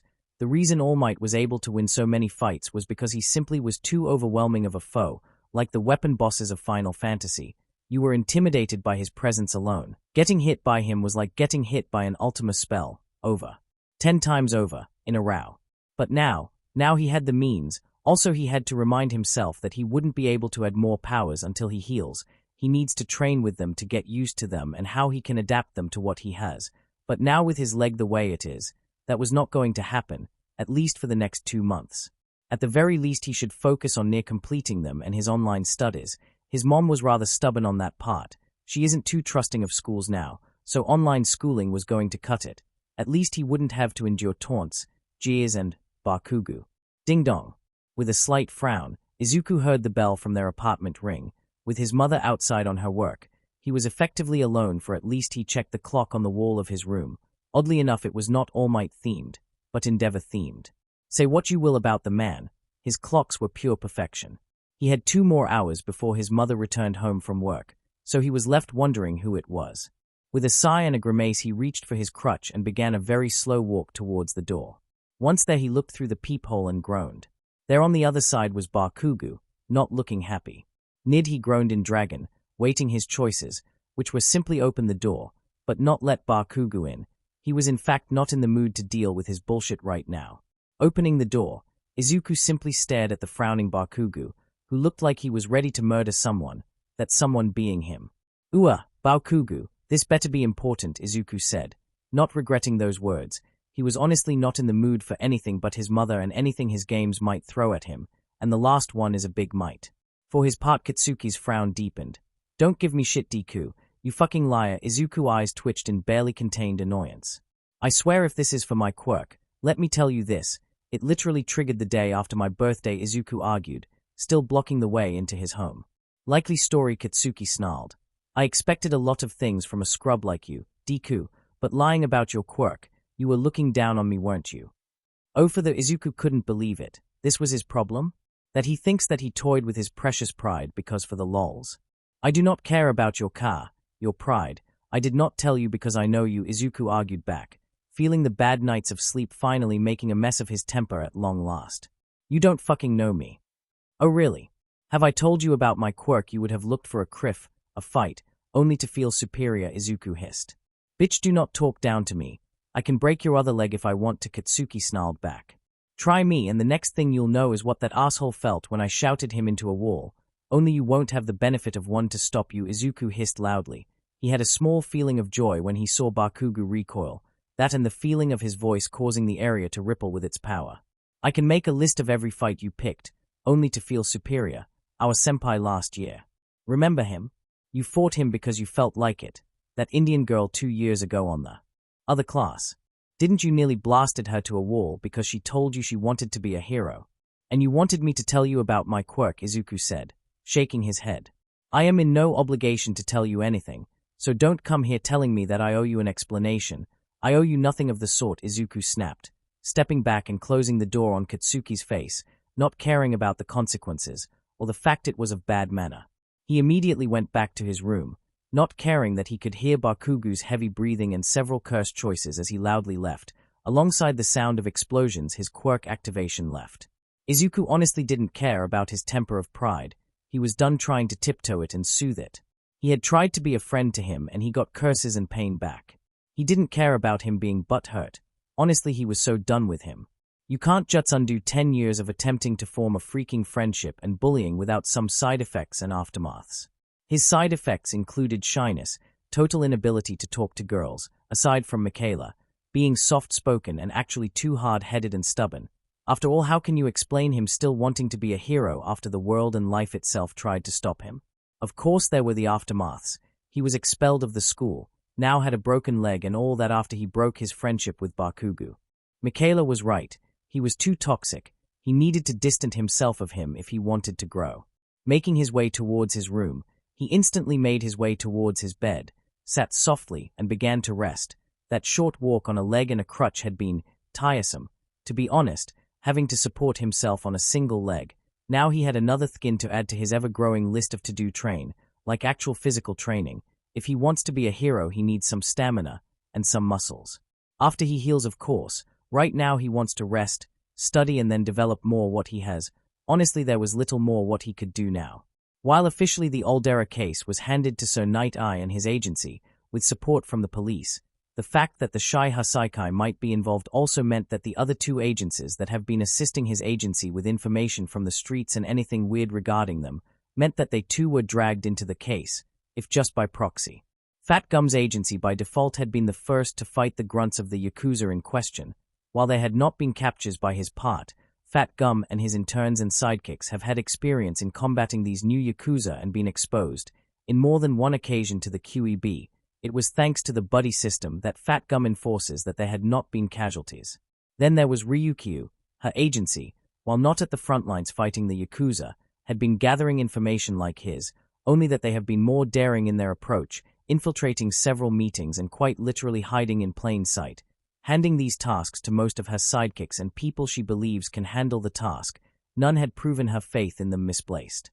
They were part of the team made by the Hero Public Safety Commission.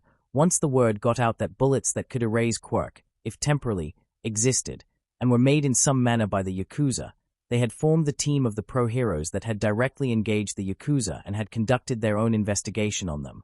So, any advances? Fat Gum began, looking at his fellow pros. Because so far I had just a few, and it's regarding the guns. They are cheap made, like I don't kid you. I have seen flintlock pistols more advanced than those things, he added. They were modified to fire the special shells the QEB are encased on. Also the Yakuza are a dying breed. Those guns are made of different guns because they have access to very limited material, Ryukyu stated. On my front I have found some startling discoveries, she continued, looking at both men in the room. But before anything, Night Eye, have you found anything? He sighed slightly. Not much, just possible connections the local gangs in Aldera might have with them, alongside the troop. Now that drew his colleague's attention. The troop?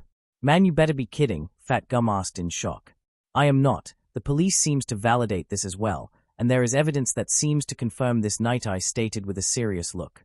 Which leads me to this. Almost a week ago Aldera High was, again, on investigation. This time for sexual assault on a student. Night Eye swore he hear Ryukyu's neck crack in anger. Or stress, he wasn't sure. Only thing was that she was going to love what he would say next. However, the attack never went beyond ripped clothes thanks to another student, who I quote, shouted the shit out of the offended, through a wall, into a classroom, and nearly pancaked him. With his voice alone, Night Eye actually saw Ryukyu nod her head in a certain amount of pride. Okay, so we got MIC 2.0. Anything else? Fat Gum asked. Also, did he really ended up pancaked? Night Eye nodded smugly. He had seen the pictures, both from social media that caught the aftermath and the police ones after the boy was removed from the wall, something worth of a cartoon if he was honest. Yes, the boy who shouted in question, one Izuku Midoriya, page 3 to 6. Night Eye directed their attention to the folders in front of them, is quite an enigma, labeled quirkless. But it seems he wasn't so quirkless after all. The doctor who made the prognosis is nowhere to be found. He was wounded by the ringleader of this attempt at sexual assault. 1. Queen Bee. Apparently no one in the school knows her name, only her alias. We made some digging. Her real name is Yukita Kanawa. Her rap sheet is rather intimidating, if you were a kid just meeting her. But to us she is a potential villain, Night Eye continued. The boy warned Detective Tsukochi about what the lawyer, and by extension the school, will do to ensure the case doesn't progress further. And so far he has been spot on. They have been intimidating several key witnesses who saw the aftermath, knew of the plan and remained quiet and answer no question when prompted about the act itself.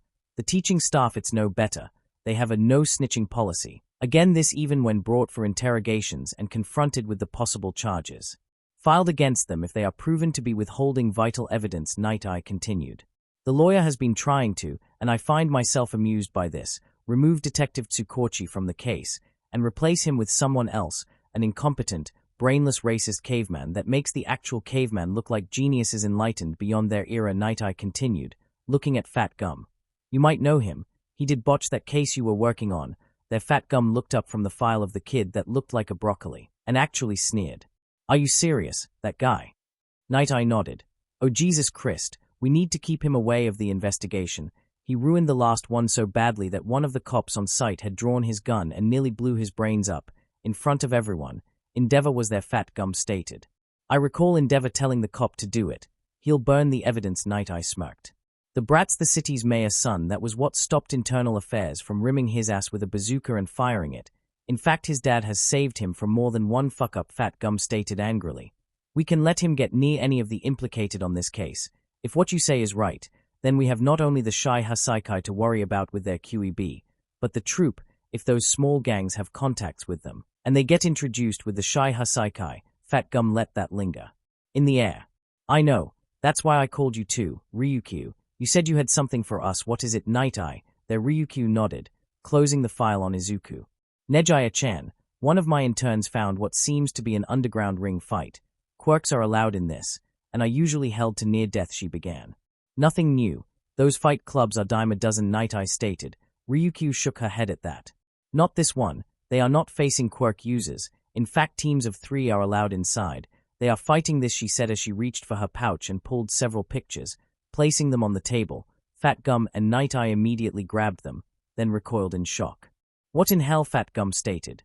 This thing looks like if a chicken was crossed with a human and had no feathers, he stated with a frown, then looked at another picture. Holy hell, what is that? Oh my god, it has no skin, Fat Gum stated in horror. And no eyes, and its brain, it's outside, exposed. Most things die when their brains are exposed to air. This did not, Ryukyu stated. These creatures are pitted against anyone who wants to test themselves. By Nejaya-chan accounts, these things are deadly and numerous, which tell me that these are BOW. The troop is already in Musutafu, she said with a grimace, making the 2 men in the room to nod solemnly. Night Eye looked at each picture with a critical eye. Aside the skinless monster and the chicken man were just the tip of the iceberg. From man-like lizards with wicked claws to what seemed to be a man covered in tattered bandages and clothes, but with what seemed to be green fire floating at its side. The number of pictures of the creatures were both numerous and honestly disturbing. Then he saw one last one, and he actually looked in shock. He recognized the one fighting the human-looking, rather large creature without lips and those tentacles on its shoulders. Despite the shock of the creature's appearance, he recognized the one fighting it, or rather the 3 in them. Queen Bee and her associates. For someone who was shouted through a wall and into a wall, Mamoru Nakamura looked rather healthy in that picture. The troop, somehow inside our city, our home, has started planting their base, creating their abominations, and drawing the troubled youth into their experiments. This fight club is nothing more than a testing ground for their new bows. Has Narihei-chan found something else? Night Eye asked to Ryukyu, who shook her head. Not much, only that the attendants are all young, 14 to 15, some of them are of gangs, and use this as an initiation of sorts, like draw first blood or something. The fights are heavily monitored, and they gamble a lot in them as well. Also, Nejaya-chan found out that the place where it occurs sells equipment for Quirk users, if they have the money of course, and before anything else don't even think about suggesting a raid. Nejaya-chan showed me more pictures. That place, it's a fort. They are using the old metro lines that are over Yavi Park. We try something like that, I'm sure they have the place rigged to collapse. And the park with it, the number of casualties, alongside the fact they have bows, I don't want to even think what would happen, she admitted. Night I nodded at that. A raid of course was out of the question. For something as big as the troop, they would need to call the top 10 heroes, alongside the police and the army, no half measures with the troop. With a sigh, Night I focused again on the picture with Queen Bee and her associates, and got an idea. He honestly was putting meeting the Midoriya boy on the back burner. He had already done his part, and the fact he fought, even with a leg on that state, told him everything about the character of the boy. There was no reason to drag him into this. But there was a chance, no matter how small, that he might know something else. He apparently knew Queen Bee by reputation and her Quirk by simple glance, also warned them about the lengths Aldera High and its lawyer would go to stop them. He could plan a visit. Mirio could use the lesson on how to gain information and use it, no matter how small it is. Sometimes a grain of rice can tip the balance. An insignificant information might save thousands of lives. 3 days later, night. Izuku Midoriya is a traditional housewife, and she uses the term traditional loosely. Her family had raised her, taught her how a woman should behave, In hindsight, when she looked back, their teachings were rather misogynists, and also rather criminal, to be honest. The world, however, did a good thing, took those teaching and curb-stomped them until nothing but a stain on the ground remained. Her school life was rather hectic, all thanks to Mitsuki, her first friend. She was the one who pulled her of that archaic view. Of course, Mitsuki's strong personality landed her, and by extension Izuku, into troubles that thankfully her family never learned. Trip and fall, stand up and walk, that was her life in school, the life of every person in it. She had her first kiss there, her first friendship, her first heartbreak, her first tantrum, her first overdose of sugar thanks to that girl with thick lips that cooked like a god, and of course her first lesbian experience. Mitsuki was nothing if forceful, but also gentle when she wanted to. She lived many things in her school life, then came graduation, and the world was open to them. For the first time she didn't know where to go, and it excited her. Her family of course wanted her to follow the path set by them, marry some sort of Yakuza boss, at least 20 years older than her, by her estimations, and become another link to restore what her family once was. She never knew until that point. But her family, the Midoriyas, were also part of the Yakuza, a family that somehow had survived the hero's rampage against the underworld, and now they wanted her to join the families, to become what she was meant to be. Only that the world had opened her eyes to the reality of her family long ago. They had not been raising a daughter, they had been raising a trophy. She had been sheltered for so long that she didn't know a lot of things she eventually learned once in school. That night she knew what she had to do. She could not openly defy them, but she could offend them, and bad. She took whatever clothes she could stuff without hampering her money, which was a lot, her cell phone, any evidence that might guide them to any of her friends, and left her house at night, heading to Mitsuki's home. She spent 2 nights with her friend before deciding her next step, one that shocked Mitsuki. She enlisted in the army. Her reasoning was that in there they would not find her. As a legal adult she could do as she desired, and enlisting was one of those things. Also, it didn't hurt that she might get stronger, learn how to handle a gun, or a knife. In a world of quirks, people had forgotten how to defend themselves from simple weapons. Besides, no one would expect that Wallflower Izuku would know how to fire a gun or wield a knife. Her time in the army was interesting. Times had, indeed, changed the army across the globe, unless it is the United States. That shit remained the same. But in Japan, the number of women that enlisted were shocking, so much that if you were to show such numbers to someone 200 years ago, you might cause them to faint. Half of the army now is composed of women. She counted herself among those number for 3 years, 3 years of grueling training. Honestly, she had been in her best form during that time. Mitsuki had not recognized the woman that was Izuku once she left the army. Those 3 years taught her a lot, mostly on how to steel herself and stand up for something and someone. She had been trained in the use of guns and knives, shocking many that trained with her. She seemed to be a natural at the last one. Steel Nerves Inc. is what they used to call her, shorting her name, and how she tended to deal with spars in close combat with dummy knives. No one had ever beaten her. Well, one did, a special forces guy that had the moniker of Mr. Death. Their fight lasted 5 minutes, and the guys that saw the fight swore that they would never cross Inko with a knife, ever, because she lasted 5 minutes with a guy that lived, breathed, and probably ate his craft. Of course, becoming swole was not the only thing she learned. Someone in the administrative side had recognized her talent with numbers and organization after a punishment of their CO. And she was put on several tasks that required organization and numbers. This inspired her and prepared her for the next step of her life. After leaving the army, she took studies in economy and administration in the same college Mitsuki was studying, putting more distance between herself and her family. Once she graduated 3 years later.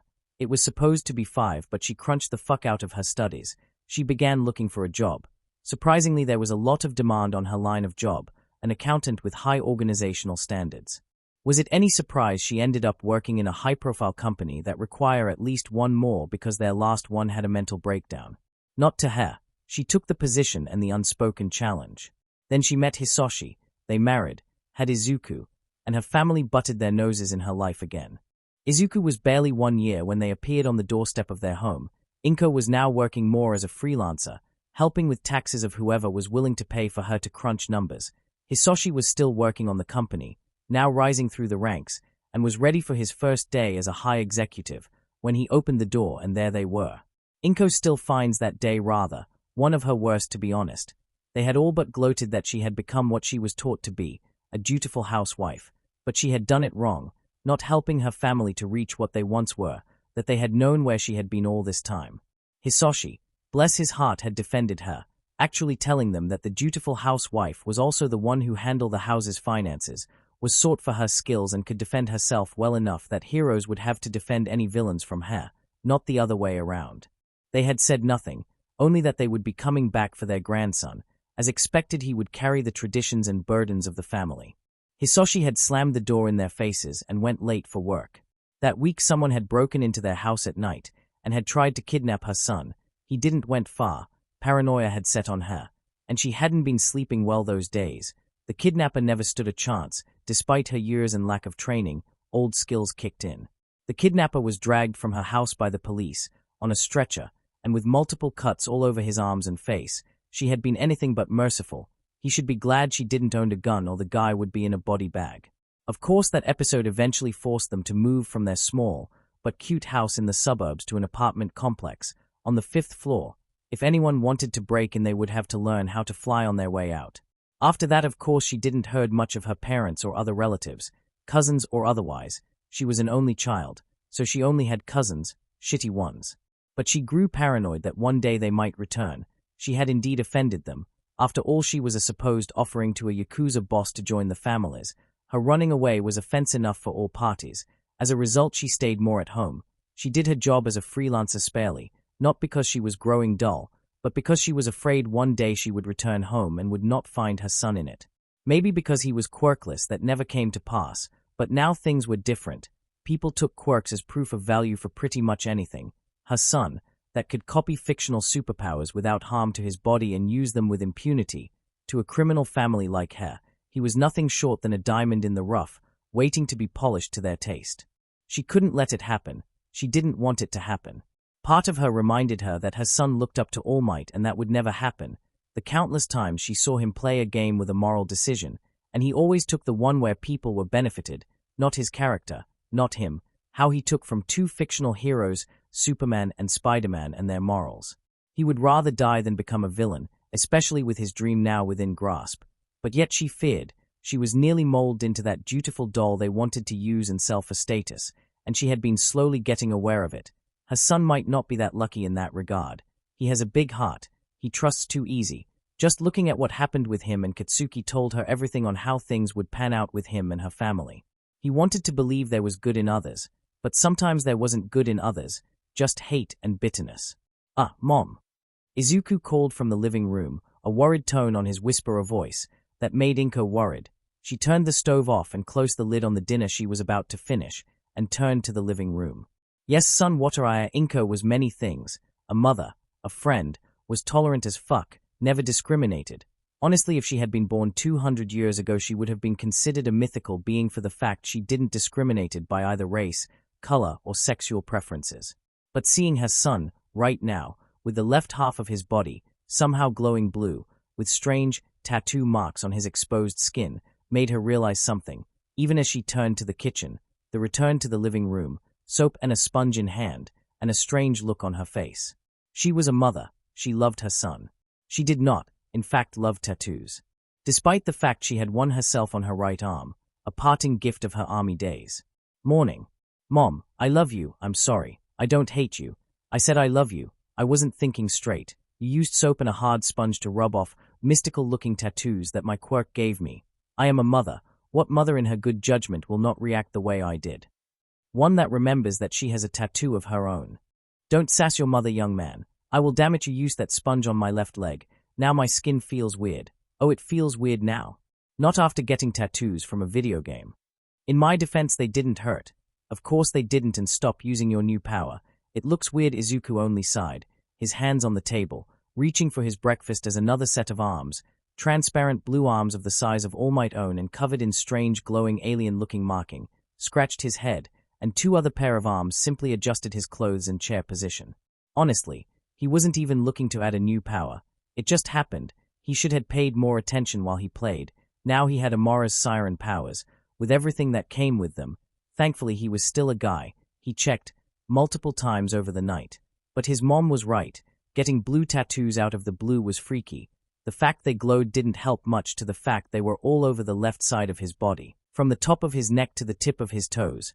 Hell, they were a perfect mimic of Amara's own tattoos, including the 3 glowing dots on the left side of his cheek, just near the cheekbone. These powers, of course, proved another prevalent theory on Izuku's mind regarding his Quirk. In-game Amara didn't use her extra arms in the way Izuku is using them now, like if they were normal arms, tied to his mind and able to individually use them. He hasn't used them in combat yet, because his leg, but they proved Izuku's theory. His Quirk adapted the powers to be used in real world. Here the rules changed entirely, no more base coding for their actions. That's why he could use the dragon shouts without a cooldown like in-game. There is no cooldown, but the trade-off was that he had not access to summon dragons or champions of the afterlife because they don't exist in real world, at least not the dragons of Skyrim, and his throat can handle so much before he starts damaging it. Same with blade mode. Again, he gained the incredible reaction time and slowing perception mechanism as in the game, but without a reliable source of fuel for it to replenish. His Quirk turns his adrenaline into the fuel of blade mode, with disastrous results if used too long. Now there was Amara's siren powers. If he was correct, he would do just the same as her in gameplay, but now there would not be limitations thanks to the coding. What she did in trailer, he could do it too, and even more. Of course, now he was finding out from where his new siren powers were being drawn from: his own vitality, his own energy. He was eating more than usual, something his mother noted. They figured he was eating more to stockpile energy for later release on the various attacks. Of course, Izuku figured that using the siren arms, the name he gave them, constantly would ensure that he would start to build his reserves up and therefore stockpile more energy, therefore not burning himself or hurting himself when he really needs it. Like training a muscle, which was going to be a pain. Also, he might want to think about doing something else to decompress. The reason he went to Borderlands 3 was because of his conversation with Bakugo that day, how he accused him of liar. He had been angry enough that he slammed the door in his face and had went to his room to get away of the guy. Eventually, he had the bright idea of playing Borderlands 3. After all, it was a game so outrageous that he was eventually distracted of his previous interaction and was having fun as well. He never realized that he was beating on Ultimate Vault Hunter mode with the last character on the list, Amara. He honestly thought he was doing it on true Vault Hunter mode. Although the reason he got her powers as well might be because they were the only ones that, biologically speaking, his Quirk could copy to him. Mose summoned a massive bipedal tank. Zane made digital clones of himself, used a drone and created a hard light barrier. FL4K used animals and turned invisible, surely using mechanical means. Only Amara provided the necessary requirements for her power to be copied by his Quirk, alongside her tattoos, a staple of the Sirens. As they finished eating their breakfast, Izuku offered to clean the dishes. He even used his new arms to help lift the dishes and clean them. If the hero work doesn't pan out, a future as a dishwasher might be on your Ellie. Inko teased her son, looking how the 6 ethereal arms worked on tandem and in conjunction with his son's own commands. It frankly amazed her. I still can't believe you can use them so well. You had them from what? 12 hours, she wondered out loud. I know, it happened like the Thuum and Blade mode. I think it's because I am familiar on their basics and what they do, that I can use them well. Wellish. One thing is cleaning dishes, other is combat, Izuku stated. Their Inko frowned, looking at the side. Izuku, son, she began, catching the attention of her son. I know, I haven't been a good mother dash. Wait, what? You are an excellent mother. Izuku argued. No, I'm not, sigh. Izuku, before all this, I wasn't fully behind you, behind your dream, supporting you. I was afraid that what happens to quirkless kids happens to you, losing whatever hope they got and ending it. She chopped on that part. She had been really afraid that one day she would get a call telling her that her son had jumped off a roof and had died. She had nightmares of it too. The look of her son on that confession told her everything. Or, they become criminals, not even villains, criminals, lost in the underworld, she added, another nightmare of hers, but tied to her family dark history. Her son's look of horror told her that it might have passed to his head at one point. I was really afraid. That's why, despite it looking so impossible to achieve, I let you dream your dream. It was the only thing keeping you going. Your notes, your games, it was the only thing that stopped you from going to the edge, she added with a frown, her hands clasped together and wringing one another in a worried manner. I gave up, she finalized with a defeated tone. Then, you got your quirk, like some sort of sick joke the world was running on your expenses. Now you're playing catch-up. After all this, you still hold your dream, Inko said, walking towards her son, then standing at his side, helping him dry the dishes he washed. I don't know if I would be strong enough to live as you have, dear. I would have broken halfway. And now here you are, with a quirk and adding more things. Sometimes I'm scared that you will become the Kappa. She hissed the name with fear. Izuku for his part dropped everything, which was thankfully just a rag, and went to hug his mom. I'm not going to become him, Mom.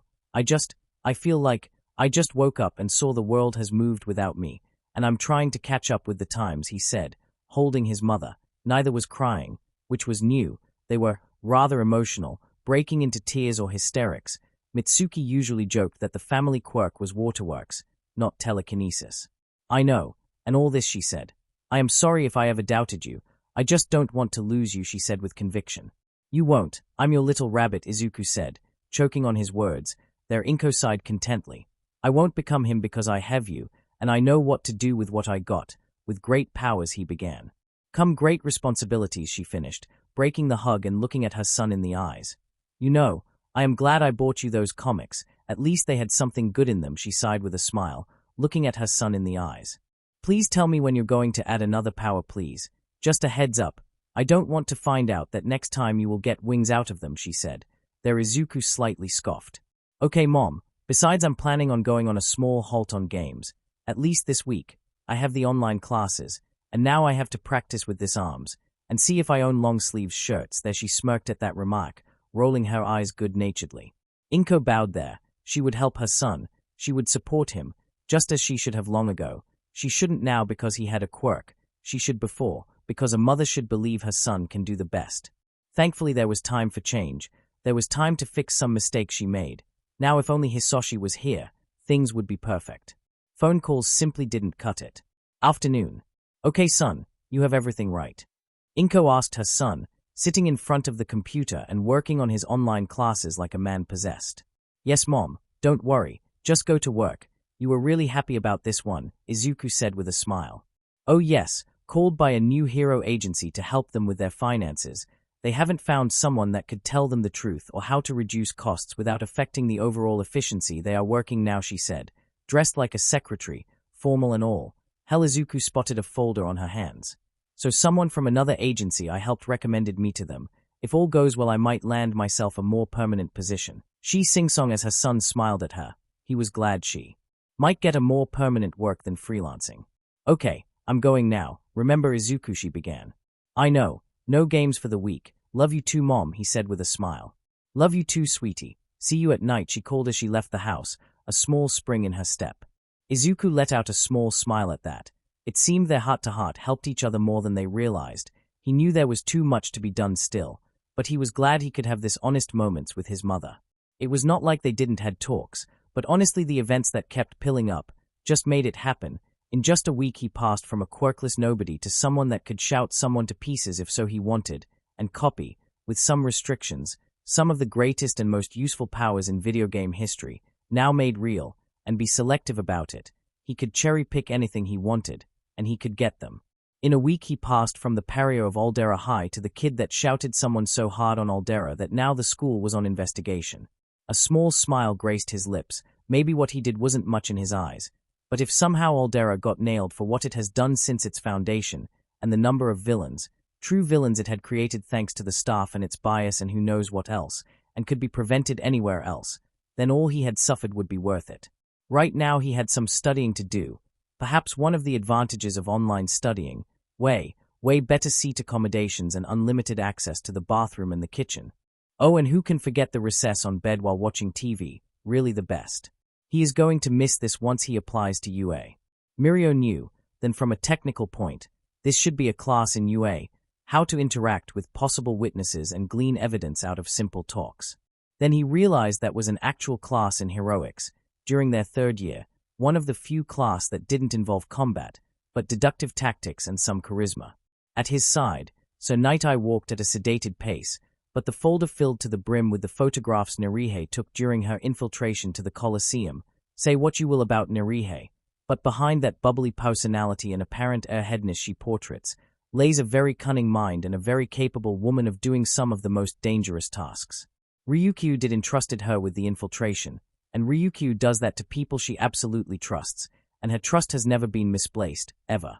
As they approached the apartment complex, Mirio had to remind himself that the subject of this little interrogation, because honestly it was more like a friendly questioning, as the duo entered the elevator, they didn't saw a woman with green hair pass them when she left through the stairs. Kinda odd. He lives in the 5th floor, Mirio commented as the elevator took them to their destination. No, I made some digging. The Midoriya's mother, father and son lived in a quiet suburban area. Then someone tried to kidnap their son. The villain made it out alive by a miracle. Izuku Midoriya was a trained CQC specialist when she was in the army. Put a knife in her hands and Quirk or not, you'll bleed by her hands, Night Eye stated to his protege, making Mirio look at him in shock. Hisoshi Midoriya, currently working abroad with iTech, Night Eye continued. A subsidiary of I-Island that meddles with civilian amenities, comes at least twice a year. They are understaffed due to the leaks of information regarding several of their products, massive firings. Hisoshi was among the ones that wasn't involved in the leaks, and as a result is currently the head of the department he leads. But with barely any hands to help them, Night Eye continued. You made your homework, sir. Or was it because you're curious about their son? Mirio said as the elevator stopped. Their Night Eye smirked. I checked their family trees. It seems there is a reason he did register his Quirk, but not a description or a name. It is a mutation, Night Eye added, which was pretty obvious considering his father Quirk is Fire Breath and his mother is called Attraction, Night Eye continued. But I checked. It seems that there were mutations in their family line before, on both sides, but presented themselves 100 years ago and almost 200 years ago, on both families, he added. Mirio actually blinked at that. The odds. Now those are odds that scare me. He inherited their mutations. After 100 years, he asked in shock. Yes, the first one, from his father's side, seemed to be able to manipulate his genetic makeup, to a certain degree. This allowed him to pretty much eat things that no human should be able to, like arsenic, and even change his eye color and hair. Also after him, again from his father's side, another one with a mutation was born. His was more niche, capable of adapting his body to certain conditions of environment. As long as certain parameters were met, this pretty much allowed him to become a survivalist of a different degree. He could walk through the North Pole with nothing but his underwear as he had grown accustomed to the weather, and survive without an issue. Mirio blinked at that information. His mother's side was different. The first mutation registered was from one of their youngest. She didn't live long, thanks in part because she was born right during the Osaka riots. She was part the reason the riots ended, as her Quirk allowed her to create hard-light constructs of things she understood well enough. Night Eye saw Mirio, and how his eyes widened. It seemed he just realized what he meant by that. You mean she was the one that made that T-Rex that bit the former chief of police of Osaka, the butcher of Red Street? She is the reason the police stopped shooting quirked individuals that night. Mirio asked. Yes, but it cost her a lot.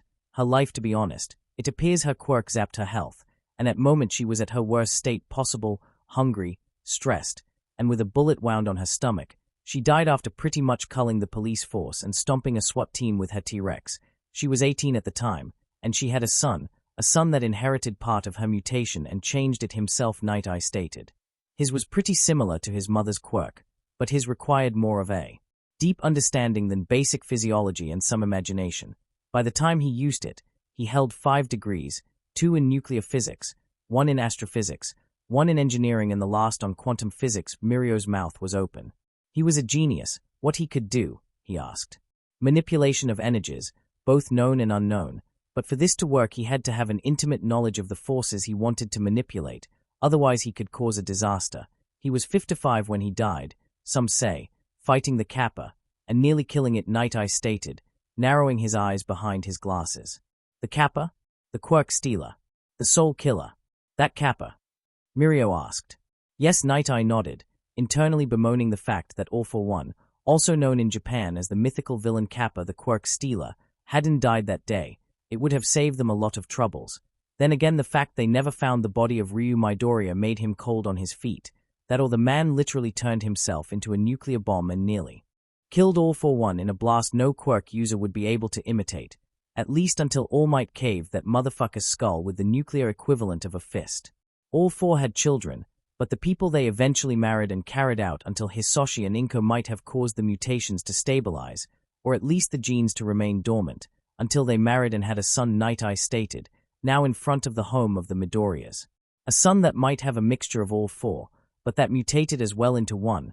Sir, let me be clear, genetics are not my forte, yet I see that's not how genetics work, Mirio stated, standing at the side of his master. However it may be, it is quite possible these were recessive genes, passed on but not overtly dominant like the rest, but pile enough and they are bound to become dominant. Nevertheless, we are not here to debate genetics. Izuku Midoriya might know more about the case in the Colosseum, and also we are here to question him about the true nature of his quirk and why there is no description of what it does when he first registered, Night Eye stated. Maybe he's still trying to figure it out. You said it yourself, sir. The only members of his family who could help him are dead by 100 years at minimum. If you found out about them is because you have the resources. Maybe the family doesn't like to talk about them. I mean, one of them made a T-Rex and had it bite into the police chief of Osaka. Even if he was known as a criminal and a maniac, Mirio intervened, looking at the door and ringing the bell. He'll tell us. We just have to be friendly and not snarky, so let me ask him that, okay? Mirio said with a smile. I do not snark, Sir, Night Eye stated. Also I can be friendly, he argued. Sir, no offense, but you scared a criminal into jumping in front of a moving truck because he rather faced the truck than you, Mirio deadpanned. There, Sir, Night Eye sighed. He cared for his protege. He saw great potential in him, but sometimes he wished he could have taught him how to be subtle. With a last tap on his keyboard, Izuku ended today's assignment. It hadn't been that hard. Honestly, by the time his mother was leaving the house, he was about to end the assignment. One had to marvel at what one could accomplish when there is no one bullying and belittling your every move. Shaking his head, Izuku moved away of the computer, slowly stretching up. He was close to the hour he needed to take his medications and start the routine to ensure his right leg muscles, at least the ones on his thighs, didn't lose mass. It was a rather bothersome work, but one he had to do. Grabbing the crutch near the desk, he was ready to walk towards the living room and see some TV, lay on the sofa, maybe even tinker a little with his new power, see if he could actually write with his new arms, the ability to actually multitask, now at his disposal. Ding dong. Izuku bit a groan. He really hoped that Bakugo wasn't back at it again, only to realize that right now he should be in class, and probably terrorizing the class. Sighing all the way, he began his slow trek towards the door. He really hoped that it wasn't Bakugo, and somehow skipped school. But considering this was Aldera, and they wanted to please Bakugo, he honestly wouldn't be surprised. When he reached the door and looked through the peephole, he got the shock of his life, his siren arms phased in by the sheer shock, and they opened the door on his command. There, on the entrance, was Sir Night Eye, All Might's first and only sidekick, and at his side was the hero that scolded him at the beach, looking as surprised as him, or maybe surprised by his arms. Sir Night Eye. Ah. Izuku then looked at the other hero, then at the number million written proudly on his chest. Million Man, he asked. There the other youth smiled a blinding smile. Nah, Lemillion, my friend. But that was my first hero name choice, the now identified Lemillion said with a grin. May we come in, Midoriya-san? We have things to discuss, Sir Night Eye stated, holding a folder under his arm. Izuku noted how Sir Night Eye looked, and his mind he knew the man wouldn't take no for an answer.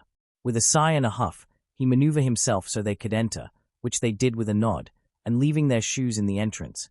Please close the door and follow me. I have all I need in my bedroom, And since it is about Aldera, I don't want to get up more than needed for what you might need about them, Izuku said, limping with his crutch towards his room, Lemillion and Sir Night-Eye following close, after Night-Eye closed the door. I really expected that. Well, that with me expelled, I wouldn't have to deal with that school anymore, Izuku began. Understandable, but you're the only person of that school that is willing to talk. The other clamp up when questioned, Night-Eye stated, seeing Izuku nod. Of course they do. It is a tactic they employ every time something happens. They did the same 10 years ago when Libra attacked the General Hospital. No one knew he had studied on Aldera until his mother told the news. Then the police interrogated the teachers. As he was an old graduate, they knew one of his victims had been an old crush who worked on the hospital, but they said they didn't knew the reason, and they couldn't ask Libra because Endeavor incinerated him, Izuku said with some sarcasm. I know, it was a case me and All Might took. It frustrated him to no end. It might have seemed clear-cut, but the wall blocking of the teachers and the students there. Night-Eye took a deep breath as they followed the sedated pace of Izuku towards his room. I personally hated that case, rape and murder. Add drugs to the mix and it was a mess, he added. It was. Did you know that Aldera has produced over 200 villains, more villains than years in function? Half of them are dead, the other are missing or in Tartarus, Izuku said bitterly. Mirio actually shook his head at that. How you ended up in that school anyway? I saw your grades. You could have applied for a scholarship in Sumi, Mirio stated. Because I was considered quirkless, and several schools that my mom visited actually had clear rules about quirkless individuals and enrollment, rules they were willing to go to court if needed. As they say, they defended their rights to teach. Mom punched the headmaster of the last school she went before turning to Aldera. Suffice to say he didn't sue because I think she punched him hard enough he doesn't remember, Izuku said. We didn't go to another because of distance. In the end I went to Aldera, Izuku said as he reached the entrance of his room and opened the door. Night-Eye and Mirio actually blinked in surprise at the room. The words Hero Shrine would fit the room perfectly, from All Might merch that was so rare and exclusive that Night-Eye was willing to start trading right away, to other hero merch. He spotted also merch of another heroes like Mako and Ryukyu. In fact, their rarest merch, a pair of bobbleheads in silver, part of the 10-year in service bobbleheads made for heroes that had 10 years in service. One it's given to the heroes, and 50 more are actually made and then awarded in several competitions. None has ever been bought. Posters also dotted the room, from a metallic poster of the Water Horse duo. It ached to remember them. He worked with them several times, to a small, but rather lively poster of the Wild Pussycats in their rarest costumes, their first costumes, way back, before they took the cat-made costume motif. There was a desk lamp in the shape of Endeavor, also a rarity, as Endeavor discontinued the line not even a month after they first released. There was also a rare ceramic doll of Recovery Girl. In her youth, so rare because it portrayed her in her rarest form in the day, angry and ready to stab someone with her oversized needle. What caught his interest, aside the number of hero memorabilia, both rare and actually custom-made, he spotted an All Might neon sign with him in his Bronze Age costume, was also the number of items that had nothing to do with heroes that he knew. Like the poster at the back of the door that depicted a man in a green armor, holding a double-barrel shotgun, and by some reason, despite not being able to discern his face, Night-Eye could tell the man in the poster was angry beyond belief. Also the letters on the bottom of the poster saying in bold letters Doom might explain something. The computer had at the side, alongside a rare Duck Might statue, the one Izuku won, it kills him. A statue of what seemed to be a blue something. It showed its muscles, and the bottom of its face was covered by a brown scarf. One of its clawed hands had what it seemed a spectral blue blade. There was a plushie on the bed that Night-Eye recognized as Pac-Man, or was it a pillow he couldn't tell. Also on the bedpost lay a service hat in red, with a metallic pin depicting a skull with wings on it. The small desk at the side of the bed, the one with the Endeavor lamp, had also what seemed to be a police badge, but he didn't recognize the name of the station. He was sure there was no Raccoon Police Department in Musutafu. All in all, the room looked like the shrine for heroism that Night-Eye would have loved to build in his office. But Bubble Girl wouldn't let him because he needs to look professional, not look like a fan. I'm home, Night-Eye whispered, only to huff when Mirio elbowed in the ribs. Sir, not in front of the civvy. He appreciates quality as I, a collector of the rarest degree. Also doesn't help he won that Duck Might statuette I wanted. There Izuku perked up as he sat on the chair near his desk. Duck Might. Yeah, I won it, by the teeth. The one I was competing on a trivia. This site BYN Site 40 for new things I didn't knew about All Might during his stay in the United States. I won because the last question was about Eraserhead. Not All Might, Izuku answered, seeing how Night Eye seemed to tense at that. Yes, he drawled as he sat on the bed, Mirio doing so as well. But we are not here to discuss about your bullshit victory over me. That competition was rigged, so not now, Mirio begged. If you want when we are over you can trade stuff, but not now. Mirio cared for his mentor deeply, but sometimes he hated that he could hold grudges to such a degree. So Night Eye seemed to consider it, and nodded, reaching for the folder he had and opening it, instantly pulling a picture and handing it to Izuku, who had his eyes widened. Dalvith, Izuku hissed. That snake, how is that? But he ended up in a wall. He should be out of commission. Night Eye and Mirio noted the use of another language by Izuku, something to ask later. They observed as Izuku looked at the picture contents, then his eyes widened even more. Is that a nemesis? Izuku hissed in shock. Excuse me, but what? Mirio asked, seeing how Izuku wheeled himself on the chair to his position and flipped the picture to him. The creature in it, do you see what I see? Mirio nodded. This isn't photoshopped, right? Because if it is, this is a very bad joke, Izuku snapped or whispered, yet his voice seemed to raise enough for the room to vibrate. No, they aren't. They were took 5 days ago by one of Ryukyu's interns on an infiltration ops to an underground arena known as the Colosseum. I trust you know of the place. Izuku seemed to take a deep breath, actually to calm himself. Heard the whispers, a place to test yourself, any can go, but according to some of the upperclassmen, they screen you, see if you have hero connections, they have an actual database of that. They take security really seriously, Izuku commented, running his left hand over his hair. Night Eye and Mirio noted the strange blue marks on his left hand, but the long-sleeved shirt didn't let to see much of the arm itself. On further inspection, they noted the same marks on the left side of his neck and 3 glowing dots under his eyes, right at the cheekbone. Whoever infiltrated this is good, really good, but probably won't later. Like I said, security there is taken seriously.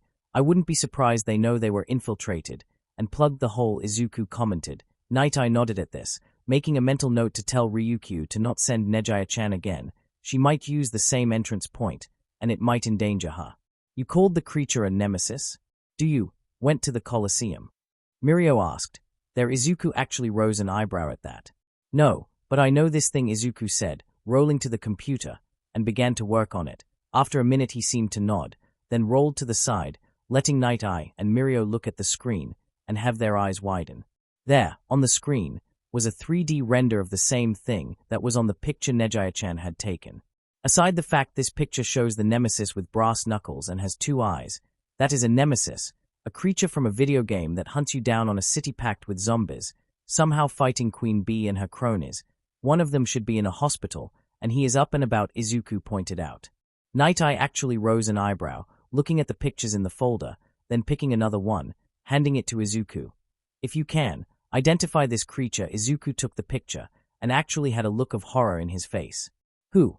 That's a licker. Izuku looked up at Night Eye. Who is mad enough to make a licker? Izuku asked with some apprehension, looking back at the picture, and raising an eyebrow. Why a licker has cybernetics?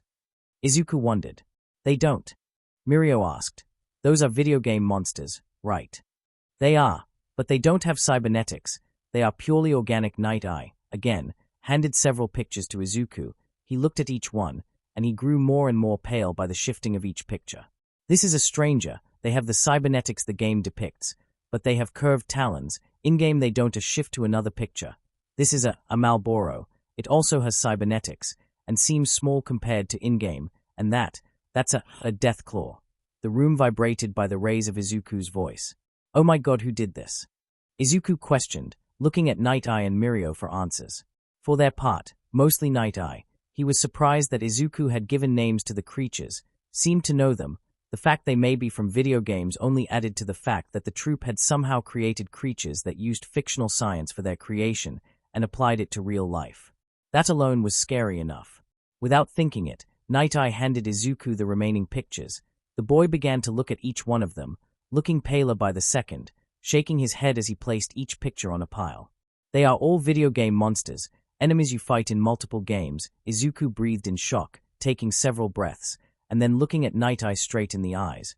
All of them fit a single category. Bows. In-game it's the same. Experiments gone either as intended as the nemesis or spectacularly wrong as the lickers, Izuku commented. Wait, the lickers are failed experiments. Mirio wondered. Kinda. At first they were zombies, deal enough damage, but don't kill them, and they turn into crimson heads, faster, tougher zombies. Do the same, and eventually they do become lickers, but it's only lore-based. The only evidence in-game it's when you find one mid-transformation.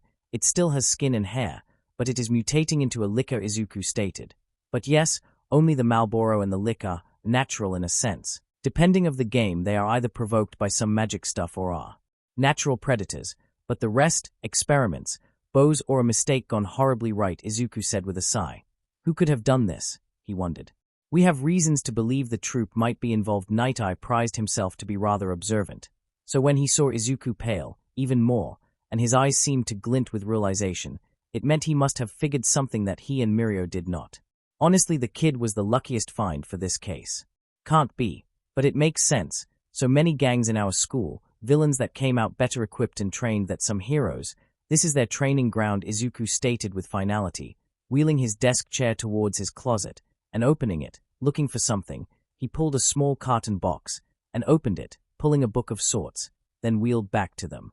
I always found weird that the villains of Aldera were so adept at combat and how to use their quirks so creatively. Most of them had equipment that they shouldn't have too, Anemia, Equinox, and Libra to name a few, Izuku said as he handed the book to Night Eye, who opened, and nearly choked on his own saliva by the contents of the first page. There in the pages was written data about some of the most infamous villains Aldera had ever produced, their quirks and the equipment they somehow acquired for their fights, equipment that was, if Island scientists were correct, part of their tech and somehow being butchered and adapted with more dangerous tech. Night Eye noted that he put that there too, that their gear looked too crude to come from Island, but was advanced enough that it simply made sense it came from there, or at least, parts of it. As he flipped pages, he became more concerned. While it lacked some fine-tuning, the writing there and the notes put a clear picture of the villains of Aldera. And apparently, a horrible theory he might have. Mind if I keep the book? Izuku shook his head. I don't mind, sir. I can quote it from the top of my head, Izuku said, still looking at the pictures of the creatures, and feeling dread in his bones. Who would have done this? More importantly, why? Bows weren't exactly popular. The troop employed them heavily. Everyone knew that. Everyone assumed that most of their numbers were composed of scientists and supremacist scientists. Reason why they employed bows heavily. Why rely on a goon when you can custom tailor one?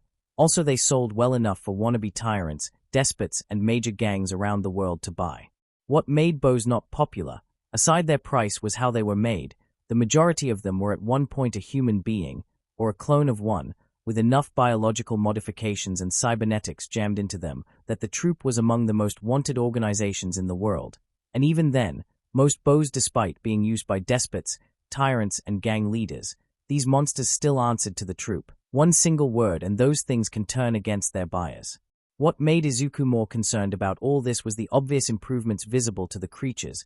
The Nemesis hits hard enough barehanded, but brass knuckles is already overkill on something that uses a rocket launcher as a club. The strangers were another example.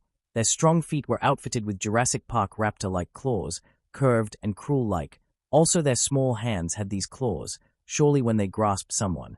This all made him uneasy, so much that he was considering breaking his promise to his mom and finish the current game on the list. He was hoping that with the week-off games he would buy time for the Dreaming City curse get to its full power, and then attempt the Shattered Throne, but it might not be an option right now. I see you are concerned by this. My advice, don't, Night Eye stated, making Izuku look at the man as he had said he was a fan of Endeavor. You are a civilian, we are the heroes, it is our job to be concerned when things like this occur, not of a civilian. Don't attempt vigilantism. Izuku rolled his eyes, lifting his injured and binded right leg to Night Eye to see. Okay, still don't do anything. I know you feel concerned, especially considering that Aldera was your former alma mater, Night Eye stated. Right now Tartarus looks more appealing as an alma mater than Aldera High, but I am concerned, not because of the troop being here, it was just a matter of time. They did stated that they wanted to have the world, Izuku said, making Night Eye nod. But this more of the fact I am already involved. I really doubt Queen Bee and her goons have forgotten about me, Michaela or Bakugu, especially considering me and Michaela are the reason Aldera is under investigation. If the gangs in the school have ties to the troop, then the troop has been making villains in Aldera, outfitting them, training them. For what purpose is the question, Izuku wondered. Night Eye was actually smiling. In his mind, of course, the kid was asking the right question, making assumptions based on the evidence they had. It was pretty obvious if you knew where to look. The Colosseum was actually a network of underground metro lines and the main hub. The Colosseum proper was in fact a collapsed area where once the passengers boarded, now flattened by what he assumed was Quirk users. That particular line had been closed 50 years ago. It was obvious that the first 25 years of old era coughing up villains, these were not well-trained, well-armed yes, trained not so much, yet they caused mayhem whenever they went. It was 50 years ago that they became well-armed and well-trained. Now they had an idea of where they trained and where armed. The real question, just like Midoriya said, why? Why go all this trouble? With a nod, Night Eye focused on their second task at hand. That is indeed what might be. Nevertheless, it is an answer we heroes and the police will find out. Izuku nodded. It seemed he wasn't so eager to go vigilante, which was good, showed he had a good head on his shoulders, but Night Eye could see it. The kid wanted to do some good, but was willing to do it the right way, the legal way. It was rare to find one that wasn't willing to jump straight into the fire, but actually analyze the problem and find a solution that doesn't involve I cast fist, until it yields. Now, for the second reason we are here, Night Eye stated, making Izuku blink. We looked upon your records, impeccable until you shouted a boy through a wall, into a classroom and into a wall. Of course, hero schools tend to overlook this fact considering that the attachment use of Quirk in self-defense and the incident, completely filed into your own, is there, Night Eye said. He noted how Izuku relaxed. Surely he was thinking that he might not make it to any hero school with a record. Honestly, he thinks that the academies should have a more strict screening method and selection of who can get into a hero class and the like. Also, we found that, up until 2 weeks ago, you were registered as Quirkless, then it changed to Quirked. Also that the registry has no name for the Quirk and short explanation of what it does. Why? He asked. Then Night Eye saw Izuku took a more thoughtful look, also tensed. Please, by all that's good, don't let it be. I got it from a guy who can give Quirk's excuse. All for one is dead. I saw his dead in Yaga's future. His head was caved. It's because I always had a Quirk, but I couldn't activate it yet. It had very specific triggers for activation, Izuku answered softly. The doctor misdiagnosed. He didn't even took blood samples or took energy scans. He just took an x-ray of my foot and said you are Quirkless. Next, just like that. Then about 2 weeks ago, after my birthday, I was frustrated, angry. So I got a crazy idea. Yell. But not yell. Yell like one of the video game characters I play all the time. The Dragonborn, Izuku said. Next thing I know, the wall nearly fell out. Freaked out my mom greatly. We went to the doctor, and we spent over 3 to 5 hours if I'm right. Test after test, they determined I had a Quirk, a rare one, emitter or accumulation type, Izuku continued, not noticing how Night Eye breathed a sigh of relief. So, you can shout really loud, and you found out because you yelled like a video game character. I don't see why the secrecy. I mean, I saw you on the beach. You got a powerful Quirk, despite the fact it seems like many, Mirio said, noticing how Izuku scoffed and shook his head. It's just more than shout. You don't see it because you just see it as just shouting. But it's more. You see, my Quirk allows me to attain the powers of the characters I command on the video game in question, as long several parameters are met. First of all, beat the game on its hardest difficulty. If I have to do it twice to unlock the hardest mode, I have to have a completion of at least 95 to 100%. Also, I have to own the game. And lastly, something I found out a night ago. The character from which the power comes from must have started its life on a video game. I tried to get Superman powers, but since Superman started as a comic character, my Quirk shorts out.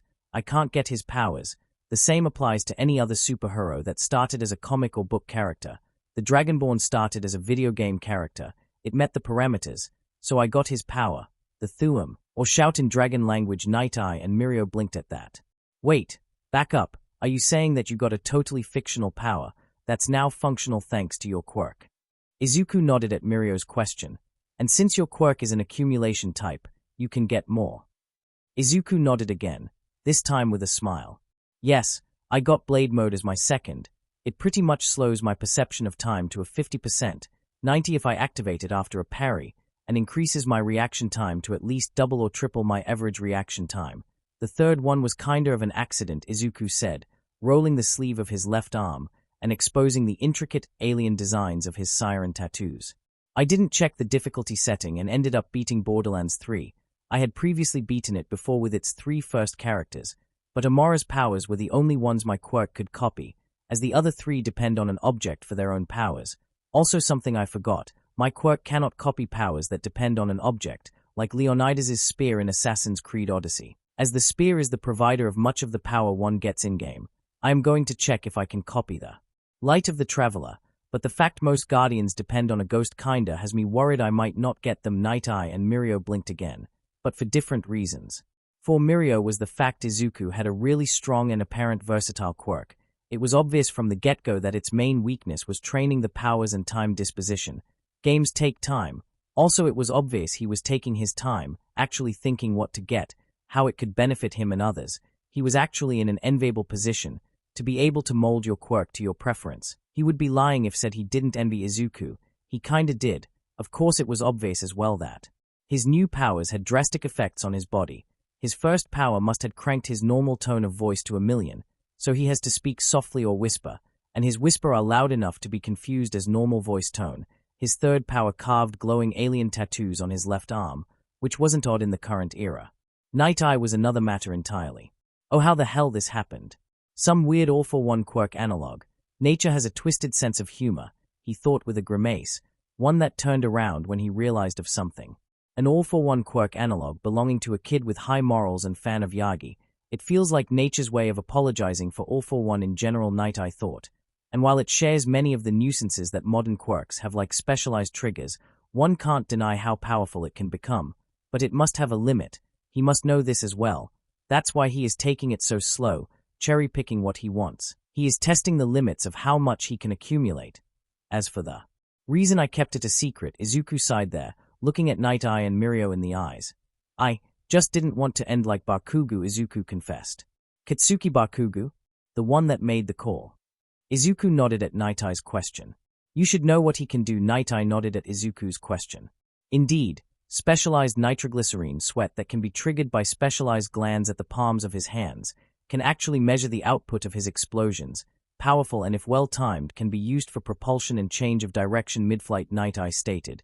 It had been painfully easy to break down Katsuki Bakugo's quirk. Honestly, Midoriya's quirk was far more complex and offered more of a challenge in decrypting how it could be improved with the limited data he had of it.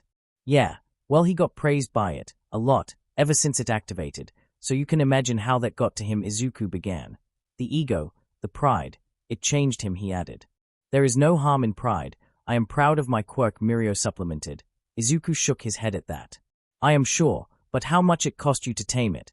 I know for a fact that quirks that permit phasing trough objects are hard to master due to the inherited weakness most of them possess, physics playing a part in their difficulty, Izuku stated. Well, Mirio began, knowing full well that it had been a hard and painful road to reach where he was now. I'll admit it was hard, like really hard. I had to work some kinks with my permeation, but eventually I was able to make the weakness of my quirk into a strength, something that not many can say, he confessed. And there is where the differences lie. Your quirk was difficult to master, so everyone must told you that such an impractical quirk wouldn't help for nothing. Mirio frowned at that. It was too close to what people said about his quirk at one time. For Bakugo it was different. It was like a second nature. He mastered his quirk, and as a result everyone saw him as a potential hero. They praised him without end, and that ruined everything. Izuku said. We were friends once, knew him since we were babies, but once he got his quirk and the praises got to him, why he would associate with someone who had no quirk. Things went south, and for 10 years the reality was that he was the shoe-in for a hero while I was the quirkless dreamer that should give up. It shaped his way of thinking. To him everyone is an extra in his tale of greatness, a stepping stone, and if you stand in his way he will hold no barrels to tell you that you suck and use his quirk against you to demonstrate how right he is and how wrong you are. After all, to him might is right, Izuku said. I wanted to avoid the hypocrisy that would come if I revealed my quirk, because I knew it would come. The quirkless kid develops quite a powerful quirk, and everyone wants to apologize, wants to be your friend, and the like. Izuku scoffed. Only thing that all that is a lie. They just want to ride the coattails of your possible success. They don't mean any good thing they say. It's all lies. I didn't want any of that. Because everyone sees your quirk first and the person last. They don't care about your personality, only if your quirk is powerful, Izuku stated, making Night Eye nod. It is not the first time someone actually does this. I in fact did it due to the very nature of my quirk. And then after I became a hero it became something of a need-to-know basis. I do understand where you're coming from, Night Eye stated, looking at Izuku straight in the eyes. For the moment this is all we need. This was very informative. Thank you for your cooperation, Sir Night-Eye stated as he stood up from the bed, Mirio doing the same. Wait just a minute, Izuku suddenly called out, making Night-Eye and Mirio stop, seeing him wheel again towards the closet, then actually using his third power-up, 6 glowing ethereal arms that were as massive as All Might's own, and forced himself on a kneeling position, using the 6 arms as support so he didn't kneel on his wounded leg. Aldera has a history, one they tend to forget, one they force others to forget, Izuku said, as he picked something from the bottom of his closet, then using his ethereal arms forced himself back to the chair, now holding a red book, thick-looking and rather well-cared. But someone didn't want Aldera to forget what they had made, what they had produced, he said, handing Sir Night-Eye the book. Madame Dynamite was the sole reason the Nerima ward sits deserted today. Everyone knows her, but no one knows her as a person, or that she had a brother, he began. One that started to catalogue the atrocities the school committed and how some of the worst villains Japan had ever produced came to be, Izuku said. I know about the lawyer and what the headmaster lined because he wrote it down. He saw a pattern, one no one has seen, one hidden under lies and pretensions of truths and declarations of change. But in Aldera nothing changes. To them the Emperor itself could command them to stop, and his words to them would be nothing but wasted air, Izuku said, laying eyes on the book. That book is a copy of the original that's on the school, but you won't get it, even if asked. The librarian keeps it hidden. If you were to ask for a book regarding the story of the school, they will give you a falsified, sugar-coated version. You can spot the differences because there are no mentions of Equinox, Anemia, or Madame Dynamite, or any other villain for that matter, and don't try to ask why. The librarian will go on a fit and kick you out of the school. She had already done it before, with cops too. She doesn't care. She has orders, Izuku said with a frown. Night-Eye regarded the book for a moment, then asked the question that mattered. How you got it then? There, Izuku smiled. You need the signature of 3 teachers for the librarian to release the book, and you can only have it for 1 hour. Getting them to sign wasn't the hard part. They were swamped with paperwork that they missed it when I slipped the note to them and automatically signed it. As for that, Izuku pointed at the book. Well, I put the camera of my cell phone in the 5 gigabytes of space to good use. 1 hour, it's all I needed to photograph everything. Then I transcribed it. When I heard the stories about it, I just knew I had to do something, if anything out of spite for the school, Izuku said with a bright smile. My God, he smiles like Mirio. It's like staring at a sun, Night-Eye thought with a smirk, looking at the book. One question remains, why they haven't destroyed the original, he asked, something Mirio wondered too. The brother of Madame Dynamite was an absolute beast when it came to legal loopholes. He points this in his last 10 pages. If, and just if, they destroy the original, they are law-bound to inform of its destruction to the Ministry of Education, who in their care have an encrypted USB that can only be accessed with a password passed from minister to minister. Again, they are law-bound, obligated to do this. Even the minister to pass the password. With the password they can unlock the files in.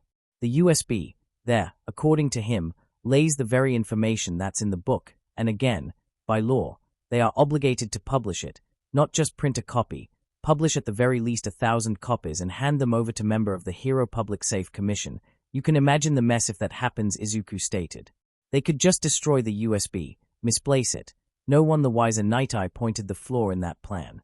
He thought of that. Somehow he was able to get a working program to unleash that information to the web if the USB isn't plugged to a computer 24 hours after the book is destroyed and confirmed.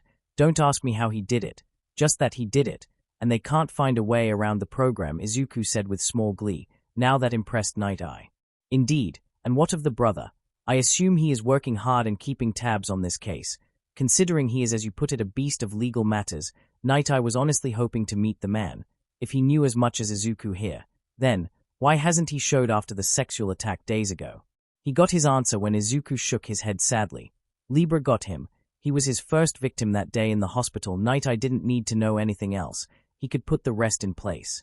Libra the butcher had entered the hospital of Musutafu one faithful night 10 years ago, under the guise of a patient, his first victim a lawyer. Cameras show that eventually the doctor that was attending the lawyer, entering the room, only to find the scene, then running away. From there Libra chased the doctor, killing patients and doctors alike. Anyone that got in his way died, until he got her, until he killed her off camera. Then Endeavor came into the scene, not shy 10 minutes later.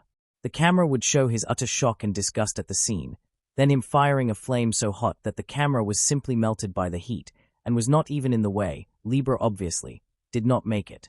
Many had speculated that Libra had been sent to deal with the lawyer in question, as investigation showed later, had been hammering a lawsuit, one that many other lawyers and prosecutors called the lawsuit of lawsuits, something so massive that it would affect everyone, his choice of target. Aldera High and the very Ministry of Education and several laws that would have affected several hero schools as well. So many believed it had been a hit, especially the way Libra dealt with the doctor, the only witness of the death of the lawyer, and so with anyone that crossed him that night, of course Endeavor vaporizing him, and the whole took any chance of asking the man. With a sigh, Sir Night-Eye nodded at Izuku's action with the book. This would prove invaluable in the long run, if the book had also pointed connection with the Shai Hasaikai or the troop. If what he had speculated turned to be right, Aldera might had been a recruiting ground. The troop might had been in Japan longer than they had expected. Right now, Sir Night-Eye was really wary of the future, and truth to be told, he didn't dare look into Izuku's future. Lest he sees a corpse instead of a boy that dreams with becoming a symbol. A week and a half later. If there was one thing that Sir Night-Eye was more aware of, the fact that his quirk lets him see a future he can't change, is the fact someone called everything ahead of time. His conversation with Izuku Midoriya had been enlightening. It had plugged many of the holes the investigation had previously. The book of villains he had provided them had also been an eye-opener. Many who had read it had paled at the implications, that Aldera had been a troop location, and were willingly making villains, outfitting them and training them. The Colosseum seemed to support this theory, and the fact they sold equipment custom-tailored for the user and their quirk. Then there was the other book. When he read it in depth, he was rather shocked. Aldera's history was plagued with villains, and no, it was no euphemism, it literally was that. The principal, for example, all of the same family, from the very first to the current one. The fact the principal was also related to that cop made things worse. It was tying some loose ends and allowing them to move the investigation further, perhaps even more than others ever could. Despite the contents of the books, it brought good news, and those weren't the only good news. All Might, Yagi was returning to Musutafu, his search for an heir for One for All bringing him to the place he once got it from his mentor, Nana Shimura, or better known as Nanamite, the ever-smiling heroine. Night-Eye had contacted him the moment he stepped into the city and decided to attach him to the investigation. It was a simple task. They were not going to use All Might to punch his way into the Colosseum, rather they would use more subtle ways. Yagi's overall appearance made him look like a drug addict. Let's be honest, his current, gaunt look would allow him to infiltrate the Colosseum without an issue. No one would suspect this fragile-looking man is in fact the #1 hero, the symbol of peace. He would go to the Colosseum, observe and report back, and so far it has been an astonishing success. This, alongside Izuku's books, had allowed them to gain an upper hand in the investigation. They were getting close. It was just a matter of gathering more evidence, perhaps 2 more days, and show it to the Hero Public Safety Commission, and they would get a green light for a raid. He knows Ryukyu won't like it, but he had a plan, that plan being called Mirio, posing as another patron of the Colosseum. And at the right time, attack the defenses from where they can't defend themselves, from within.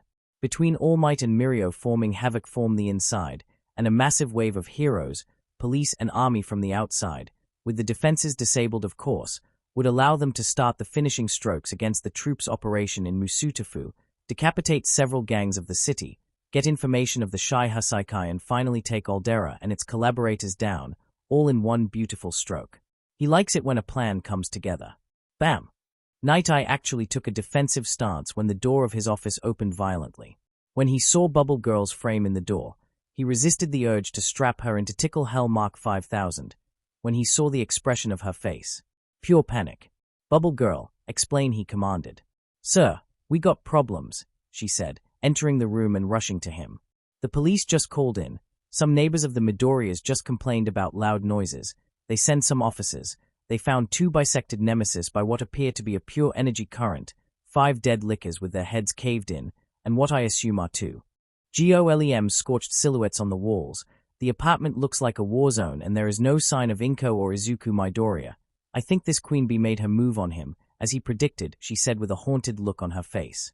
Night-Eye is a man who fames himself for keeping calm and collected whenever the situation looks dire or in extreme dangerous. But this, oh this. Motherfuckers, this qualified as the first time he lost his temper in over 5 years. The last time he lost his temper, he told Yagi to not fight All for One.